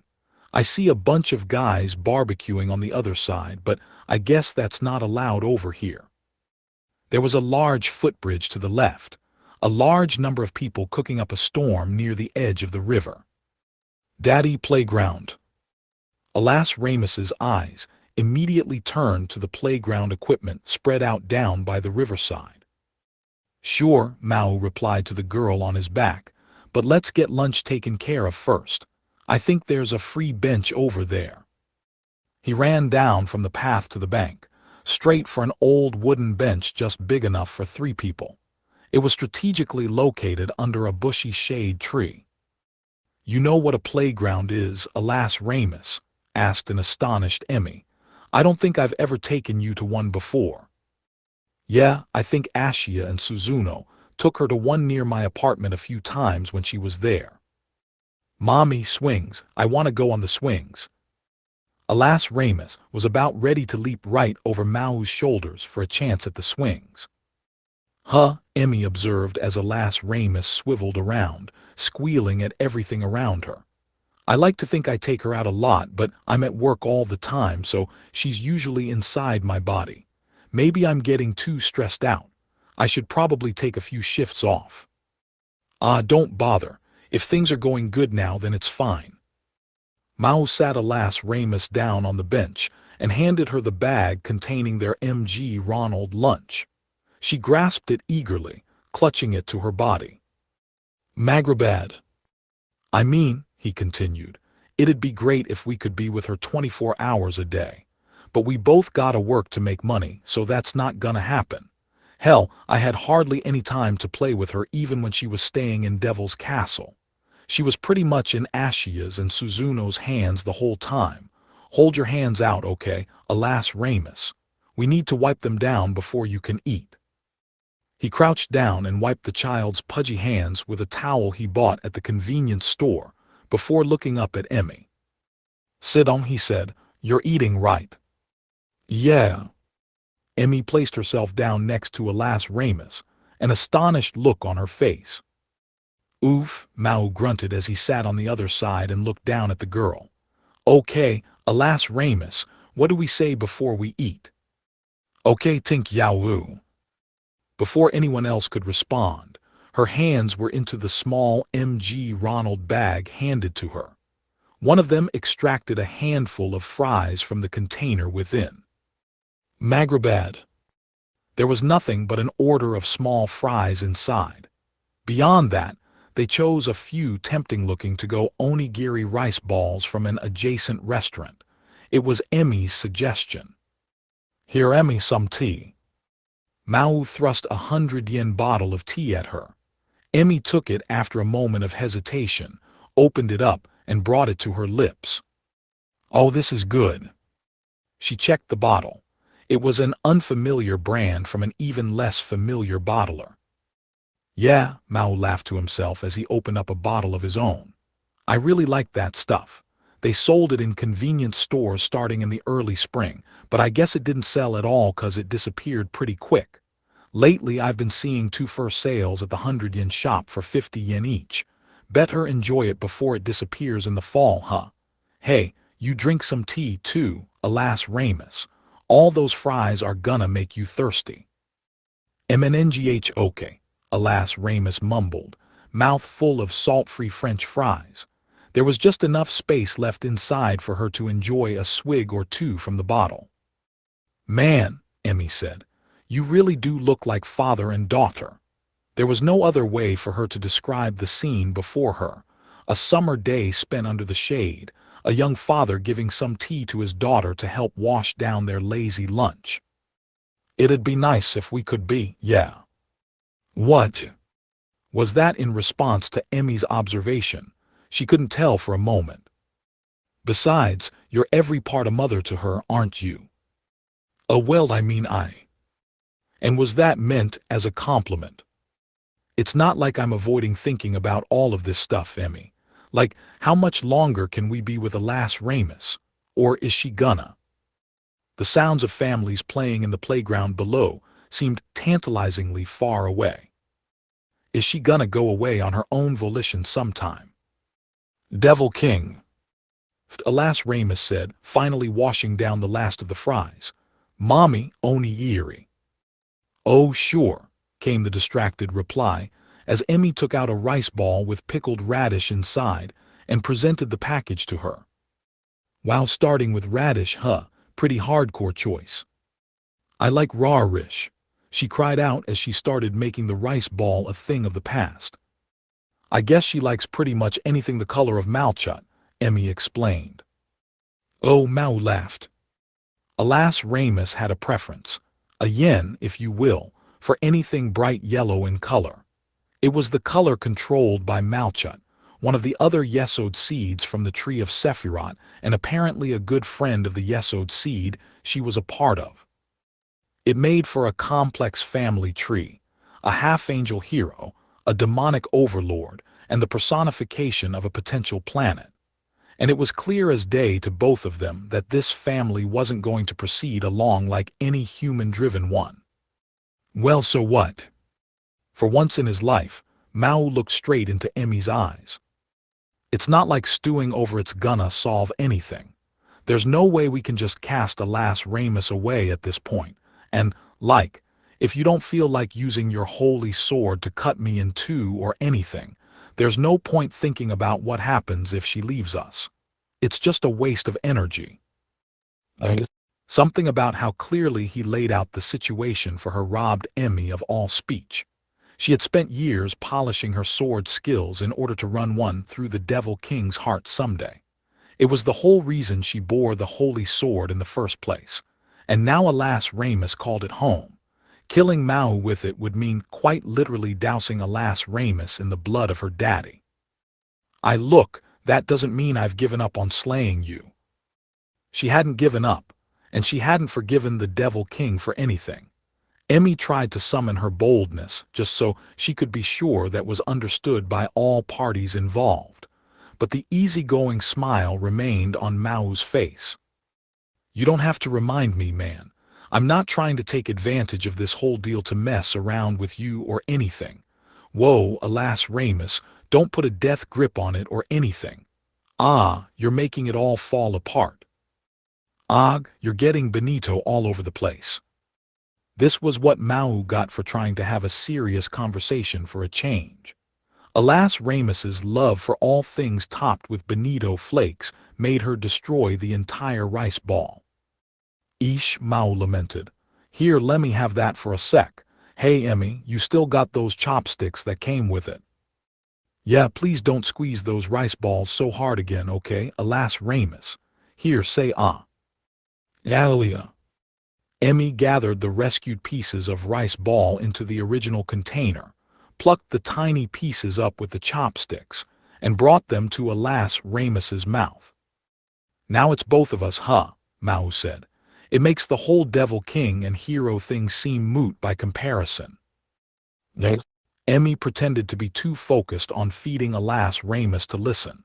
Something about agreeing with that statement severely pained her, but Maō didn't seem to be seeking commentary on it. Instead, she picked off the rice grains sticking to alas Ramus's clothes and shouted into the air. "Man, this is nice weather, huh?" "Hugh," Maō breathed as he stretched out atop the Sasuzuka station platform. "What a marathon this wound up being." Even at 6 in the evening, the summer sun was bright as always. Yet alas Ramus was fast asleep in Emmy's arms. They had spent the rest of the afternoon watching the magical girl run herself ragged around the playground, completely forgetting about their original objective. She had fallen into a deep sleep on the train ride back. A fairly constant breeze ran along the riverbanks, but the heat had still all but exhausted Maō and Emmy. They were so spent, in fact, that they boarded the local train back to Sasuzuka so they'd be guaranteed a seat. "Well, Emmy, you mind taking the pamphlets with you back home? I gotta explain everything to Ashia so." It would have been easier for Emmy to leave the local train and switch out at Maidemi Station. She stayed on until Sasuzuka entirely because Maō asked her to. After a day spent fruitlessly casing the Saizaki shops, the two of them had begun talking about purchasing that first, quite expensive set they looked at. But as long as they were both pitching in for this, as Maō put it, he had to run it by Ashia first, or else there'd be hell to pay. Emmy was exasperated at the idea that the Devil King couldn't buy a single thing without his lackey's permission, but not even she was expecting an immediate purchase. They both needed some time to consider this. What chagrined her about all this was the fact that, thoroughly exhausted, Maō fell asleep on the way home, and ever since he woke up at Sasuzuka, Maō was concerned about how angry Emmy seemed about something. She was offering no response to anything he said. Then he noticed in the white evening sunlight that there was a sheen of light red over Emmy's face. It was pretty sunny by the river, he supposed. "Hey, did you forget to put some suntan lotion on? Your face is all red." "Look," she rumbled, her voice like an icicle chilled to absolute zero running through his heart. I can't believe. Lummed. And now she was shaking. Why? The anger must have been what made her eyes twinkle at that moment, as she brought her head close to his and opened her mouth, ready to spew fire with it. "I can't believe you leaned on me that whole time, you bastard." "Who, oh, did I?" This was news to Maō, having conked out almost immediately upon sitting down. But it must have been true. Emmy wasn't one to lie without reason. "Don't did I? Me. Can you believe how humiliating it was when this old lady got on the train at Sakurajisui Station and started going on like, 'Oh, what a fine couple you folks are.' Oh well, hi." Now Emmy's face was a brighter red, but she still had the discretion to keep her voice down, keeping alas Ramus asleep in content. If her hands were free at all, she likely would have started choking Maō on the spot. I tried pushing you away with my shoulder, but every damn time the train stopped, you'd lean back on me again. I thought I was gonna die of embarrassment. Well, sorry. I was all set to abandon you at Mayday Me too, you know. But you were asleep, and alas Ramus was too, and I didn't know what to ag. I hate you. People are looking, Mao hissed through his teeth, feeling the heat emanating from Emmy's face during her ever louder diatribe. You're gonna wake up alas Ramus, so just calm down a sec, okay? Take a deep breath. I'll hold her for you. I am calm, Emmy protested as she handed alas Ramus to the man. She turned her back to him, stretching out to loosen up her body after her extended session on the train being a prop for him. As she did. Lo. She made eye contact with someone. Both of them, along with Mao, froze. While Mao, Yusa, and alas Ramus. It was Chiho Sasaki, in her school uniform, and giving the three of them a look that resembled a pigeon who had just been shot with a BB gun. Kai. Hello there, Chiho. Neither of them ever imagined they would run into Chiho now, of all times. What are you guys doing here? Chiho asked as calmly as possible. We were just doing some shopping. Shopping? Why yeah, Emmy stammered. I needed to get something for alas Ramus, but I couldn't decide by myself, so. Oh, yeah, I'll bet. It must be quite an adjustment to make, her moving to your place. Chiho knew all about alas Ramus, of course, so it wasn't exactly devastating news to see Mao and Emmy in the same place together. But FFFHHHNGH. Alas Ramus chose that moment to wake up in Mao's arms, her sleepy eyes taking in all of Chiho before her. Her parents, sensing her stirring a few moments before it actually happened, felt chills down their spines. Oh, hello there, alas Ramus. Did you have a good time out today? Yeah, the girl cheerfully replied. I went on a picnic with Mommy and Daddy. Oh, a picnic, huh? Chiho turned toward the couple. Yawan, I played a whole lot, and I'm gonna sleep with Mommy and Daddy tonight. It was as if the still not quite awake alas Ramus was picking the exact words out of her quiver to make Chiho freeze in place. While Umbu and Mao and Yusa. Wait, no, it's not like that, Chiho. Calm down, Kai. You know there's no way we could sleep together. But judging by Chiho's complete lack of a reaction, their protests seemed to be falling on deaf ears. We, alas Ramus began. We bought a futon MMPH. A futon. Chiho, snap out of it. Why Yusa are you and Mao making a real fam?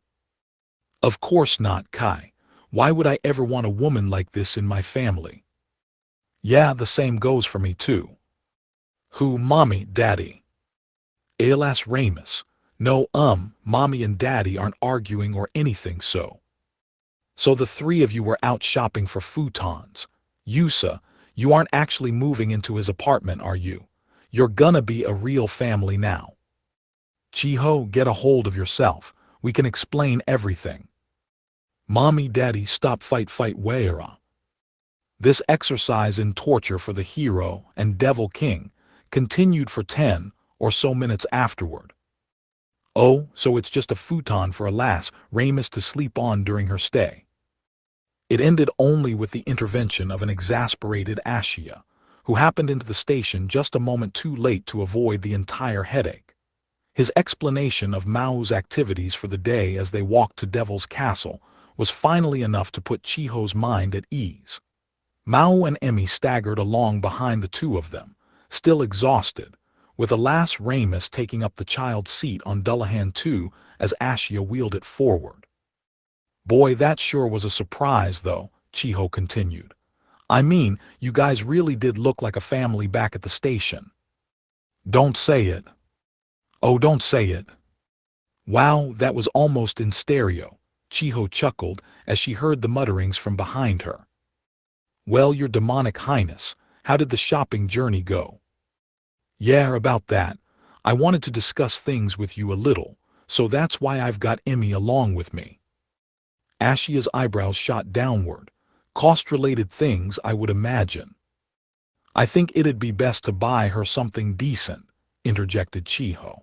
I heard that the way babies sleep can affect their bone structure and stuff. Yeah, Mao added, so I figured we could talk about that and other things once we get home.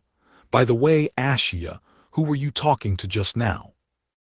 It was no mere coincidence that Ashia had come across the group at the station. He was there because he was using one of the public phone booths out front.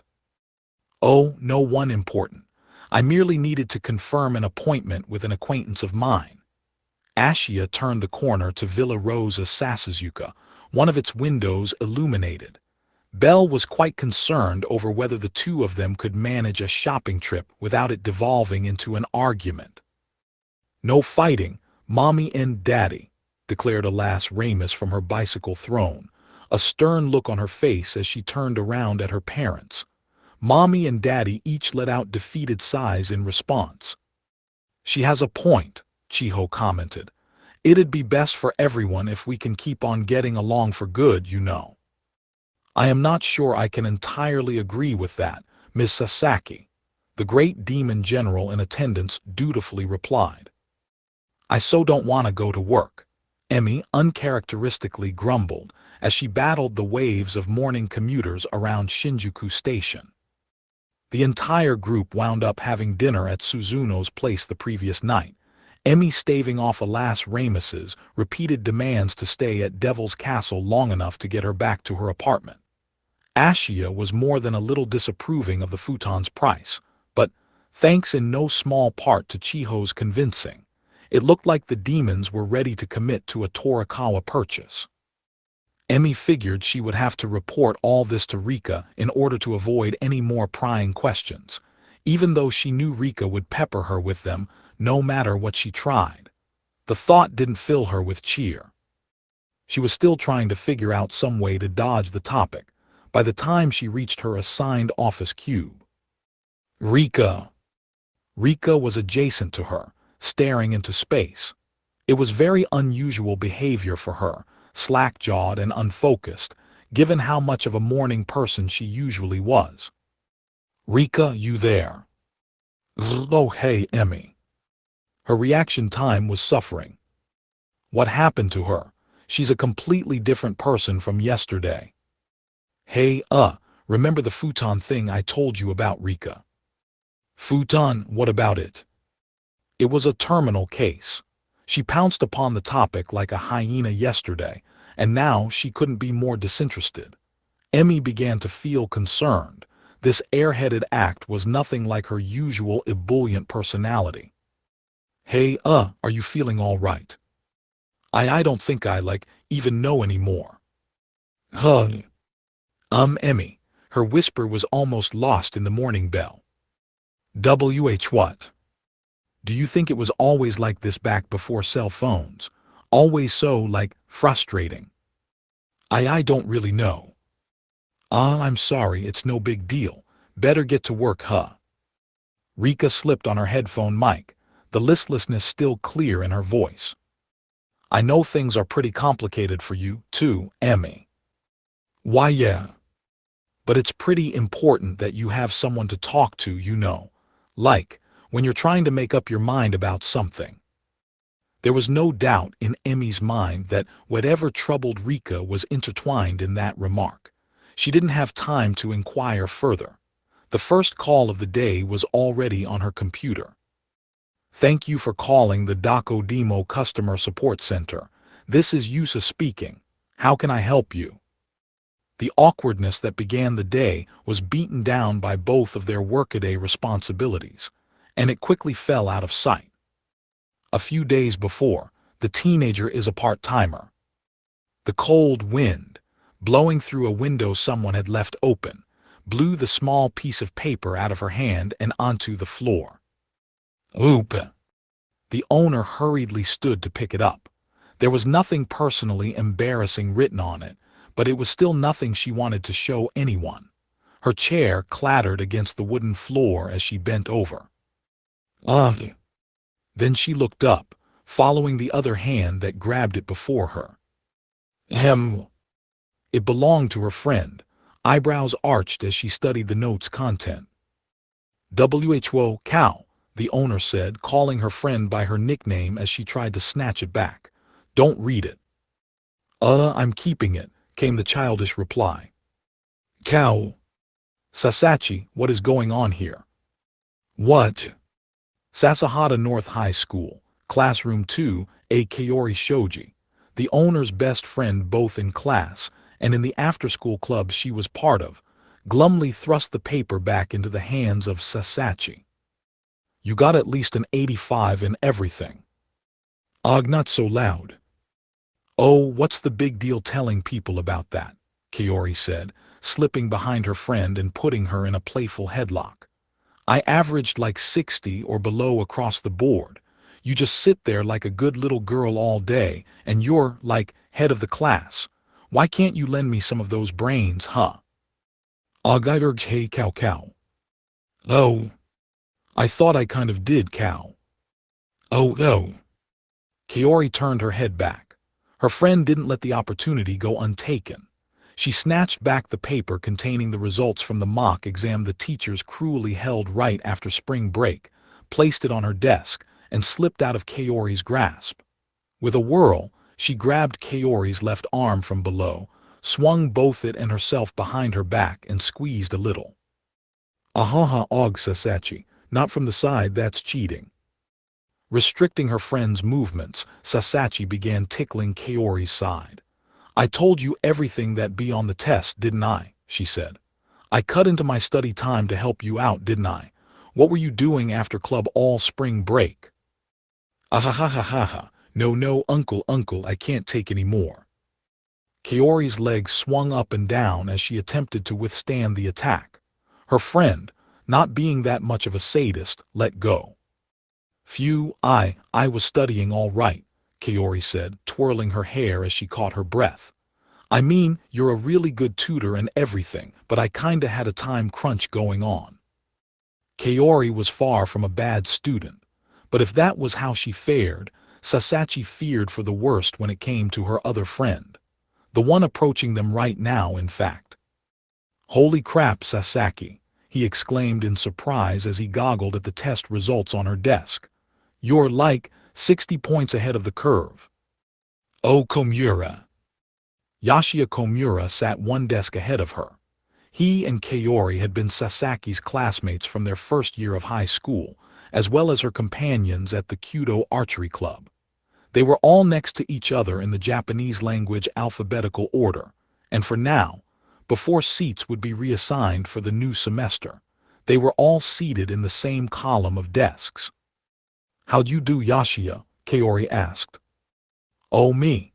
I pretty much blew English and Japanese, he declared, but I made it over 50 points in everything else, I think. Sweet, I beat Yashiya.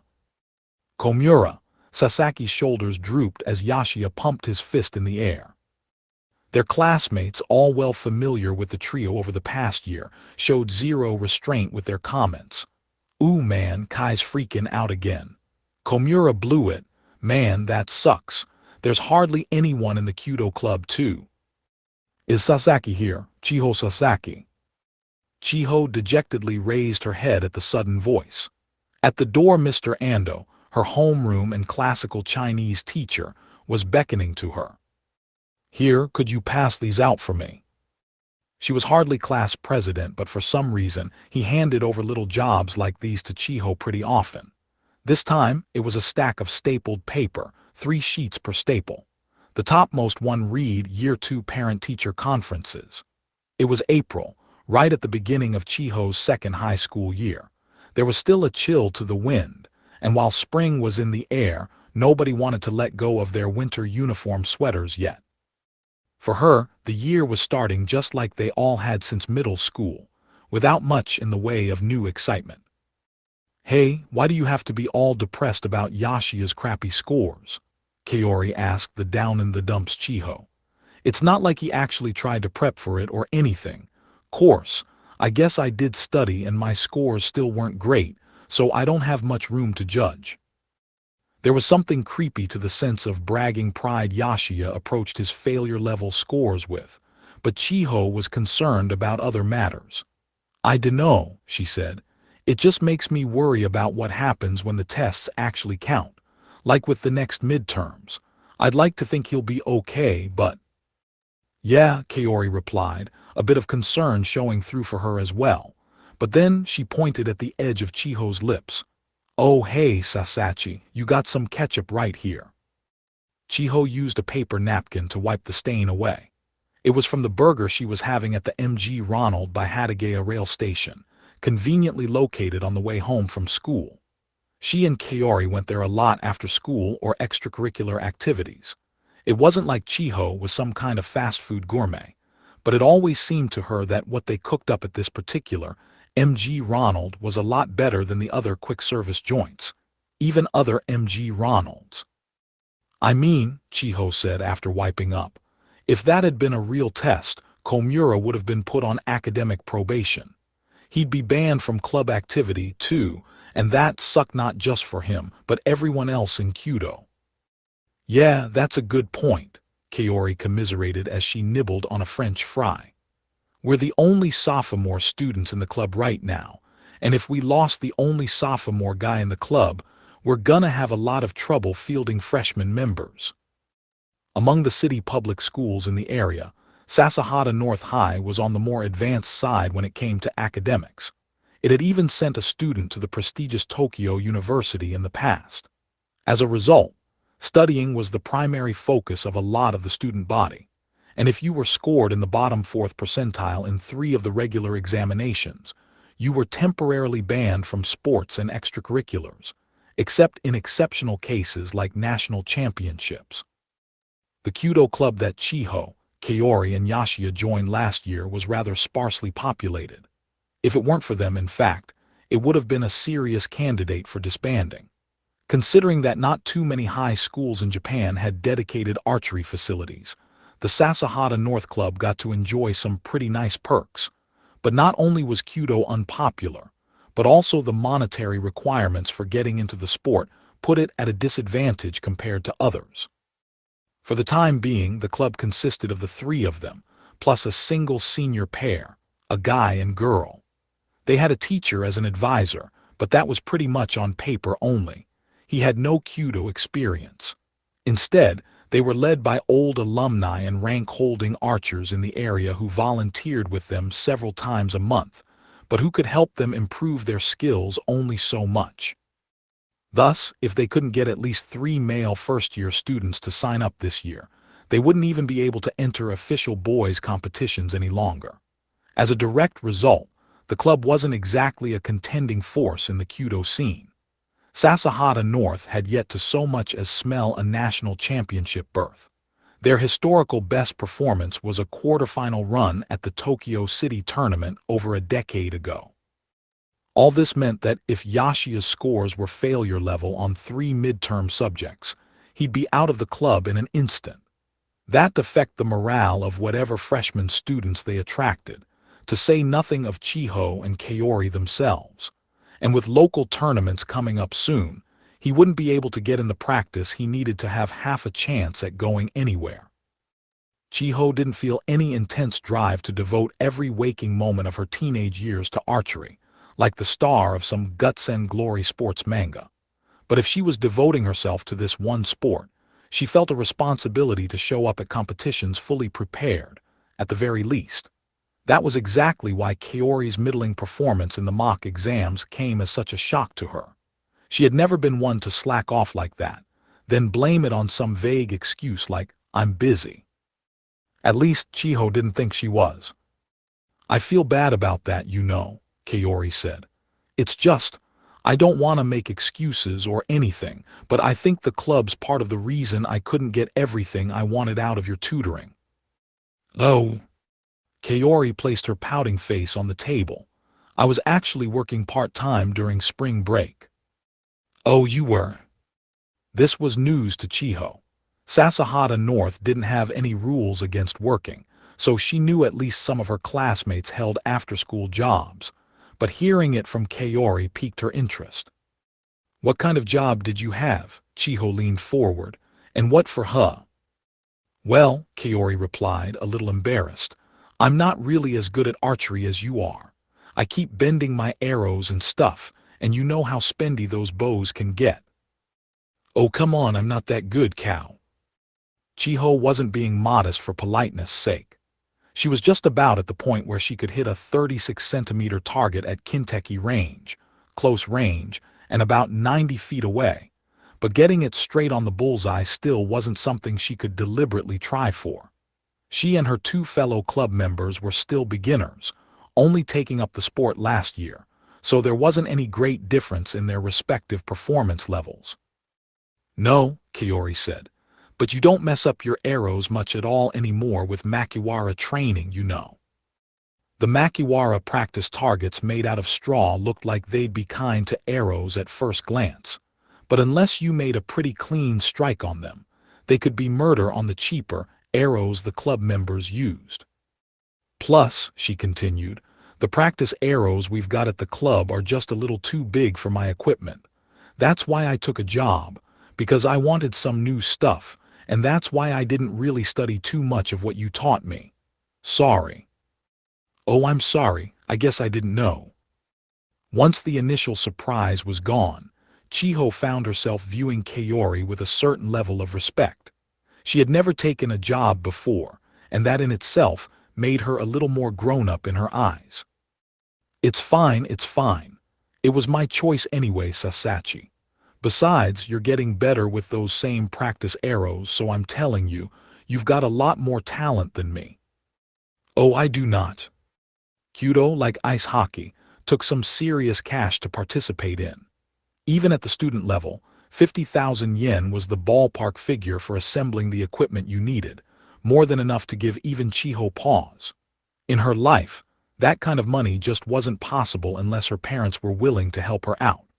It was a lucky thing that Senichi, Chiho's father and a lifelong police officer, was proud of his girl for choosing a martial art as an extracurricular.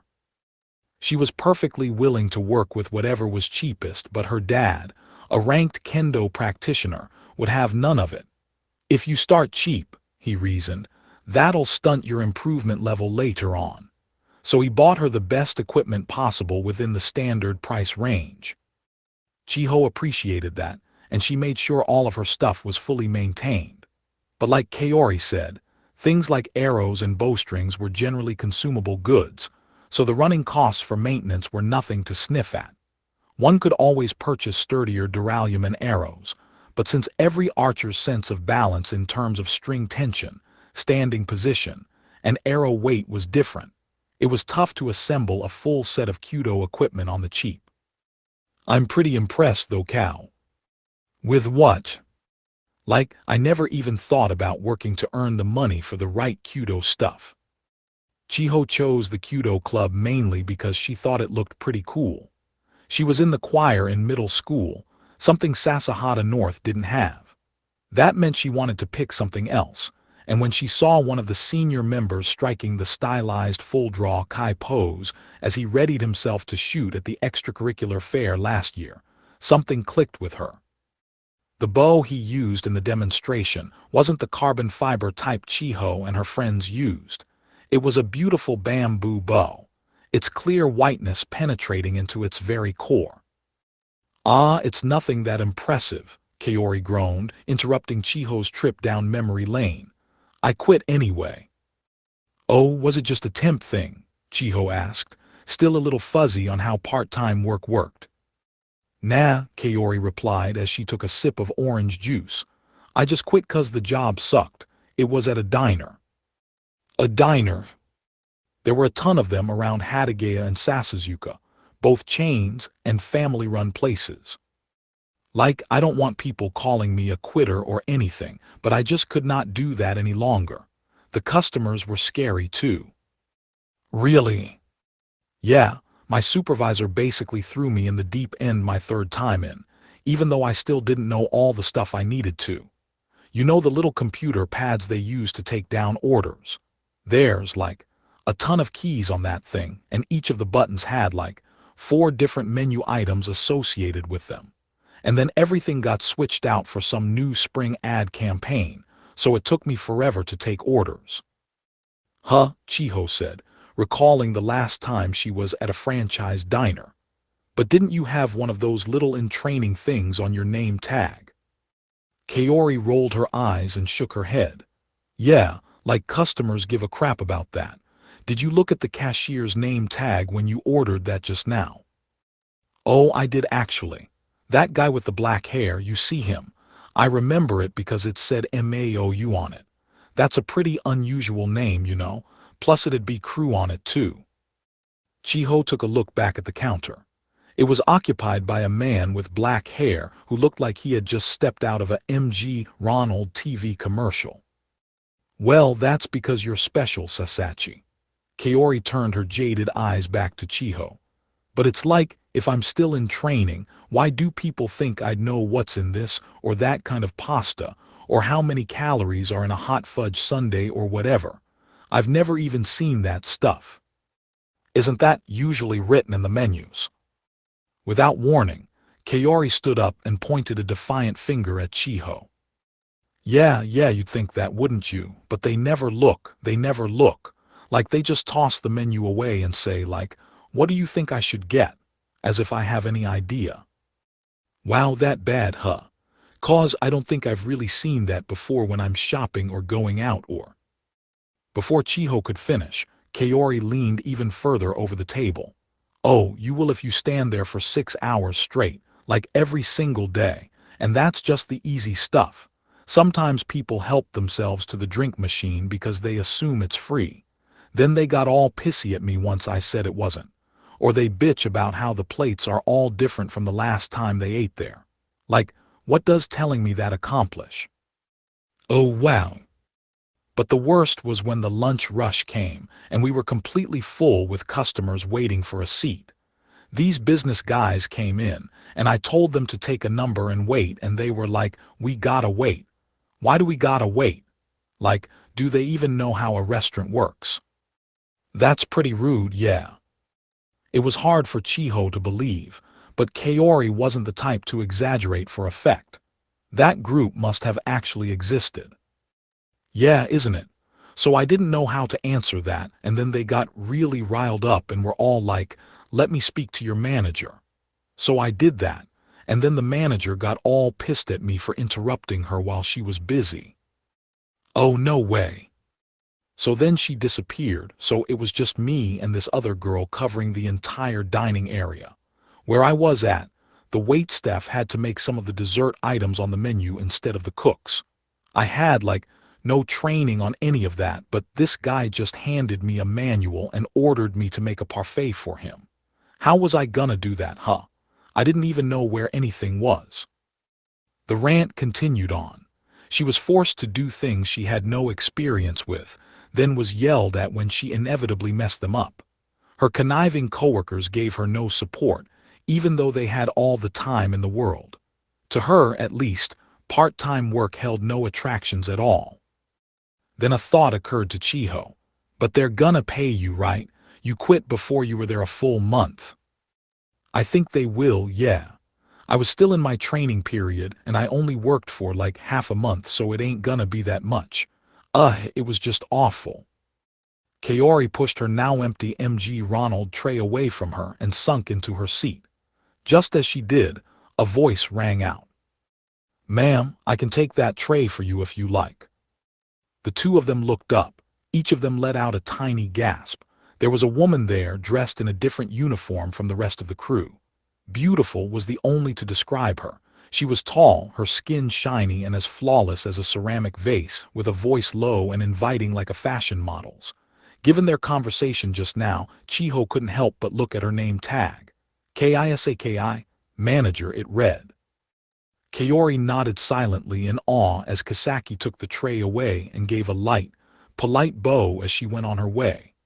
Chiho still had some fries and her drink on her tray, so the manager had given her a bit more time. Pretty lady, huh? Kaori was still staring at her. Maybe I would have lasted longer with her managing me. My boss at that diner practically did nothing unless there were customers to wait on, and then she yelled at me to find something to do when I wasn't busy. Like, why don't you try working a little, huh? She kept looking at the MG Ronald manager until she disappeared behind the counter. Chiho chuckled at the display.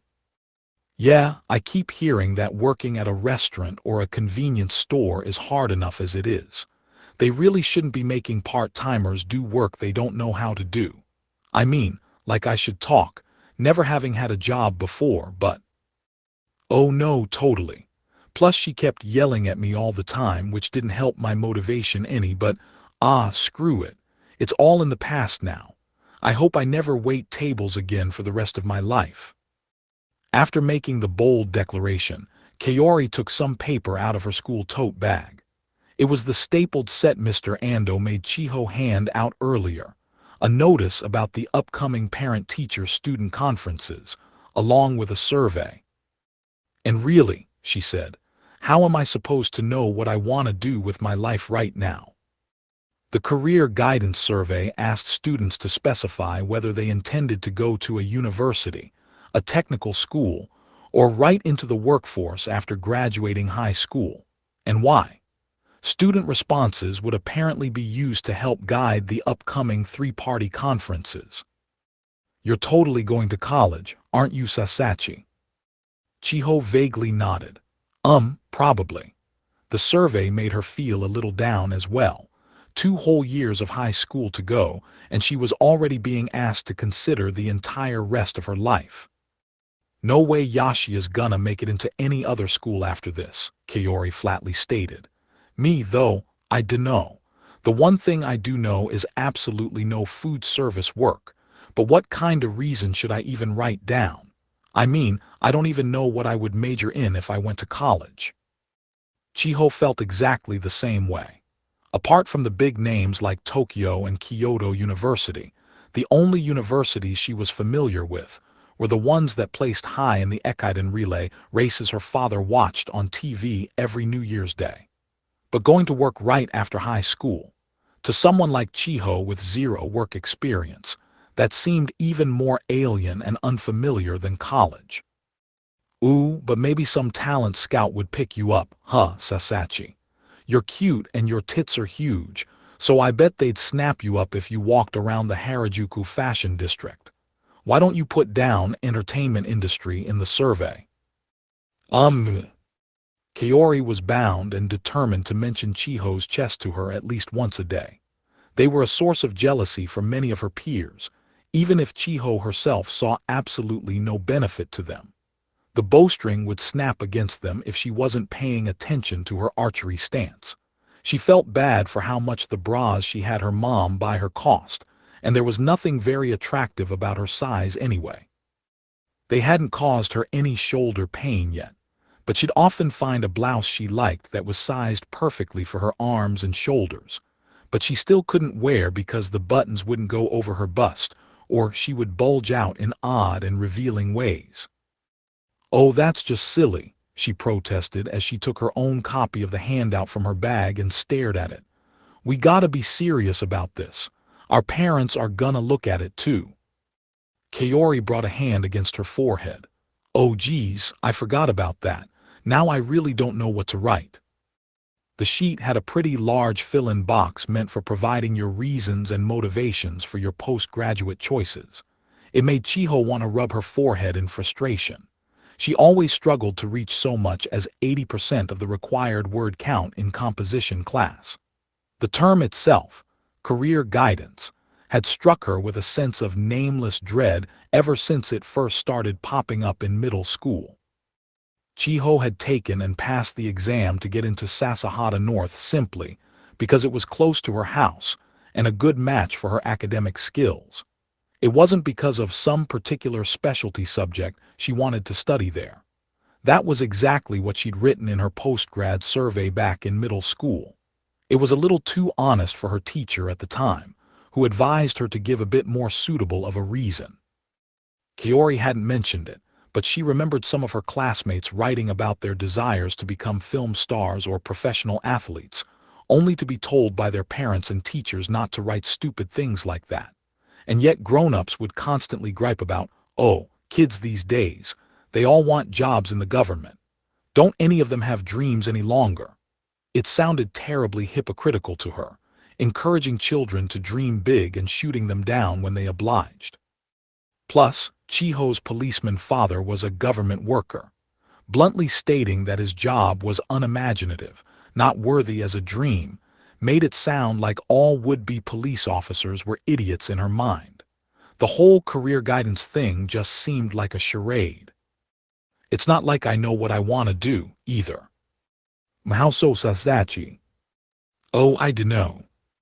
Chiho sometimes felt like the whole adult world was stacked against people like her. But it wasn't like she had some grand plan for her life she could reveal to people. It just wasn't there in her mind. It was easy to imagine graduating from college and finding a job at a good company somewhere. But given how the news kept going on about slowing growth and how hard it was to start a career in this economy, she knew that scoring a decent job was about a lot more than high school test scores. Some would-be know-it-alls on the net even declared that a college degree didn't actually help you at all in the job market. So why did the big companies always prefer new hires from prestigious universities? It started to make less and less sense to her. Chiho set the hand out to the side of the table, picked up her drink, and glared at it distractedly as she brought the straw to her mouth. Then she noticed the paper placemat on her tray. They're hiring part-time crew members. They pretty much always were. It seemed like, judging by how often she had seen this placemat in the past. Satoshi. Listen, Cal, you having that job, do you think that taught you stuff about life as a grown-up that you didn't get in school? Oh, no way. I mean, pretty much all I learned was that work is a pain in the ass I can't wait to get out of. She was right, no doubt, but to someone like Chiho who grew up wanting for nothing under a loving mother and father, it felt like Kaori, and her experience in a world Chiho knew nothing about, made her seem closer to adulthood than Chiho was. I was just thinking, Chiho began, maybe if I found a job too that helped me figure out what I want to do with my life, like with work and all. Kaori's eyes burst open. No, no way, man, don't do it. Didn't you listen to anything I just said? Yeah, but I dunno, like, at least to get some better equipment like you were talking about. Well, sure, I hate bugging my parents for money for arrows all the time, but what am I gonna do? Besides, with your grades, you could easily wait till college to get a job. Maybe, but... She pictured that recent grad with the bamboo bow and arrow, the one who inspired her to take up Kyudo. He probably didn't use that all the time, but with the right job and the right salary, a work of art like that could be hers, even.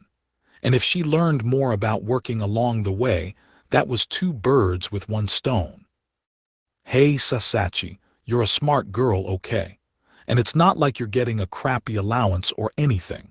You never really throw around your money anyway. Kaori was clearly dead set against the idea. Well, I mean, I'm not trying to dive right into something, but... Kaori and Yashiya kept going on about how smart Chiho was, but it wasn't like she was the top in her school or getting full-ride scholarship offers. Something in her wanted to try something new before it was too late, and she couldn't deny that the urge was growing. Then... Chiho shouted out loud, too lost in thought to think about her surroundings. A bag carried by a passing businessman swung close by the table, the shoulder strap all twisted up against itself, and it knocked against the drink cup she had in her hand. It didn't hurt, but the impact caused her to let go. The paper had softened a little. She and Kaori had been sitting and chatting for a while by this point, and the fall caused the lid to pop right off upon hitting the table, immediately soaking her copy of the survey in lukewarm soda. Ooh! The businessman must have noticed the mistake he had made, but the shock didn't end there. When the 2 girls looked up, they were face to face with someone who clearly wasn't Japanese. He was a Western man, well-built and with a bushy beard, and although he was saying something or other in rapid succession to the two of them, Chiho was too broken up over the handout to decipher any of it. "Ooh, what should I do?" "You all right, Sasaki?" a worried Kaori asked, just as unable to understand the foreigner as Chiho. "Oh geez, your handout, that isn't bad, is it?" All three parties involved knew something bad had just taken place, but nobody could get their ideas across to each other.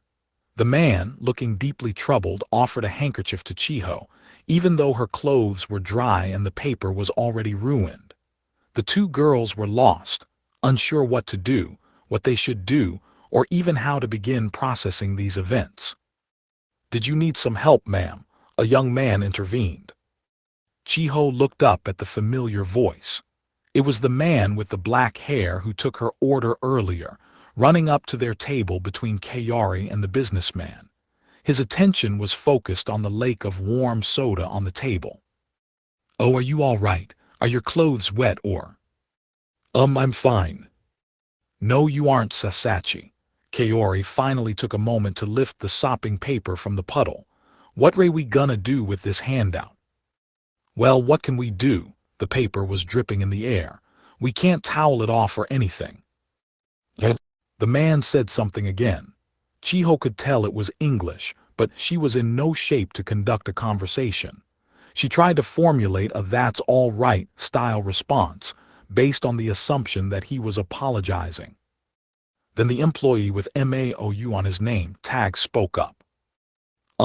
This man said he wanted to make this up to you somehow." "Oh, like, I'm sorry I wasn't paying attention, so I want to make it up to you if I can. Is that some kind of school thing you have there?" "Why, yes, it's a career guidance handout," Kaori said in place of Chiho, who was too surprised to talk. The employee gave both of them a look, then started talking to the businessman in fluent English. "Okay, so those documents were for career guidance purposes at her school." "Oh, really?" The man scratched at his beard, clearly embarrassed. "So, I apologize, but does your friend here have a copy of that same document?" Yeah, but why?" "I'm sorry," the employee said apologetically, "but I couldn't help but hear you from over by the counter." "Oh, sorry we were so loud," Chiho replied, feeling almost as embarrassed as the businessman. The employee meekly smiled at her. "How about we do this?" he said. "That document's just a regular old printout, right? If your friend hasn't filled in hers yet, I'd be happy to borrow it and have him make another copy at the convenience store nearby." Sure." Both of them nodded, mouths agape. It was such an obvious solution, but they were in such a panic that it occurred to neither of them. "Actually, sir, they have another blank copy of it here. Would you mind maybe making another copy for them?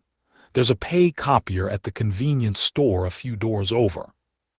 The businessman raised his hands, nodded, and said something. He asked if one of you could bring it over to the convenience store with him, since he didn't want to risk messing up the last good copy. "I can come along with you, so if you don't mind making a little trip." "Oh sure, absolutely." Kaori, now much calmer, nodded at the employee and stood up. "That guy'll pay for it. He said he'd be willing to make 100 copies if you wanted." It was the kind of Hollywood-style good humor Chiho all but expected from the foreigner. "Wait here, okay?" Kaori said. "I'll be right back. I'm going out on a customer errand." The employee shouted to the female manager behind the counter as the three of them left. Thanks to that Mao guy's quick thinking, things went astonishingly smoothly from the initial frenzy. She was getting her handout back after all, something that made her feel tremendously relieved. But that wasn't the end of it. "Pardon me, miss." The beautiful manager went up to Chiho's table and gave her a refined bow. "Did any of your clothing get wet, perhaps?" "Oh, no, it's all fine, ma'am." "Ah, great. My apologies for all the trouble, though. Would you like me to bring you a new drink and fries?" Oh, you don't." Now Chiho was even more surprised. This manager had absolutely nothing to apologize for. Thanks to that Mao person, not only did she know the businessman apologized to her already, but she was also getting another handout to boot. If anything, Chiho had to apologize for things erupting as they did. Getting another complete snack out of it just felt manipulative to her. She tried to say as much to the manager, but was provided with a smile and a shake of the head instead. Our job here is to create the best environment we can for our customers to enjoy their meals. That's why it's our responsibility to make sure that any conflicts between customers can be solved as smoothly as we possibly can. It's only natural for that crew member, to step in and lend a hand. Chiho turned back toward the door they all exited through. I do feel bad for getting your friend involved in all this, though. If you're going to be leaving soon, I'd be happy to provide your replacements at a later date, as long as you bring today's receipt with you. Would that work better for you today, miss? The manager's words were pure, unadorned, and completely sincere. Chiho had all but forgotten about the incident by now. Instead, she found herself moved by the employees working so selflessly for them. The man who used his fluent English to diffuse the situation, and the woman whose apology was clearly something that came from the heart. She didn't want to badmouth Kaori's old boss when she wasn't here to defend herself, but something about a workplace with these people around indicated to Chiho that she wouldn't have to worry about employees stabbing her in the back. Something about the way she put it, creating an environment. Chiho thought working at MG Ronald was just about making burgers and slinging them at customers. The concept suddenly seemed a lot fresher to her. My receipt. Chiho took out the receipt she had folded up and stuck in her wallet. Something on it caught her eye. Right, the manager said, pointing at it. You can bring that back in any time you like. But Chiho's eyes were elsewhere on the text at the far bottom.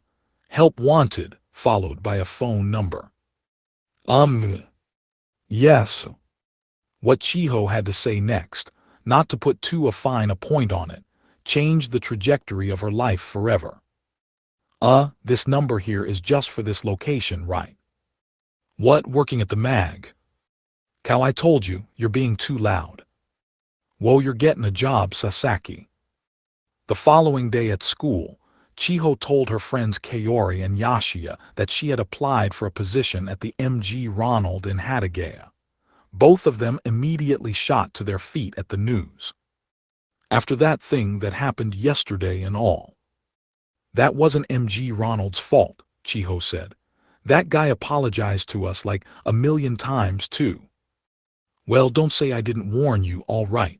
'Cause when it gets real bad out there. Hey, Sasaki's made of a lot different stuff from you, Shoji, you know. How about we all go there to eat once they hire her? Oh, come on, Yashiya, quit talking out your ass. Chiho stepped in to stop the two of them from staring each other down any further. But hey, why do you want a job all of a sudden anyway? Yashiya asked.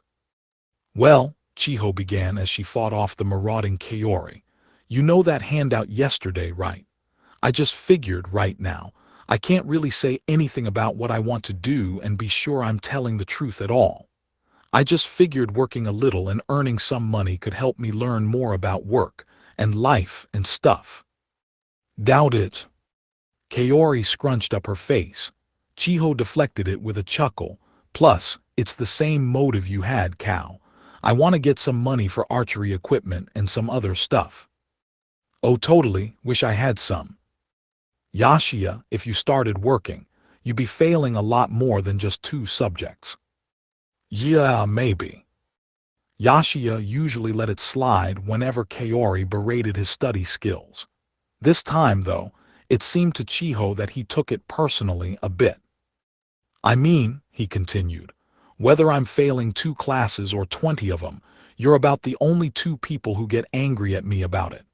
Actually, I'm kinda jealous of you, Sasaki getting all serious about this career guidance stuff and everything. Komura. Chiho could sense the loneliness behind the words. If you realize that, you could actually try studying for a change. Kaori didn't care. It's not like they'll be at conferences anyway. Like, I don't even know if mom and dad are gonna bother showing up or not. Huh, really? For a school like Sasahata North that treated college prep seriously, these conferences, although they could be scheduled with a lot of leeway, were de facto mandatory for parents. Yeah, they don't really give a shit about me either way. Oh, huh. Yashiya uttered the statement so quickly, it took a few moments for it to register with the girls. Oh, but hey, Sasaki, he continued. If they hire you, I'm gonna get Shoji and the rest of the class and we're gonna bum-rush you during lunch, so watch out for us, okay? Komura, stop being stupid, Kaori shouted. Aw, come on, Shoji. It's fun bothering your friends at work. You never even told me where you were working either. You're such a party pooper. Yeah, because I knew you were gonna do that to me. That job was stressful enough without getting your dumb ass involved in it. Hang on guys, Chiho timidly said. I haven't been hired yet so. Reflecting for a moment, Chiho remembered that she was far from the only Sasahata North student who hung out at that MG Ronald. The idea of her classmates seeing her in a different context from the classroom struck her as a tad embarrassing for reasons she couldn't quite express. Man, you're gonna totally regret telling Yashiya in a few days, Sasaki. It's fine, I don't care if people look at me. If they hire me, I'm gonna be there to work anyway. Sweet, let me know once they do, okay? This was starting to get weird. Chiho started to regret bringing up the topic at all, even though her resolve to work remained strong as ever. She had called the number immediately upon arriving home the previous night, surprising Kisaki the manager more than a little when she came on the phone. They agreed to an interview the very next day. She already had her parents' permission. As long as you keep your grades up, they had said. And now in class, her hands were fidgeting with the resume in her bag, one she had created the previous evening after reading through some sample guides. Maybe it was because they had already met, but being greeted by the manager that evening made Chiho far less nervous than she expected. Here they were now, one-on-one in the staff room, a place that had been off-limits to her just a day ago. Mayumi Kisaki, manager of this MG Ronald location, introduced herself to Chiho once again, using the same polite speech she applied to her customers. Let me take a few moments to look over your resume, she said as she took it from her hands. That was the trigger that finally made Chiho start to sweat. Were there any spelling errors? Anything weird that stood out too much? All right, the manager nodded after a few moments as she placed the paper on the desk. Ms. Sasaki. Why yes. You wrote in there that you wanted to build experience in society through part-time work. Yeah, is that a problem? Oh no, not a problem, no. Kisaki looked Chiho square in the eyes. Is there some pressing need perhaps driving you to get this experience? UMA need. The unexpected question threw Chiho for a loop. She had written that all right and she'd even meant it. Kisaki, perhaps sensing her confusion, smiled a little. Oh, I was just wondering. I know Sasahata North is one of the better public schools in this neighborhood, and you're in one of the sports clubs too. I was just wondering why you want to build this kind of experience so badly that you're willing to sacrifice your free time away from school to take a demanding part-time job. Well, don't worry. It's just you and me in here, Miss Sasaki. If you're willing to tell me, I'd love to hear why. Kisaki turned toward Chiho, her office chair creaking under her weight as she brought her face a bit closer. Her eyes gave Chiho an inkling of what her question really meant. It's like my future career. I don't really know what I want to do with myself. Your future, whether you want to go to college or find a job out of high school. Right, my friend was telling me about her job, and she told me about a lot of stuff that I never would have been able to learn about in school. I've been studying really hard since middle school, but it's like, the more I think about my future career path, the more it just totally confuses me. So then yesterday, when you came up to me, when I did, you talked about creating an environment for people, and it was like, I dunno.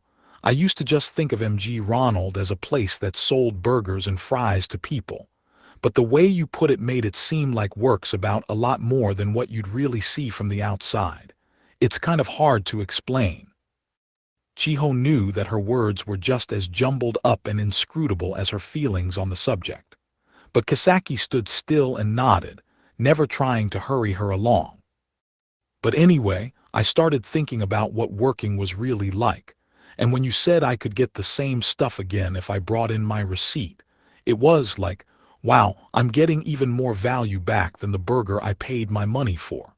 And then I started thinking about money and stuff, and she could feel the blood flowing into her skull. Her head was alive with thoughts about school, thoughts about her career, thoughts about her friends, her club activity, her family, and everything else on earth. It made her lose sight of what was really important in her life. I just figured if I knew what working for myself and earning money was like, then somehow, I don't know how, but somehow that helped me build some experience in society. So, I just kind of. Chiho's legs grew restless. Her voice ratcheted up in volume. I want to work so I can earn some money. Ah, I see. For some reason, Kisaki was grinning at her. Not to change the subject, but do you know what you want to use the money for? What for? Well, if I can save up enough money, I'd like to get a nicer bow for myself. That and some arrows. Arrows? I don't know very much about Kyudo, but are those arrows single-use or something? No, not exactly, but sometimes they break or get all bent up during practice, so you have to keep buying more of them. It's a pretty expensive sport to get into in the first place, so I hate begging my parents for more money to keep it going. And plus, not all arrows are built the same way, so I figured if I had my own spending money, I could use it to find equipment that suited me a little better than the cheap stuff. The next few minutes evolved into a sort of newbie Q&A on Kyudo, something that seemed less like a job interview and more like idle chatter at the coffee shop. The interview went on for about 40 minutes all told. All right. Thanks a lot for stopping by today, Ms. Sasaki. I'll give you a call with my decision within 2 or 3 days. Certainly. Thank you very much for taking the time to see me. Chiho stood up, bowed, and stepped toward the staff room door. She noticed her legs were quivering a little as she stepped outside. Oh, hello there. Mao, the employee who helped Chiho yesterday, nodded at her as he passed by. I certainly wasn't expecting you to apply for a position the very next day. His smile was completely benign. He was practically welcoming her to the crew already. Oh, thanks. But Chiho, drained of all tension now that the interview was over, could manage little more than a broken greeting. See you soon, hope you get the job. She barely managed a bow in reply. Her legs were still a little uneasy on the way out. Once the MG Ronald was out of sight, she veered to one edge of the sidewalk and crouched down. I so blew it. I want to earn money. Seriously. That whole time she kept blabbing on about all this extraneous nonsense instead of saying what actually needed to be said. Her mind was filled with regret. Being so frank about the salary aspect of it was so incredibly self-serving. It had to have made a terrible impression on that manager. She tried her best to be polite and upbeat, but in front of a real grown-up like that, she doubted she looked like much more than a teenager out of her comfort zone. I'm gonna have to find somewhere else to hang out for a while. No way she had the guts to frequent a business that turned her down for a job. She'd have to suggest another stop to Kiori starting tomorrow. This, and many other negative thoughts, swirled around in her head as she staggered home in the darkening evening. Kisaki was in noticeably higher spirits after the teenage job interviewee left the MG Ronald by Hataraku station. Marco, she said to Mao, currently working the front counter. Yes, I'm gonna have you train that girl just now. Whoa, you're hiring her already. Yep, I wasn't expecting a lot 'cause her resume was pretty much copied out of a book, but she's actually got a lot of spirit in her. I like that. Kisaki was all smiles, but Maō winced at the mention of her documents. Geez, don't remind me about my interview. Oh, I'll remind you all I want, Marco. You think I'm gonna forget someone who wrote, "I wanna eat good stuff," as their goal in their resume? Heh heh eesh. Maō was crestfallen but still curious about the new hire. She looked like just another girl when she passed him by. But if her resume didn't impress you, I guess the interview did. Ma'am, I think we've got a student who will actually stick to a constant shift schedule for a change. Try to go easy on her, okay? Wow, I don't think you've told me to go easy on anything. Coming from her, this was high praise. Well, Kisaki explained, she's a pretty serious girl, you know. Plus, the way she fielded my questions, there's no point being hard on her. Man, you really love her. Yep, pretty much. She didn't try to fancy up her motives or anything. She kept it as straight as I do. So have fun with her starting tomorrow, okay? Kisaki turned around, practically humming to herself as she left. Maō groaned. Geez, he mumbled to the cash register in front of him. I only wrote that because I figured she'd kick me out if I wrote, "I want to conquer the world" in there. So how'd day 2 go? Ugh, I think my legs are gonna fall off. The full force of Chiho's groan came across loud and clear over the phone from her bedroom to Kaori. She had figured her legs and feet could put up with it, considering how much of a workout archery could be, but they were already impossibly sore. Her toes, her calves, her thighs, even her heels had fatigue draped over them in ways she never experienced before. She had given them a thorough massage in the bath, but they still didn't feel at all better. Yeah, I guess you're standing up the whole time, huh? Don't they give you any breaks? Nope, my shifts haven't been long enough yet. Oh, you gotta work at least an 8-hour shift, right? Yeah, I think that was part of my first day orientation.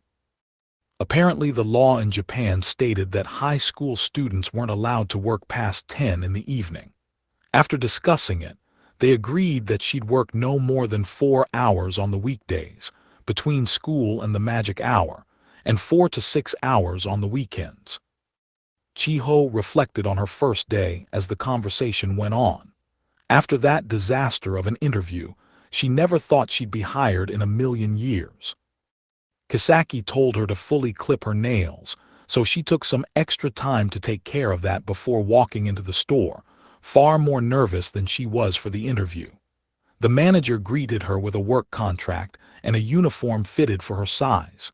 It was designed for comfort, the chest area neither too tight nor too loose on her. She breathed a sigh of relief over that. When she looked into the staff room mirror after changing, the sight of herself in the M.G. Ronald uniform she had seen 100 times as a customer seemed incredibly out of place. All right, Kisaki said as she gave her a poke in the back. To start out, we're gonna go around the restaurant so I can show you where everything is and what kind of work you'll be doing in each area. This isn't too large of a location, but there's a fair amount you'll need to remember. Kaori's words rang in Chiho's mind. For a moment, the image of getting yelled at for forgetting something made her anxious, but there's no way you're going to remember it all on the first shot, so for now, just try to get a mental picture of what kind of work you'll generally be asked to do. You can take notes, too, if you like. That's gonna be your first job. Learn all this stuff and get up to speed on how it all works around here. Okay. Right, first off, always wash your hands before going out into the dining space. I need to show you how, so let's hit the bathroom first. They made the rounds, Kisaki guiding Chiho through the names of the assorted machines and work positions, the floor map set up, and the work responsibilities at every area of the place. The memo paper she brought along with her was quickly filled to the brim with hastily written text. After all the times she stopped by here, there were still so many new names, new customs, and unfamiliar machines and areas to explore. It took an hour and a half just to go through the whole place. Between that and the subsequent training on things like how to greet customers, Chiho's first 3 hours as an employee passed by in a heartbeat. "Hey, Marco," Kisaki shouted at one of the crew members. Calling the employees crew members was also something Chiho found novel about the place. Surprisingly, the call was answered by Maō, the crew member who helped her out earlier. "Oh, it's you." Apparently he remembered her. He removed his hat and gave her a warm smile. Today's my first job, my first day on the job. My name is Chiho Sasaki. It's great to be working with you." She stammered her way through her very first work introduction. Her face reddened with embarrassment, but Maō paid it no mind. "Sato Maō," he said, the perfect picture of politeness. "Good to meet you, Ms. Sasaki." Between his English ability and the way he carried himself, Chiho assumed he was quite a bit older than she, but face to face like this, he seemed surprisingly young. A student in college, maybe. "I won't be here tomorrow, Sasaki, so he'll be taking care of you on your next shift." Kisaki placed a hand on Mao's shoulder. "He knows pretty much everything about this place, so go ahead and pepper him with all the questions you want." "Wow, way to put the pressure on." Maō flashed an uneasy smile and put his hat back on. "Don't give her any wrong info, or else I'll make sure you pay for it all right." Whether she was serious about it or not, the words had an obvious effect on Mao's demeanor. He chuckled nervously. "No problem, boss. This is nothing compared to leading an army of 500,000. "Huh?" Chiho raised an eyebrow. 500,000. Kisaki shrugged. "If it wasn't for his tendency to lapse into grandiose metaphors like that, I'd have no complaints with Marco." It didn't sound all that grandiose to Chiho, just odd. "Heh, really though, Sasaki, if you think you'll want to work here a while, don't be afraid to ask me or Ms. Kisaki or anybody else around here if you have any questions. If you don't remember it the first time, or the second time for that matter, then please just ask again. Nobody on the crew's gonna yell at you for forgetting something." All right. "Yeah, and if someone does, tell me about it, okay? Because if they do," Kisaki's face took on a suddenly twisted demonic snarl, "I'll show them hell itself." "Og," Chiho couldn't help but yelp at the half-crazed smile. "If I can translate for Ms. Kisaki," Maō said in a half-chuckle, "if you're going to disappoint a customer after messing something up because you winged it and got it wrong, it's a lot better for everyone to take the time to ask someone instead. So really, don't be afraid to bother anyone. That's how all of us learned how to do our jobs, so pretty much everyone should be able to answer your questions." "Okay, I'll try my best too." She had already experienced the credo Kisaki and Maō brought to their work as a customer. If that was how they put it, the rest of the crew must be equally as talented. And even with how nice they were to her, Chiho resolved to work as hard as she could to not be too much of a drag on them. "Oh man, you sure you didn't die and go to heaven or something?" Kaori, listening to the story, sounded supremely jealous over the phone. "'Cause, like, whenever I asked a question, it was always like, didn't someone show it to you already?" "Ha ha ha." "So if that was yesterday, what was today like?" "Well, day one after the intros was pretty much nothing but studying. Today, on her second day, she was finally assigned something resembling work. I still didn't get to cook or anything, but I spent the whole shift on cleaning duty, pretty much." "Cleaning duty?" "Uh-huh. I wiped up all the trays with this disinfected cloth, and then I wiped down the tables so I could learn all the numbers associated with them. After that, I restocked the shelves with stuff like napkins and straws and to-go bags from storage. I had to clean those shelves too." "Did you take out the garbage and stuff too?" "No, they didn't let me do that yet." "No." "Yeah, they're like super strict on separating all the garbage, so I gotta learn how all that works. Plus, You know how the mag's garbage area's near the entrance, right? I still haven't learned how to guide customers around and answer their questions, so that's probably not gonna happen for a little while. Wow, the grass really is greener, huh? Maybe, but staying on my feet for 4 hours in a row is just killing me. And you were right, Cal. This one customer asked me this impossible question. I had this huge in training button on and everything. That fast, huh? How'd it go? Well, that Mao crew member was with me pretty much the whole time except when we were really busy, so he handled the whole thing. Can I have your job, Sasaki? Kaori sounded fairly serious about the offer. Cause it sounds really great. I want to see you in action sometime. I promise I won't embarrass you like Yashia will too. Go easy on me, okay? After the conversation meandered elsewhere and Chiho hung up the phone, she recalled the impossible question she was asked. It came from a man in his 50s or so, asking if the Hataraku MG Ronald location had any birthday cakes. She had never heard of it. Why would a burger joint be selling cakes? Nobody told her about that so far. She was about to give that answer when Mao intervened. I apologize, sir, he said, but this location doesn't accept reservations for birthday parties, so I'm afraid we don't have any cakes in stock. The quick explanation made Chiho's eyes prick upward. She had never connected MG Ronald with birthday parties before. The thought had never even occurred to her.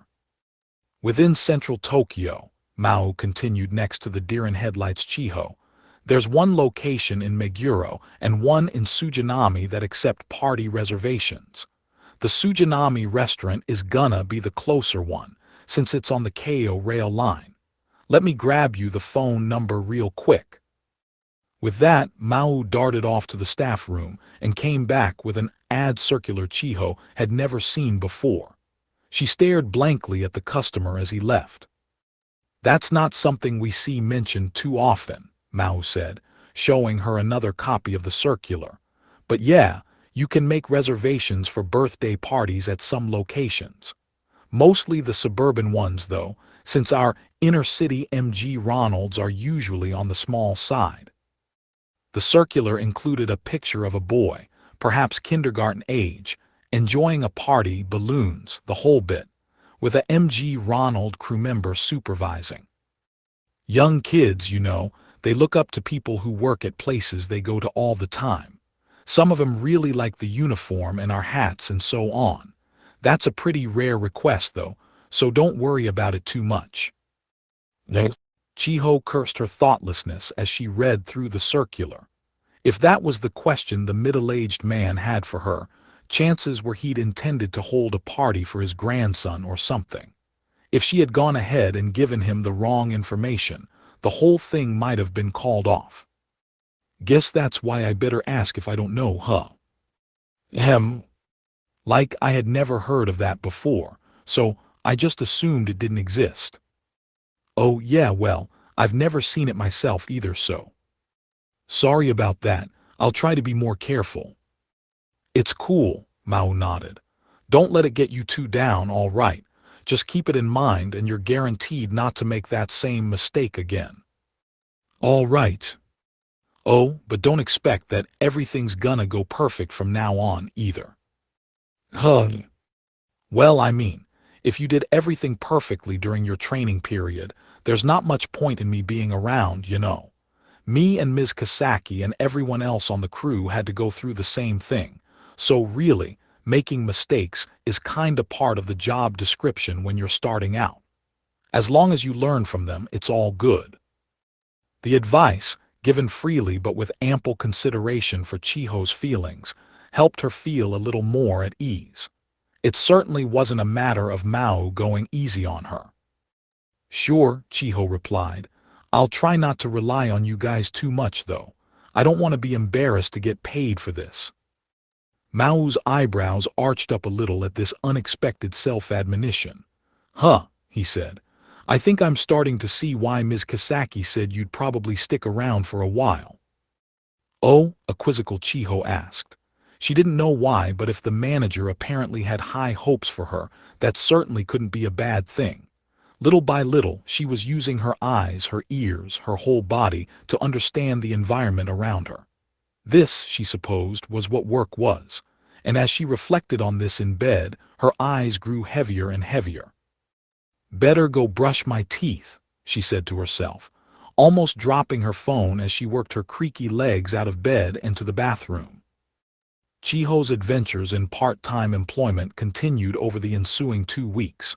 She wasn't at MG Ronald every day, but by the end of her 7th shift, she was starting to feel she was past the initial hump, at least. It was tiring work, and not every moment of it was fun, but picturing her next shift was never a depressing thought for her. "Yes, so why are you acting all gloomy, huh?" Kaori had a point. Despite her generally glowing review of shift life at MG Ronald, there was still a dark shadow covering her face. "Well, I like the manager and all the people on the crew, but I guess that's kind of the problem, actually." "What do you mean?" "You and I think I might be gaining weight." "Huh."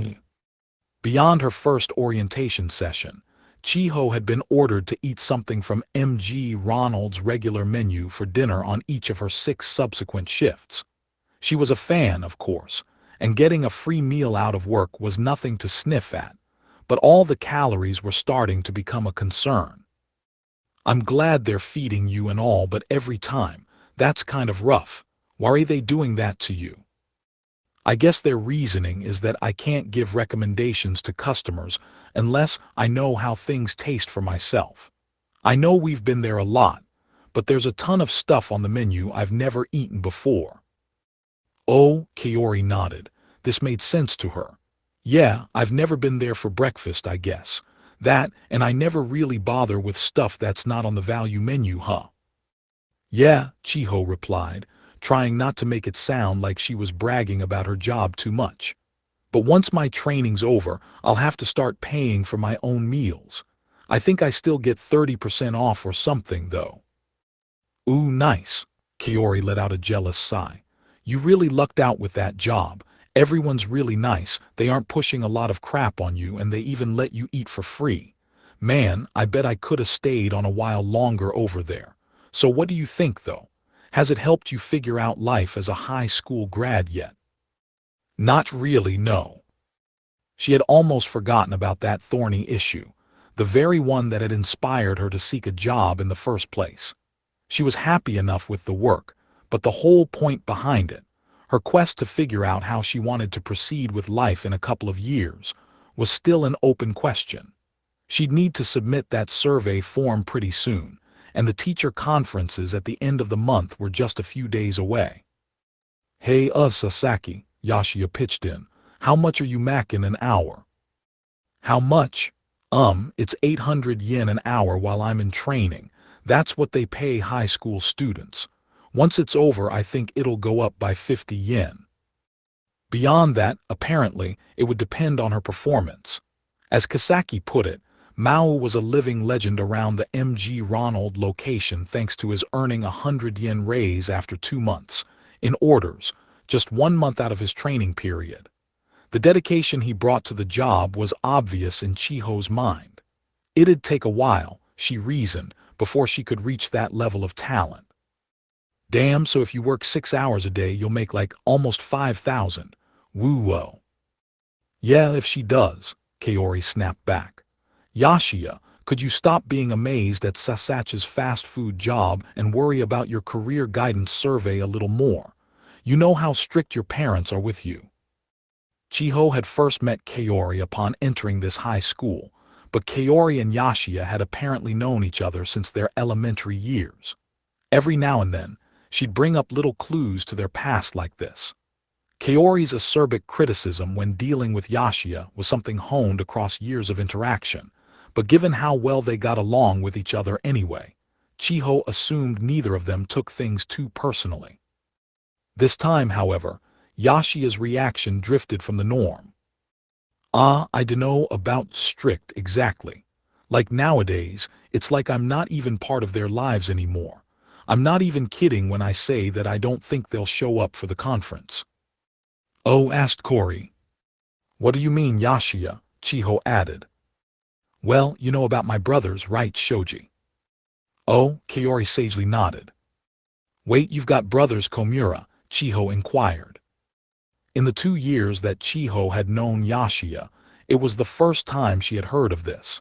It naturally struck her curiosity, but Yashiya winced at the topic, something he seemed to not want to bring up. I was hoping Sasaki wouldn't have to know about it." "Huh, why not?" "Ah, 'cause if you knew about them, I figured you'd make fun of me for, ow." Kaori's pencil case, packed to the gills with writing instruments, made a clean hit on Yashia's face. It whizzed right past Chiho's ear along the way. She could tell there was a lot of heft to it. "Well, that's why we treat you like an idiot," Kaori shouted. "Because of that attitude, you know Sasaki isn't like that." "Geez, the zipper bounced right off my teeth."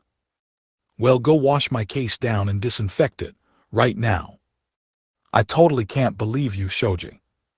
"Whoa, guys, calm down." Chiho wound up having to listen to them bicker over her head for the next 5 minutes. Yashiya still didn't want to talk about his siblings, so Kaori took the reins for him. "So Yashiya has 2 older brothers, but get this. The oldest one's a judge, and the other one's a doctor, right?" "What?" Chiho couldn't help but shout. This was beyond anything she expected. Yashiya, for his part, glumly shook his head. "Quit making up stuff, Shoji," he said. "The oldest one wants to be a judge, but he's still in his legal apprenticeship. And my other brother's taking the test for his medical license this year, so he's not a doctor yet." "Right that," Kaori agreed. "And meanwhile, the youngest kid's failing out of Sasahata North, and you can kinda see how that makes things awkward around the dinner table, right?" "Geez, don't spell it out like that," Yashiya groaned. "I mean, my parents kept pressing me to work really hard like both of my brothers did, but I think they've, given up on that. They barely even talk to me anymore. I told them about that mock exam and they were just like, oh, And it's not like I got some kind of other special talent, either. Basically, I'm just waiting until I can get the hell out of there." "Komura." "That's why I was thinking," he went on. "You and Shoji, you both got work experience, right? Maybe I could find a part-time job somewhere so I can get out sooner." Chiho didn't pursue the subject any further. Yashiya looked peeved enough, revealing what little he did about his family. But to her, the kid seemed like he could be in some serious trouble. Kaori must have felt the same way. "Yashiya," she said, her voice low and serious, "if you start working as it is now, it's gonna go beyond repeating a year. You'd pretty much be forced to drop out." "Well," Yashiya replied, "as long as I'm making money, it's all good, isn't it? You know how people say the stuff you study in school doesn't even help out in college at all these days? That's what I'm probably gonna write in my survey, I guess. Go straight to work, in all." He was back to his usual freewheeling tone. Chiho couldn't tell how serious he was being. "Hey there." Kisaki struck up a conversation with Chiho, who was currently manning the register. "Something got you down. Did you have a question about something?" "Oh, hello. Nothing like that, but, well, maybe it is actually." Ahem. Her head was occupied with thoughts about her future and the conversation she'd had at school earlier. Yashiya, Kaori, and herself were all trying to squint into the future, trying to figure out which path was the right one for each of them, and all completely failing to reach a conclusion. So I got to talking to my friends at school about the future, but I really don't know what I should do yet, and I'm gonna have to talk about it at a parent-teacher conference in a few days. I have to think of something, but I dunno." "Oh, that kind of thing." Kisaki nodded, her face showing her concern. "Yeah, sorry I'm not too focused on." "Well, I can give you a grown-up's advice, or some completely irresponsible advice. Which do you want to hear first?" "Huh?" Chiho exclaimed. She was expecting a verbal warning not to space out on the clock, but not only was Kisaki empathizing with her, She was bringing the conversation down an exceedingly odd direction. Okay, how about the grown-up advice? Sure. From a grown-up's perspective, what you tell your teacher or guidance counselor about your future means absolute jack squat, so there's no point worrying about it at all. Huh. This felt outrageous to Chiho. It sounded like just another grown-up giving her half-baked advice that did nothing to help her. But judging by her facial expression, Kisaki was expecting that reaction. Why do you think that is? She asked. Well, it's because the grown-ups asking you that question already had it resolved for themselves ages ago. What do you mean? Once you're old enough, it gets a lot easier to look back at your high school years and see what you could have done to be more successful later on. That's why they don't understand why kids like you are getting so worried about this crossroads in their lives. They went down that path long ago. And most grown-ups, they're kind of embarrassed about how they acted in high school. They had more passion than intelligence, and they were totally honest with themselves back then. So that's why outside of your parents, your teachers, and whoever you're working with at the test prep center or whatever, you should just ignore advice from anyone who doesn't know anything about you. The test prep center. Sure, it's their whole job to make sure you can have a smooth transition to wherever it is you're going. When it comes to thinking about their students, at least, I think you can trust them. I see. Now for the totally irresponsible advice. Most worries about career guidance pretty much boil down to, I don't know what I should do, what I should aim for, what I should study. You don't know what kind of work clicks with you. You don't know what you should pick as your major in college. Right, exactly so. If I wanted to be totally impartial here, I'd say you go to a low-tuition public university, take law or pre-med, and become a doctor or judge or whatever.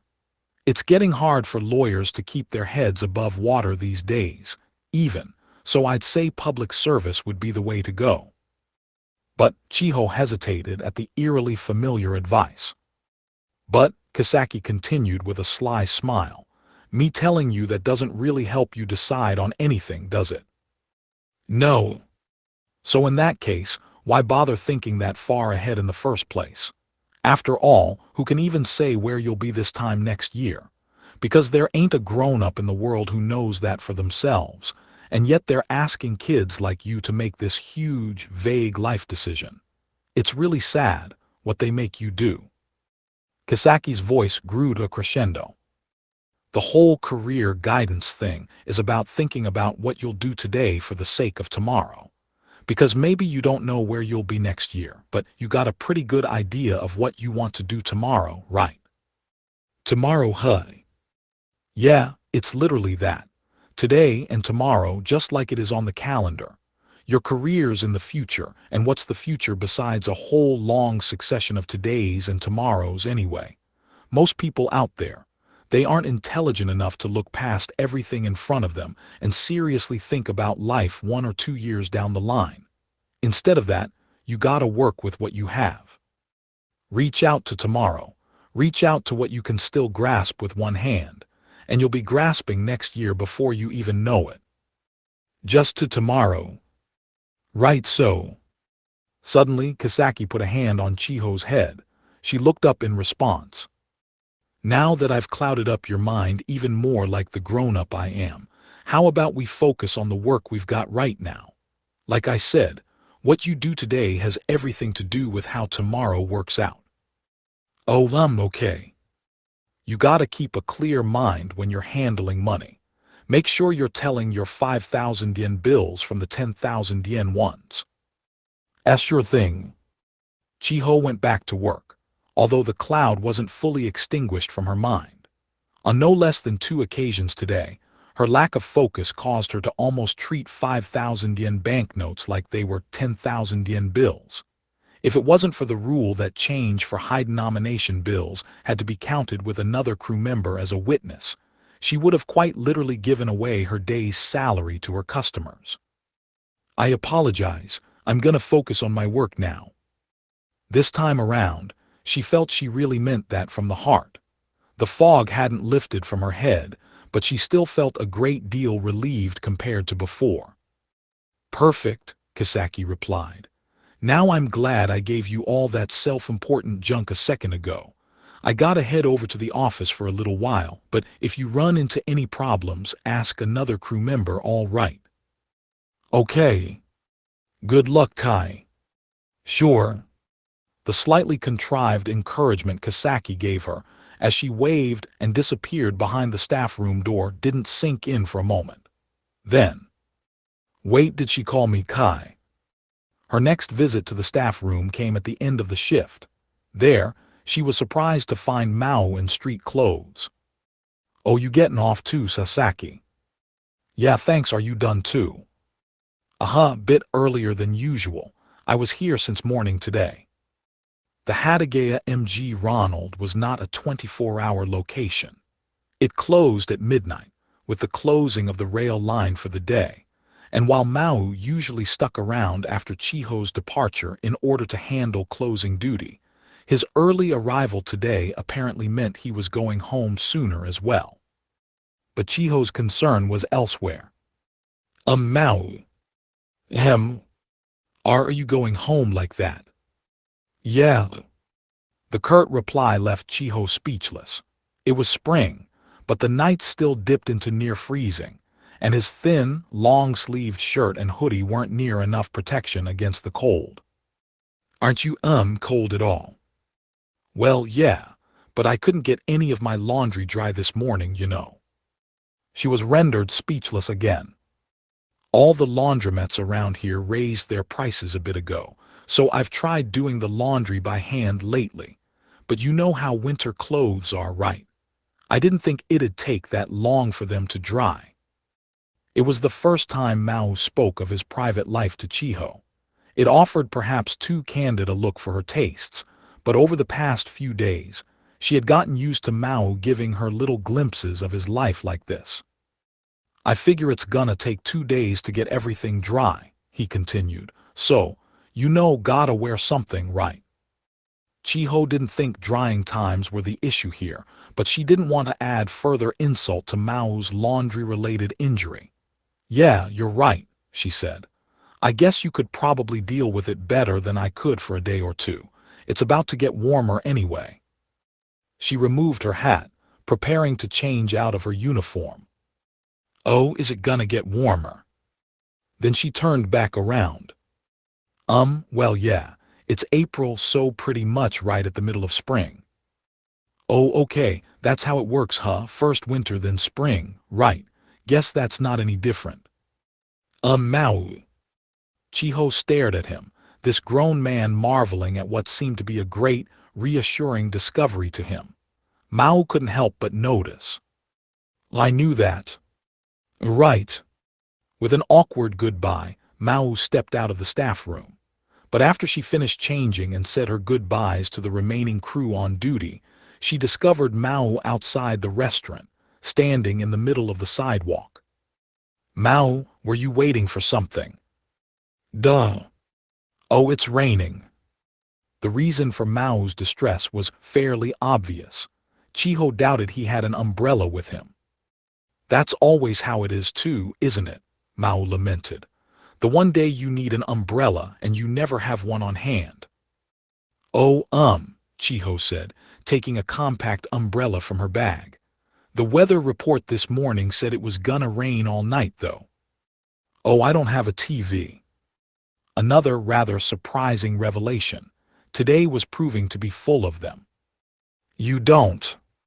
"Well, guess I'll have to run all the way home. Hope my laundry's all dry by now." Maō lifted up the hood on his sweatshirt and took a deep breath. "Be careful on your way home, Sasa." Chiho found herself proclaiming as she searched her mind for a way to keep Maō from jogging off. "Where do you live, Maō?" "Where? More towards Sasayuka Station."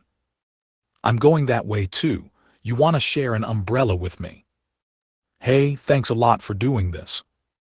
"Oh, not at all, you're welcome," Chiho whispered in response to Mao's carefree gratitude. The offer had come all too casually, but it was actually the first time she had shared an umbrella with a man in her life. The only silver lining was that the umbrella she carried in her Kudo bag was larger than usual for the fold-up variety, so she didn't need to make that much physical contact with him. Oh, but your shoulder. However, it was the taller Maō who wound up carrying it. He held it at an angle the whole time to keep Chiho dry, resulting in most of his opposite shoulder getting soaked along the way. Ah, it's fine, Maō chirped in reply. It beats getting all the way wet at least, but hey, is it gonna be raining a lot like this from now on? It's hard to say probably though. Really? That's sure a drag. Now it'll be even harder to keep the laundry dry, Well, it'll be warmer soon though.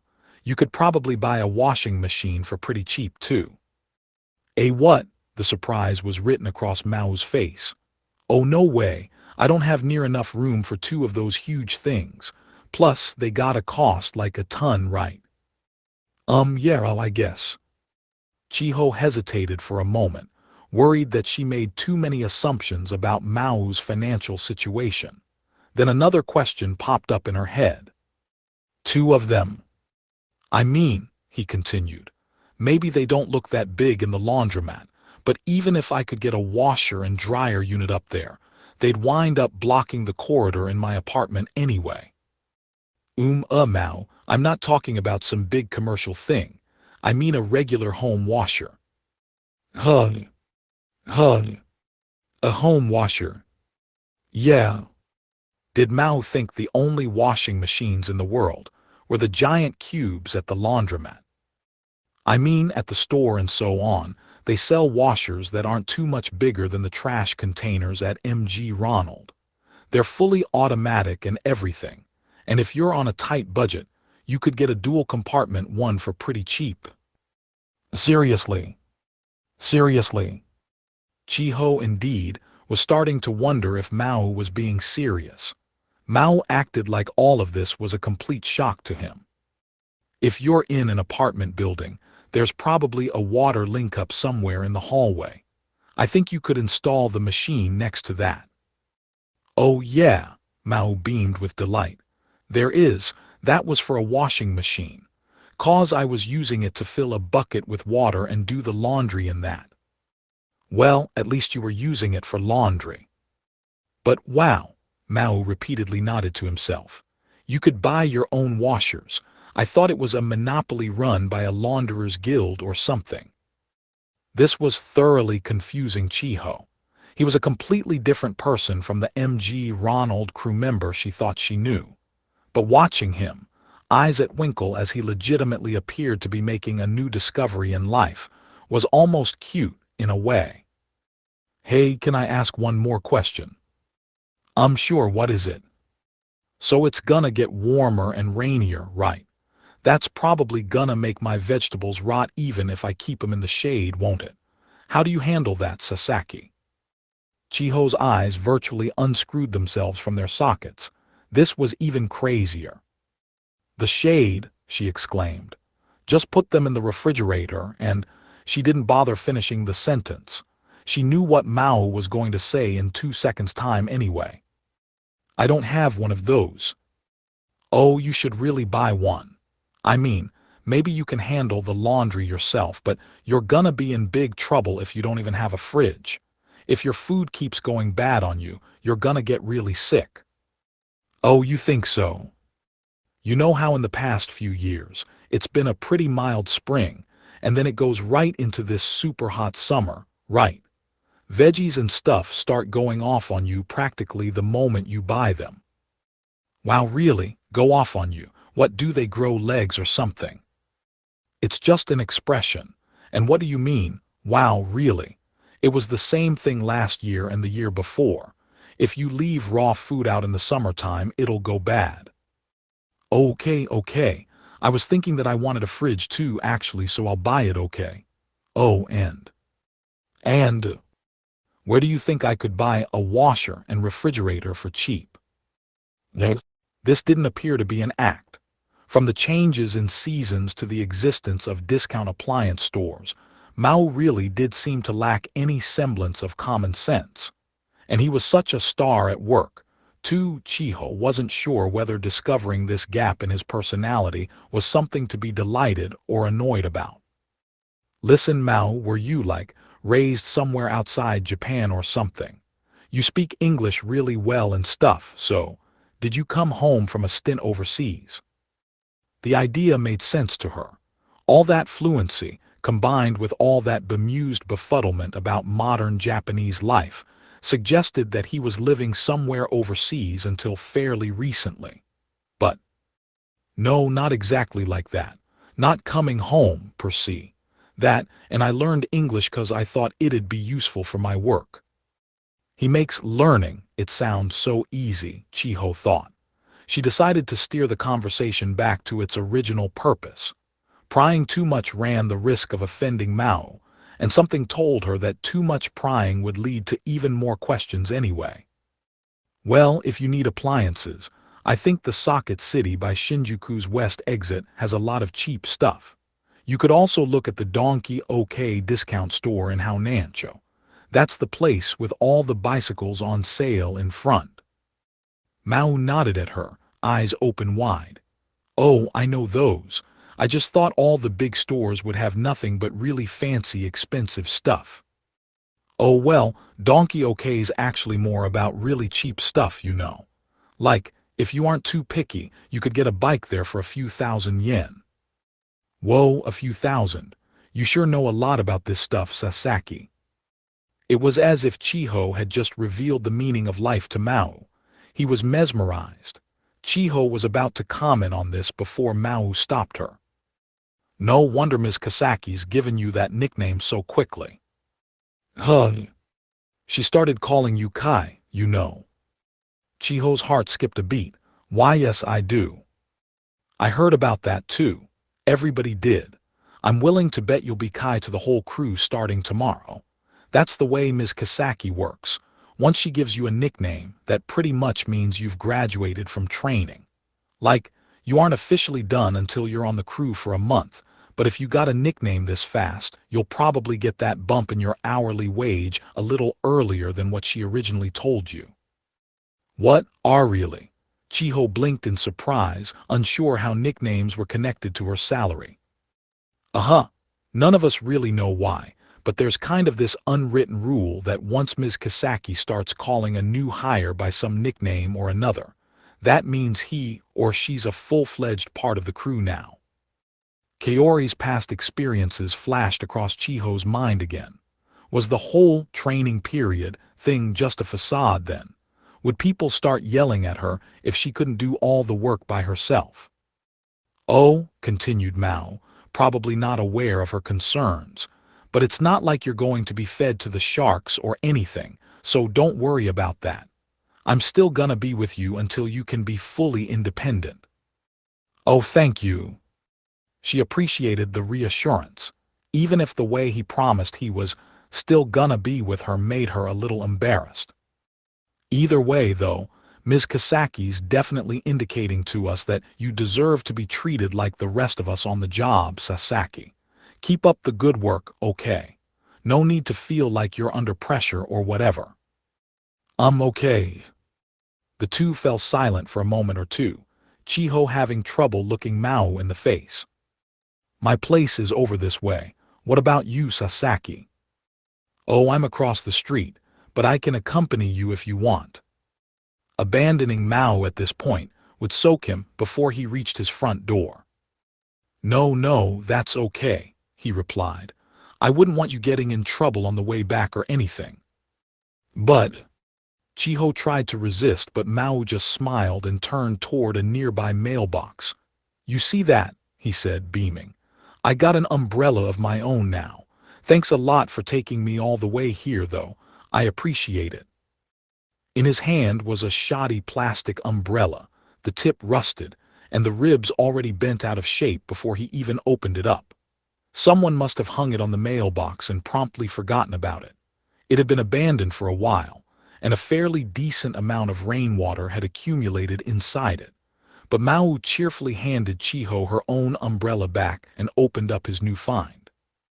Perfect, he said, nodding his satisfaction. Thanks again, take care on the way home. Oh, and… Ahem. I hope this doesn't sound weird or anything. What? Mao hesitated for a bit, letting out a self-conscious cough. Keep up the good work tomorrow, Kai. Anyway, see you at the next shift. Why yeah, of course, sleep well. It was a completely unexpected attack. Chiho watched as he waved and went on his way, then brought a hand to her cheek. She couldn't have guessed the last time a man called her by a cutesy nickname. In fact, before Kisaki came out with it, she had completely forgot that Kai was what people called her as a young child. And now people much more talented than her, much more grown-up than her, were using it. She gasped a little. The shoulder she was rubbing against Mao under the umbrella a few moments ago seemed warm to the touch. Her cousin, the one she'd looked up to as a grade schooler, was now a husband and a father. For as long as she could remember, he always seemed so incredibly mature in her eyes. He taught her all about things she'd never known before, much like Mao was now. And now, for some reason, the two of them were overlapping with each other in her imagination. Someone who's reliable, who knows a lot of mysterious things, who's really grown up, but who's also got a screw or two loose. Now Chiho's face was getting warm. She had difficulty turning away from the path Mao walked down for a little while. Wow, they don't look alike at all. Unable to help herself, Chiho broke out the photo album from her cousin's wedding once she was back home. He looked absolutely nothing like Mao. Maybe this was a little rude to her cousin, but Mao was way cooler than… what am I thinking? Ow. She tried snapping the book shut so quickly that one of her fingers got caught between the pages. It ached for the rest of the night. She returned the album to her puzzled mother and glared at her black and blue fingertip as she went to her room. Flinging herself lifelessly into bed, she lay face down, buried her head in a pillow and sighed, legs flailing in the air. What is with me? She began pumping her legs more and more rapidly. The bed springs began to creak. The pumping motion caused her body to drift across the bed, causing her to inadvertently smash the toes of one foot against the wall. She shot back up, grabbing her foot as she teared up a little. What am I even doing, huh? Just as she was regretting her bizarre behavior, she heard her phone vibrate. It was a new text. She tried to keep her weight off her sore toenails as she picked it up off her desk. Oh, Komura. The text was short and to the point. Me and Shoji eating at the mag tomorrow. No.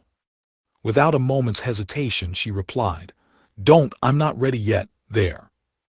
Kisaki and Mao were impressed with her, apparently, but to be honest, she had no idea what they saw in her. She knew her friends or family would stop by sooner or later, but tomorrow, that was just the worst timing. She knew she'd get so worked up over it that she'd immediately screw something up. Something big. As she fretted over that, another text appeared. From Kao. She read it aloud. Yashia just texted me that we're going to your job tomorrow. Why'd you tell him? He wouldn't know you had a shift tomorrow otherwise. Oh. Chiho cursed her careless mistake. Tomorrow would be the first Sunday shift she ever had. Before now, she had never been in MG Ronald for more than 4 hours at once. There was no way to avoid an encounter, no matter how much she begged him to stay home. Oh man, what'll I do when they show up? They were her friends, of course, but among the rest of the crew and the other customers, she knew she'd have to treat them like anyone else. But she had seen this kind of scene in dramas before. Someone's friend shows up, and the hapless victim's co-workers reveal all these hidden secrets to them like it was their God-given right. Ah, she said to herself, that only happens in, like, bars or other family places. That couldn't happen someplace like MG Ronald, could it? If her mother or father stopped by, that was another thing. A tad embarrassing, maybe, but her mother had every right to check up on her daughter via Kisaki and her other coworkers. But her school friends were different. Try as she did, she just couldn't imagine how the situation would turn out. Then she had an idea. Hey, maybe I could ask Maō. She reached out for her phone, but... Oh, I don't have his number. Maō was practically her shadow for the entirety of the training period, but they had never exchanged addresses or phone numbers. She had no way of contacting him, and besides... Why did I think about asking Maō? I could ask a million other people. For some reason, until the moment she realized she didn't have his number, she never thought for a moment about contacting anyone except Maō. It didn't seem like something to contact the location's general phone line about, asking something like, "My friends are coming tomorrow. How should I handle them?" seemed incredibly immature to her. It's not like they're guaranteed to show up, she reassured herself. Maybe I could ask someone in tomorrow's shift for some advice, someone like... She took a look at the shift schedule she had inserted in her notebook. Then she remembered that it consisted of 2 sheets. Oh, phone numbers. The second one was a list of crew member contacts. It allowed people to contact Kisaki in case of emergency or other people in case they wanted to swap shifts. She had received that sheet as part of her first day packet. Her own number wasn't on there yet, but Mao's was. What kind of place does Mao live in anyway? No TV, no washer, no refrigerator, nothing too luxurious probably. But given how the schedule showed him working the afternoon, evening shift almost daily, he couldn't have been a college student. Maybe an actor or musician, chasing his dreams in the big city. No, Chiho said. That's not what I want to know. I just want to know if it's okay to chat with my friends a little if they show up and stuff. Between the way he acted and how hard he worked, Mao seemed like a solid enough guy. Nothing lurking behind the scenes. Maybe he was taking correspondence courses or something, so he could get into college or vo-tech. I said, that's not what I want to know. He must have been pretty poor, living alone in an apartment, but it seemed like he had his life under control. Between his hair, his bag, and his clothing, he looked perfectly fine, if not exactly on the cutting edge of fashion, and his uniform was always clean and neatly washed. Perhaps he had a significant other of some sort taking care of his personal life. Why am I imagining stuff like that? I hate this. But I don't even know why I hate this. But in terms of common sense, it was totally possible. But so what if Mao has a GF or whatever? It's got nothing to do with me. No way he's got one. Chiho, what are you hollering about? The sound of her mother, yelling from downstairs, made Chiho blush. Actually, why not ask her? Talking over the phone was too much of a hurdle right now. She didn't want people to think she was some frivolous girl, bothering them with stupid questions late at night. No, I don't. Chiho put the schedule away with her notebook, turned out the light in her room, and went downstairs to talk things over. But the moment things went dark, a corner of her head was flooded with images of the imaginary life partner next to Mao. Some brave, gallant housewife maybe, supporting his busy work schedule at home. Or maybe he got saddled with some lazy woman who wastes all his money. Or maybe someone who goes around in kimonos every day. Opposites attract, as they say, after all. Or maybe a woman who has it all together, working on her career just like Mao is. Oh, it doesn't matter, though. It doesn't matter. It was freaking her out, her mind creating all these concrete images of Mao's girlfriend. She shook her head to cast them all away. What doesn't matter? Chiho's mother heard her talking to herself down the stairs. Oh, nothing, she replied as she moved on to the living room. Listen, though, I wanted to ask you something. Sure, her mother said as Chiho settled down on the sofa. But are you still worried about that career counseling thing? What happened with that in the end? Og, she yelped. She had totally forgotten. That was due next Monday. After the rest of the evening spent staring at the career survey, the only things Chiho could fill out on it were her name and classroom number. It was still giving her a headache by the time she departed for work the following day, but she had a bigger and more immediate issue to deal with, whether Yashia would actually show or not. Kaori had texted the previous night that she'd try to slow him down so he doesn't do anything too stupid. But even with that reassurance, there was something super awkward about being seen at her part-time job. Now, she knew exactly why Kaori didn't tell her about her job until she quit. It wasn't for any logical reason. Dealing with them in a different situation from the norm just didn't feel right. Chiho had discussed the issue with her mother the previous night, of course. Well, she suggested, as long as it doesn't affect your work much, I'm sure they'll let you guys chat for a bit, won't they? Just make sure your manager and coworkers don't start glaring at you. It wasn't very effective advice. She didn't know why, but Kisaki apparently had high praise for her. She didn't want that praise to fly out the window because of something she did. So in the end, hey, I think my friends might pay me a visit during this shift. She kept her promise. If she didn't understand something, she was supposed to ask a fellow crew member, so she asked Maō. Your friends from school? Why yeah, but if they show up though? Halfway through the question, Chiho began to feel incredibly silly.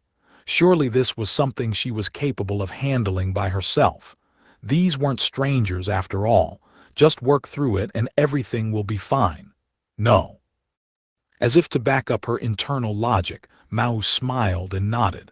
I don't think you need to get all formal about it, he said. Unless it's really busy or they're causing some kind of scene, you can talk for a bit in the corner somewhere and nobody's gonna care at all.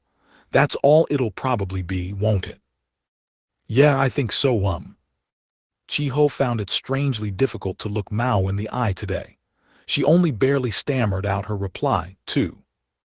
Maō looked back and chuckled, as if recalling something. It's always kind of awkward when someone you know really well is watching you work, isn't it? But it'd be rude to just treat them like any other customer, too. Something about the display relieved Chiho. It was the same way with everyone else after all. Like, I never used to think about saying things like, "Good morning, sir," and "thank you" to my retainers back in the day. I feel kinda bad about it now. If Maō had his own qualms about this social situation, then maybe Chiho had every right to eye it with dread. It made sense. But something else sprang up in Chiho's mind. Maō had just used a word she was a little unfamiliar with. His retainers. What were those? Judging by the context, nothing to do with going to the dentist. Maō, failing to notice this mild concern, looked toward Chiho and nodded. Guess you just gotta read the situation and go with the flow, huh? Oh, yeah, I guess you're right, thank you. Sorry I'm asking such a pointless question. The concern was really just a tiny ripple in her mind, quickly drowned out by the fact that Maō was looking right into her eyes. The awkward silence made her bow politely, and then it was gone entirely. Oh, it's fine, it's fine. I mean, when I first started working here, I even asked someone if it was okay to toss out the empty plastic bottles customers left behind. If anything, it's good that you're asking about that, Kai. It shows that you don't want to be caught messing around on the clock. Yeah. Huh. Oh, yeah, thank you very much. Sure, boy, you're a ball of energy today, Kai. Chiho was having the worst problem keeping herself from stuttering around Maō lately. Being called Kai twice in rapid succession made her voice go into volume overdrive mode in a feeble attempt to cover up her embarrassment. It didn't work. All that hesitating last night, and now Maō was just spouting off Kai like a voice clip on repeat. She didn't mind it with the rest of the crew, but when Maō used that term, she just couldn't contain herself. Did they say when they'd be showing up? Who? Your friends. Oh, I don't know yet.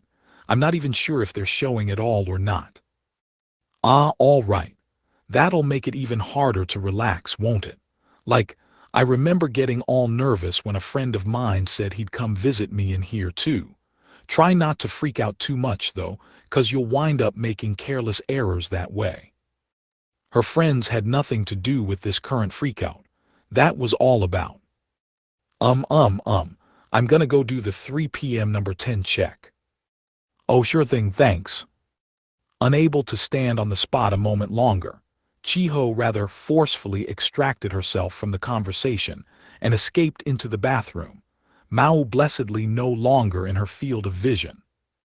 Must be some tough friends to deal with, Maō mused as he watched her go. Number 10 was crew slang for the bathroom, a term invented so they could discuss the toilets in public without spoiling customers' lunches. MG Ronald stipulated hourly cleanliness checks, and that was what Chiho did now, writing her name on the inspection sheet taped to the wall next to the sinks. Log. Right above the 3 p.m. slot on the sheet was MAOU, written in blocky, stereotypically mannish lettering. He must have covered the 2 p.m. check. Maō Chiho, I messed it up. Wait, I didn't mean to. She had written just her first name right in the middle of her slot. In a panic, she crossed it out and scribbled Sasaki into what little space remained on the side. This is getting so embarrassing. She had no idea why she was obsessing over Maō so much. Whatever the cause, just thinking about him made it impossible to keep her cool. Having Kaori and Yashiya show up when she was in a state like this would be even worse of a catastrophe. Chiho left the bathroom, not particularly tired, but her head still drooped down low. Oh, there you are, Sasaki. Alug. Right in front of her was Yashiya, practically bellowing out loud as he came up to Chiho in his street clothes. Ooh, Sasaki, said Kaori right behind him. You weren't at the registers, so we were worried you were someplace where we couldn't see you. Oh, okay, I'm great, so Chiho was utterly unprepared for this. Ignoring all potential embarrassment, she turned her eyes toward Maō at the counter.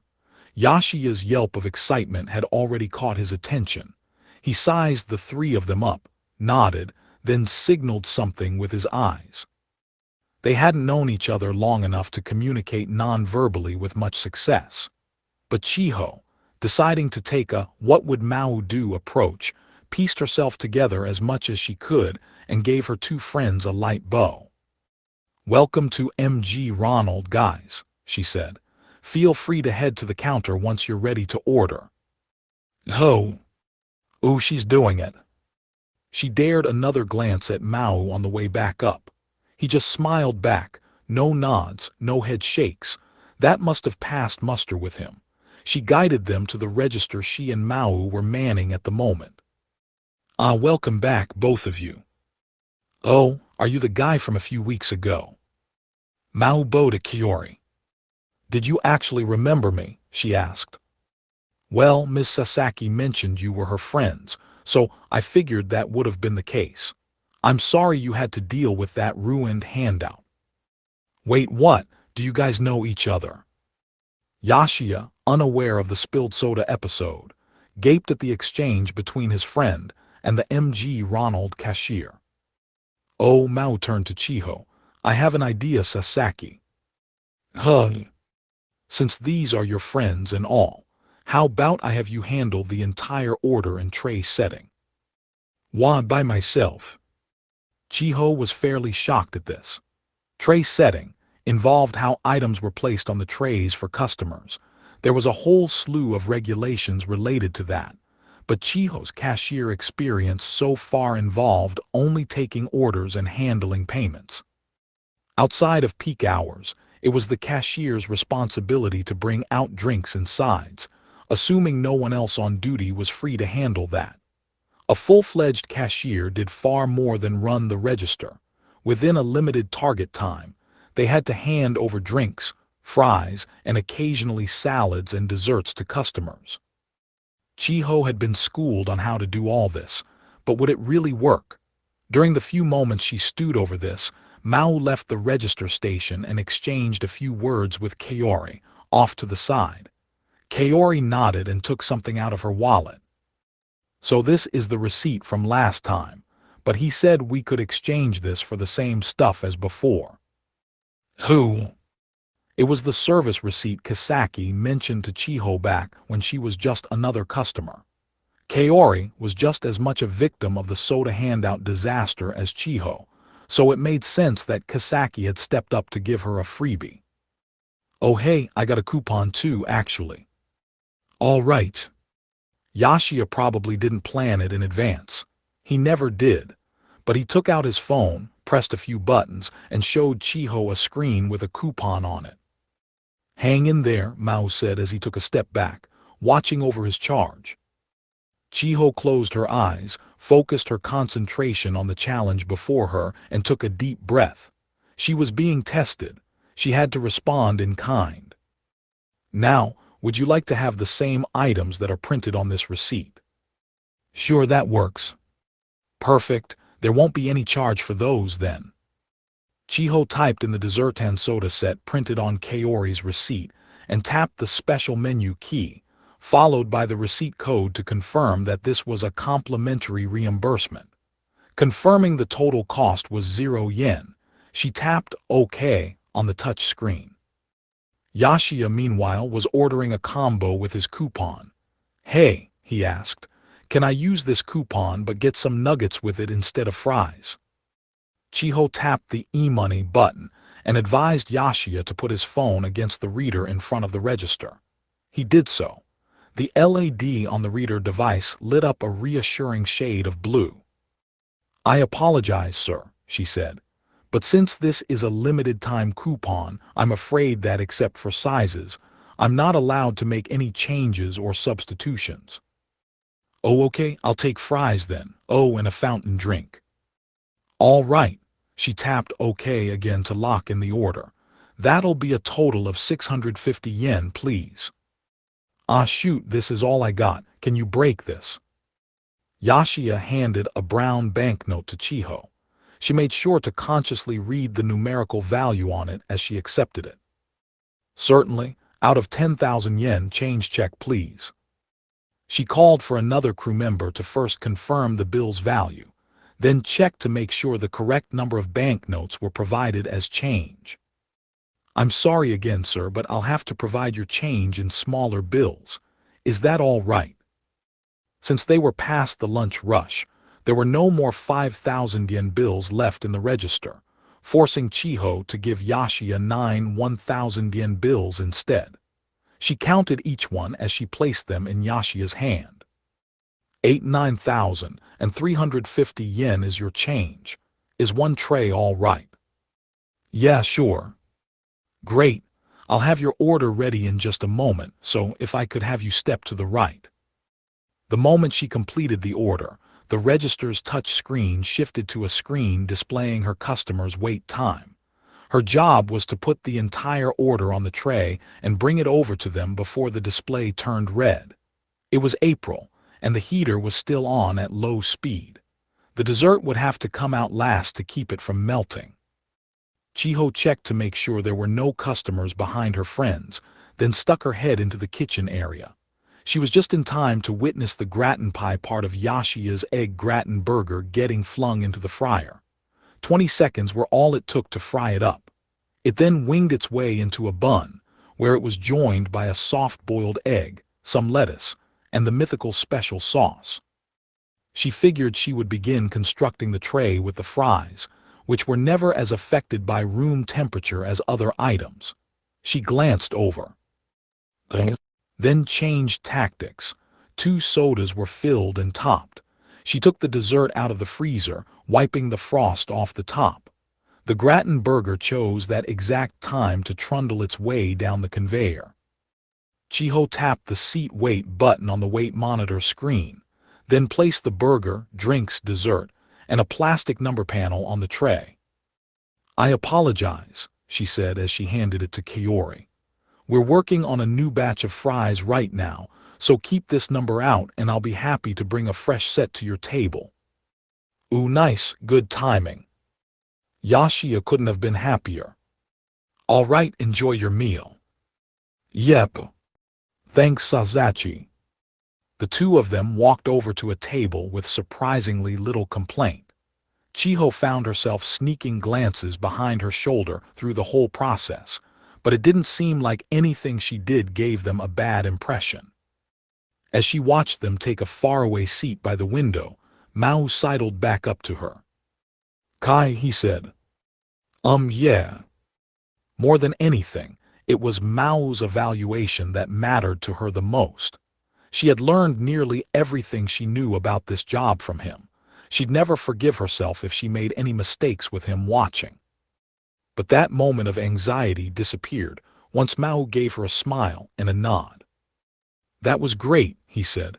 "Like I taught all that to you once and you had it down. No mistakes at all." "Yes." A wave of joy that was hard to describe rushed over Chiho. She pumped her fist in the air. "I thought you'd get stuck on typing in the receipt or handling the fry gap, but you handled all that like a pro. I'm not sure you even need me supervising you any longer."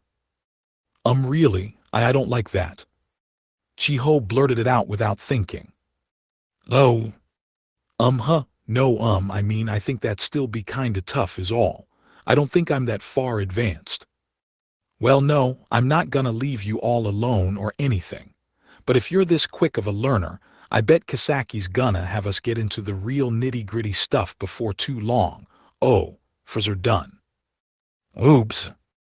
An electronic beep indicated the new batch was ready to go, and the golden strands of deliciousness were lifted up from the oil in their metal basket. "I'll show you how to salt the fries later on. I'll do it this time, since we've got customers waiting on 'em. Here we go." Mao handed her the medium fries destined for Yashia's stomach. Their fingertips met for a moment, causing Chiho to inhale a little in surprise. Mao registered no particular response as he also provided a new tray and some napkins. "You guys can chat a bit if you want," he said. "It's pretty slow right now." "Oh, are you sure?" "Sure, have fun, just don't make it too long." "Cool, thank you." Chiho gave a quick bow and headed for Kaori and Yashia's table. "Here you go," she announced. "One fresh medium fries for you." "Ooh." Chiho placed the tray down, took the plastic number, and reverted from her all-business smile to her normal expression. "So, that's pretty much how it is around here." After all that, this was still a bit embarrassing for her. "Oh, is it okay to talk?" Kaori glanced back at Mao behind the counter, gauging his response. "Yeah," he said, "I could chat a little bit." Kaori nodded approvingly. "Wow, that's pretty kind of him." Then she gave Chiho a good look, taking the time to study her from head to toe. "I think that uniform looks good on you," she observed. You think?" "Definitely," Yashia agreed. "Like totally grown up." "I am not." Chiho fanned herself with the number placard, her face starting to go flush. "Yashia, would you stop staring at her legs, please?" "I'm not doing anything like that, Shoji. Plus, that whole customer service thing you were doing, you looked like you had it down pat." "Yeah," Kaori said. "I think you're a lot better at it than the girls at my last job anyway." "Really? Well, thanks." Being looked at was embarrassing enough. This flurry of compliments was only making it worse. "Seeing you like this, I dunno, maybe I really should get a job. Kaori keeps telling me this is a good location too." As always, it was hard to tell how serious Yashia was being. Kaori scowled at him. "Here we go again." "What, I really mean it." "Yeah," Kaori sneered. "Even if you did, you still wouldn't be half as good at it as Sasachi. I mean, I know I couldn't last too long in here." Both Chiho and Yashia gave Kaori puzzled looks. She had said the exact opposite to Chiho earlier. Then there was a shout from the counter. "Sasaki, you got a moment?" She must have idled for too long. "Sorry guys, better get going." "Sure thing. Have fun." Chiho left the table and jogged up to the counter. "We have another customer who wanted to say hello, Sasaki." "Oh." "What, to me?" Unsure what this was about, Chiho glanced at the customer next to her. Chiho held her breath for a moment. The large, well-built foreigner from before was standing there. The one who had made her spill her drink all over her handout and, in an indirect way, caused her to seek this job in the first place. Hello there, Chiho began in Japanese. Thanks for coming. Maō was kind enough to provide interpretation. I was surprised to see you got a job here, he said. He wanted to know if that handout from before was okay. Yeah, I haven't filled it out yet actually. But I think with this job, I'm starting to see what kind of stuff I want to do after graduating. I had a lot of trouble figuring out my future when I was in school too. I kind of dodged the issue during school, unlike you, and it bit me in the rear later on, but I'm pretty proud of the career I have now. What kind of work do you do, sir? I'm an art dealer from Helsinki who sells Japanese paintbrushes. There's nothing else in the world that beats them in quality. Wow, I didn't know that. Helsinki, Chiho said. Are you from Finland? The man eagerly nodded. He said he's going back to Helsinki tomorrow, but he was kind of worried over whether it worked out okay with you, so he thought he'd try coming back here. Well, thanks to him, I think I've found myself a pretty good job. I don't really know about my future yet, but I hope you'll come back here next time you're in Japan. I'll try to make sure I have some good news for you by then. Absolutely, he says. Good luck, and I promise you the things you learn in school really do help you out in the future. Thanks, Chiho gave a brisk nod of her own. Oh, Maō. Yeah. Could you tell him that I'll try my best to talk to him directly next time? Yes. You see that? No way you could handle that job with people like that around you. They'd crush you for being so useless. And if you really want to drop out of school, I ain't gonna stop you, but I don't think you're cut out to work here right now. Yes. Yashia. Hey, Shoji. Where's Finland? Yashia, I'll forgive you for not knowing Helsinki, but come on. Finland's in Northern Europe. It's in the EU and everything. You didn't even know that and you think you can work with Satoshi. Geez. And people go all the way from there to buy brushes from us. I guess so, unless that guy messed up the translation. I doubt it though. What do they use them for? How would I know? If you care that much, ask him. How? Ask that Maō dude, or try your amazing English skills on him. 6 in the evening. Chiho's friends stuck around long enough to meet up with her at the end of her shift. Luckily for them, it never got crowded enough that the crew felt obliged to boot them from their table. Thanks to the combined efforts of Maō, Kaori, and Yashia, Chiho was now confident enough to work through an entire order herself. The learning process was still only beginning for her, but she still found the shift remarkably fulfilling. Hey Sasaki, Yashia quietly asked on the way back. What is it? Who's that guy on your team who knows English? Is he in college, or did he live in the US or something? I don't think so. I tried asking him once, but he said he learned English because he thought it'd help him with work. We get a lot of international visitors from the offices near the station, actually. He got that good at it just for a fast food job. Chiho had the same question. It wasn't a bad talent to have, of course, but it did seem like overkill. Say, she replied, do you know what language they speak in Finland? Not English. Chiho shook her head. I guess they have their own language. It's called Finnish, and it's very different from English. But after that guy graduated from school, he learned how to speak English and German pretty much just studying by himself. He got it all from school books. He's gotta be pretty smart then. He didn't go to college, Yashia. Yashia fell silent. Chiho sneaked a glance at him as she recalled Kasaki's advice. Deciding on your future was nothing more than deciding what to do tomorrow, then doing it over and over again. Maō and their Finnish-speaking visitor learned English in their own respective todays, because they figured they'd need it tomorrow. And maybe they didn't know what they'd be doing a year from now, but they knew that neither tomorrow nor 365 tomorrows from now would be the exact same as today. To prepare for that, the more weapons you had, the better. And even if that globe-trotting art dealer didn't come back to Japan tomorrow, he might come back next month. Chiho at least owed him an English greeting or two, she reasoned. Whether that would pay dividends for her a year or 2 years from now was another issue, but still. What I'm saying, Yashiya, is that you can't do anything for other people if you can't even make an effort for yourself. That didn't just apply to Mao. It applied to Kisaki, her other supervisors, and everyone else on the crew. They could all make a daily effort because they wanted to work for the sake of others. Yashiya turned back at Chiho. "What do you mean?" he asked. She laughed and smiled a devilish grin. "Not telling." After all the effort she needed to figure it out, she wasn't about to let Yashiya in on the secret that easily. "You know," she added, "I think I could fill out that survey for real now." "Whoa, you haven't done it yet," Kaori exclaimed. "Well, for now, I put down that I want to go to a college with a good Kyudo program.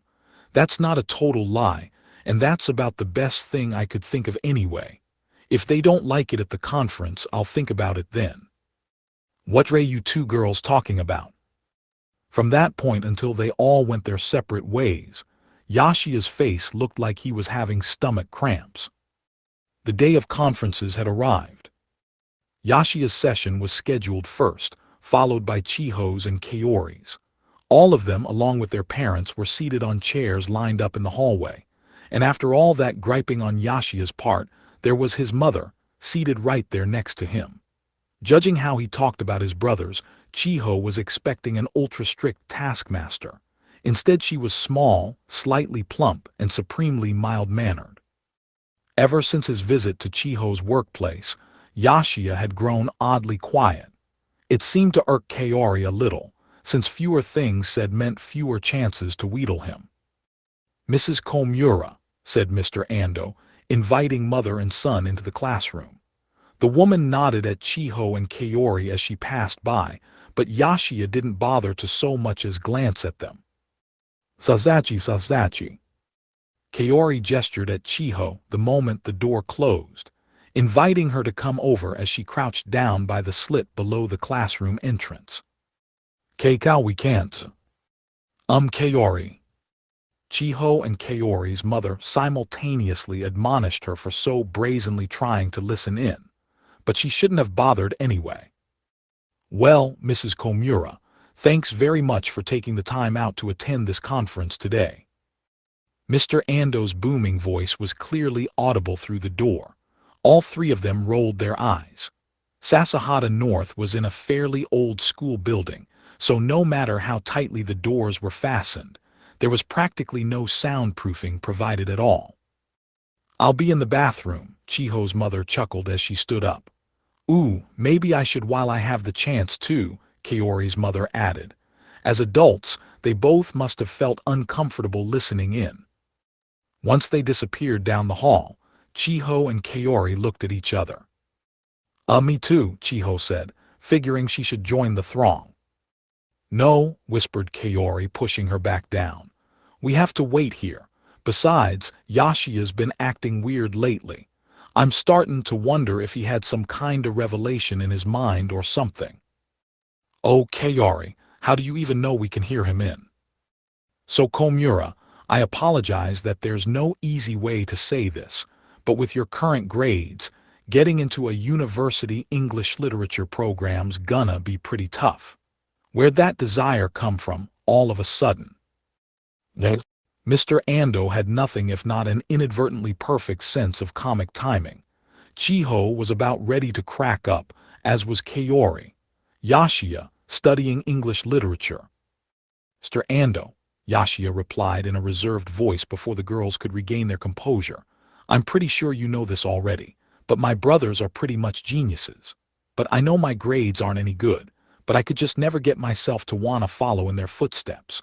I'm sure they both had really clear reasons why they wanted to be judges or doctors or whatever, but someone like me, I don't really have the will to try going down this well-trodden path to success like everyone else does. I just don't think it would work. No, I don't think that's necessarily a bad approach, but what then? Yashia let out a deep, deliberate sigh. Of Finland. Chiho and Kaori exchanged amused glances again. Huh. Mr. Ando, what do you think it's like to be a person from Finland who goes to Japan so he can purchase paintbrushes to sell back home? Pardon me. Do you think he could make a living from that? I'm not exactly sure where this is going. Chiho couldn't blame Mr. Ando for his confusion. I was just thinking, Yashia continued.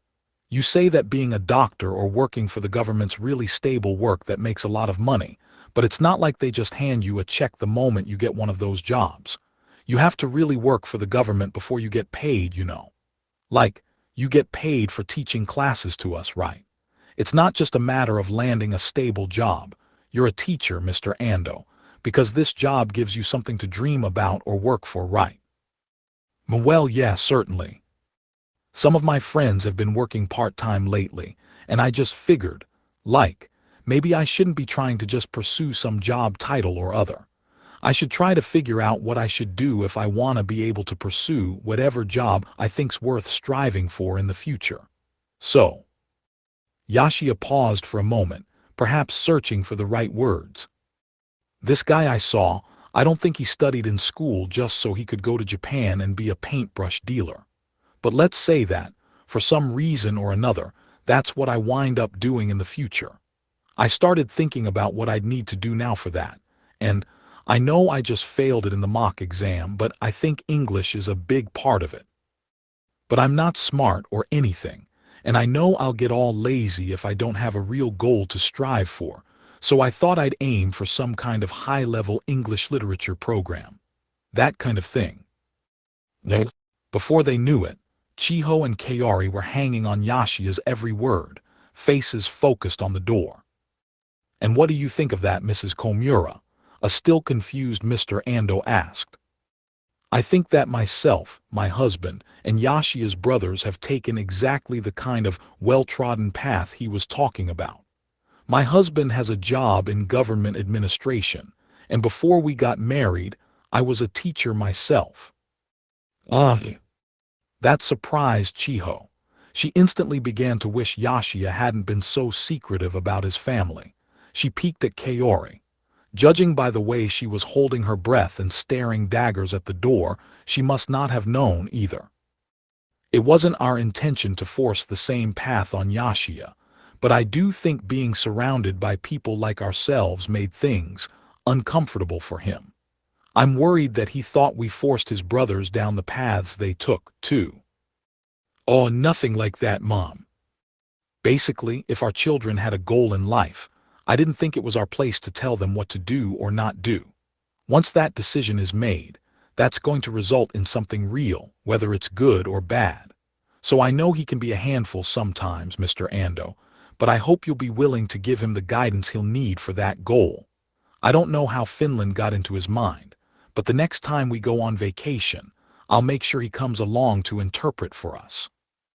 That last sentence was probably intended for her son. There was nothing chiding in it. It was the voice of a mother who always cared for her children, just like how Riho, Chiho's mother, cared for hers. Yeah, Yashia said. Well, I'm still failing it right now, so don't get your hopes up too high. Well, you're going to work on that, aren't you? The conversation, a sort of mix of conference and idle chit-chat, continued for a while longer before they heard the clatter of chairs against the floor. Chiho and Kaori sat straight back on their chairs, as if nothing was amiss.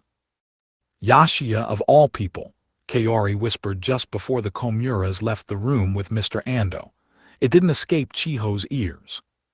Thanks again, Mrs. Komura. Now Sasaki, where did your mother go? Oh, she's in the bathroom. She should be back in a sec. Sorry, exclaimed Riho, trotting down the hallway on cue in her high heels. No problem, right in here, please. The Sasakis passed by the Komuras as they went in. As they did, Chiho dared a question to Yashiya. "Do you still wanna work?" Yashiya didn't seem to understand why Chiho asked that. He frowned and turned his back to her. "You guys won't stop bitching at me to study," he sheepishly said on the way out, "so I think I'll stick to that for now." Kaori, expressionless, watched him leave. Although Chiho didn't want to pat herself on the back too much, there was no doubt in her mind. Yashiya had changed, and it wasn't entirely his doing either. It was also thanks to Maō and that Finnish art dealer, and probably what he saw of her at work too. The only regret she had was that Yashiya's survey submission overlapped with hers. She had also listed English literature as one of her candidates, for most of the same reasons. That was what she wanted to build on, and right now, that was one of the things she knew she could build on. The world was a big place, far bigger than what students like herself could see, or even try to see. There was no guarantee that the world in front of her eyes right now would be the same as the one she saw next year. And if that was the case, she reasoned that her job was something to start with, so that she could grasp and earn the things she needed to plunge into that new world. That, she thought, was the path she had to take. Career guidance, after all, wasn't a final goal. It was just another checkpoint along the way. Now Chiho very much was patting herself on the back. She realized it even as she was trying to figure out a way to explain the reasoning for her choice without duplicating Yashiya's approach too much. Even she had to admit it was awfully small-minded of her. "Well," Mr. Ando began, "with your grades, Sasaki, I think you could be looking at a pretty decent choice of universities, liberal arts or not. You listed your first aspiration as English literature. Could you explain to me why?" It wasn't like she needed a single reason for it, one almighty motive for putting in the effort. She wasn't Yashiya, but the motive driving her forward was just as easy to follow as his. It was in that Kai pose the Kyudo club leader put on for her when she first joined this school. It lay in the work being done by all the grown-ups around her. And it was all linked together by that piece of paper in Mr. Ando's hands right now. She wanted to be there. She wanted to see that same world. I have people in my life that I respect, people whose paths I want to follow. She wanted to be on an even keel with them, with him, to experience the same world as him. This was my story, from back when I was just a clueless high school teen. The story of Chiho Sasaki, a girl prepared for a different tomorrow in her life, although maybe not one that would change the entire world at the end of it. Not even 2 weeks after that parent-teacher conference, I found out the truth. And once I did, my world unfolded in ways that it never had for me before. I was an everyday teen thrust into a life-or-death struggle, with the future of entire nations and countless lives in the balance. But just a few days before, it had all been different. The author, the afterword, and you. Caution. This afterword contains a few spoilers. If you're the type of person who likes to flip to the back and check out the afterword first, consider yourself warned. It should be noted that I, Satoshi Wagahara, have never actually worked any of the jobs, part-time or not, that have been featured in volumes 1 through 6 of The Devil is a Part-Timer. The Devil might have, but I haven't. Or didn't. Because volume 7 is actually different. The 4 stories in this volume all owe their genesis to my own past experiences. In each of these tales, I've introduced a new element, to be specific, a new character or two to the usual gang that populates this series, from the Devil King and hero on down. My hope is that each one brings a new element to this saga of everyday life and helps make it not so everyday after all. The Devil pledges to stay legitimate. This story begins, I'd say around 30 seconds after the end of Volume 2. The theme should be pretty obvious. If a challenge comes along, stay calm and talk it over with someone first. Scams like these have been fodder for hidden camera-type news shows for a while now. It seems like such a stupid trick, but damn if it doesn't work often enough to be profitable. In my case, I was out in business attire one morning when a guy running a stand near my local rail station attempted to sell me a set of 4 Claude Blanchett pears. That was the inspiration for this story. I wasn't going to an office job or anything, but I wonder what made the guy think a businessman would be hankering for an armful of semi-ripe fruit during the morning rush. The devil plucks a cat off the street. Just before my first novel made its debut, the parakeet I shared the previous 16 years of my life with at my family home passed away from old age. It was something of a miracle it had toughed it out for that long. I'd say it was around 130 in people years. And between the cataracts and the 2 different strokes it had had over the years, it was a fighter to the core. During that whole ordeal, though, we were lucky enough to work with an extremely kind veterinarian. It ultimately led to this story, one that I hope helps express my appreciation for him and my wish that all pets enjoy happy lives. By the way, the front yard of this house was also the location of not 1, but 4 semi-abandoned kitten litters, 4 years in a row, all from the same mother. She was too cute to attempt to banish from the place for good, but every time she used my father's shiitake mushroom growing trees as scratching posts, his stance on the subject became sorely tested. The devil and the hero go futon shopping. It was a real shock to me how much my cousin's daughter, one of the inspirations for Alas Ramus, grew over the course of a single year. It was the same deal when I searched for a birthday present for one of my friend's babies. All the advice the person at the store gave me was bewildering. I have no idea how anyone can keep up with how fast they grow, and all the stuff they have to buy along the way. The scale is staggering. If Maō and Emmy keep on dragging their feet like this, the passage of time's only gonna make things worse for them. Get moving, people. A few days before, the teenager is a part-timer. A prequel that tells the story of Chiho Sasaki and Sadao Maō, leading right up to the first Devil novel. This tale was originally written for that very book.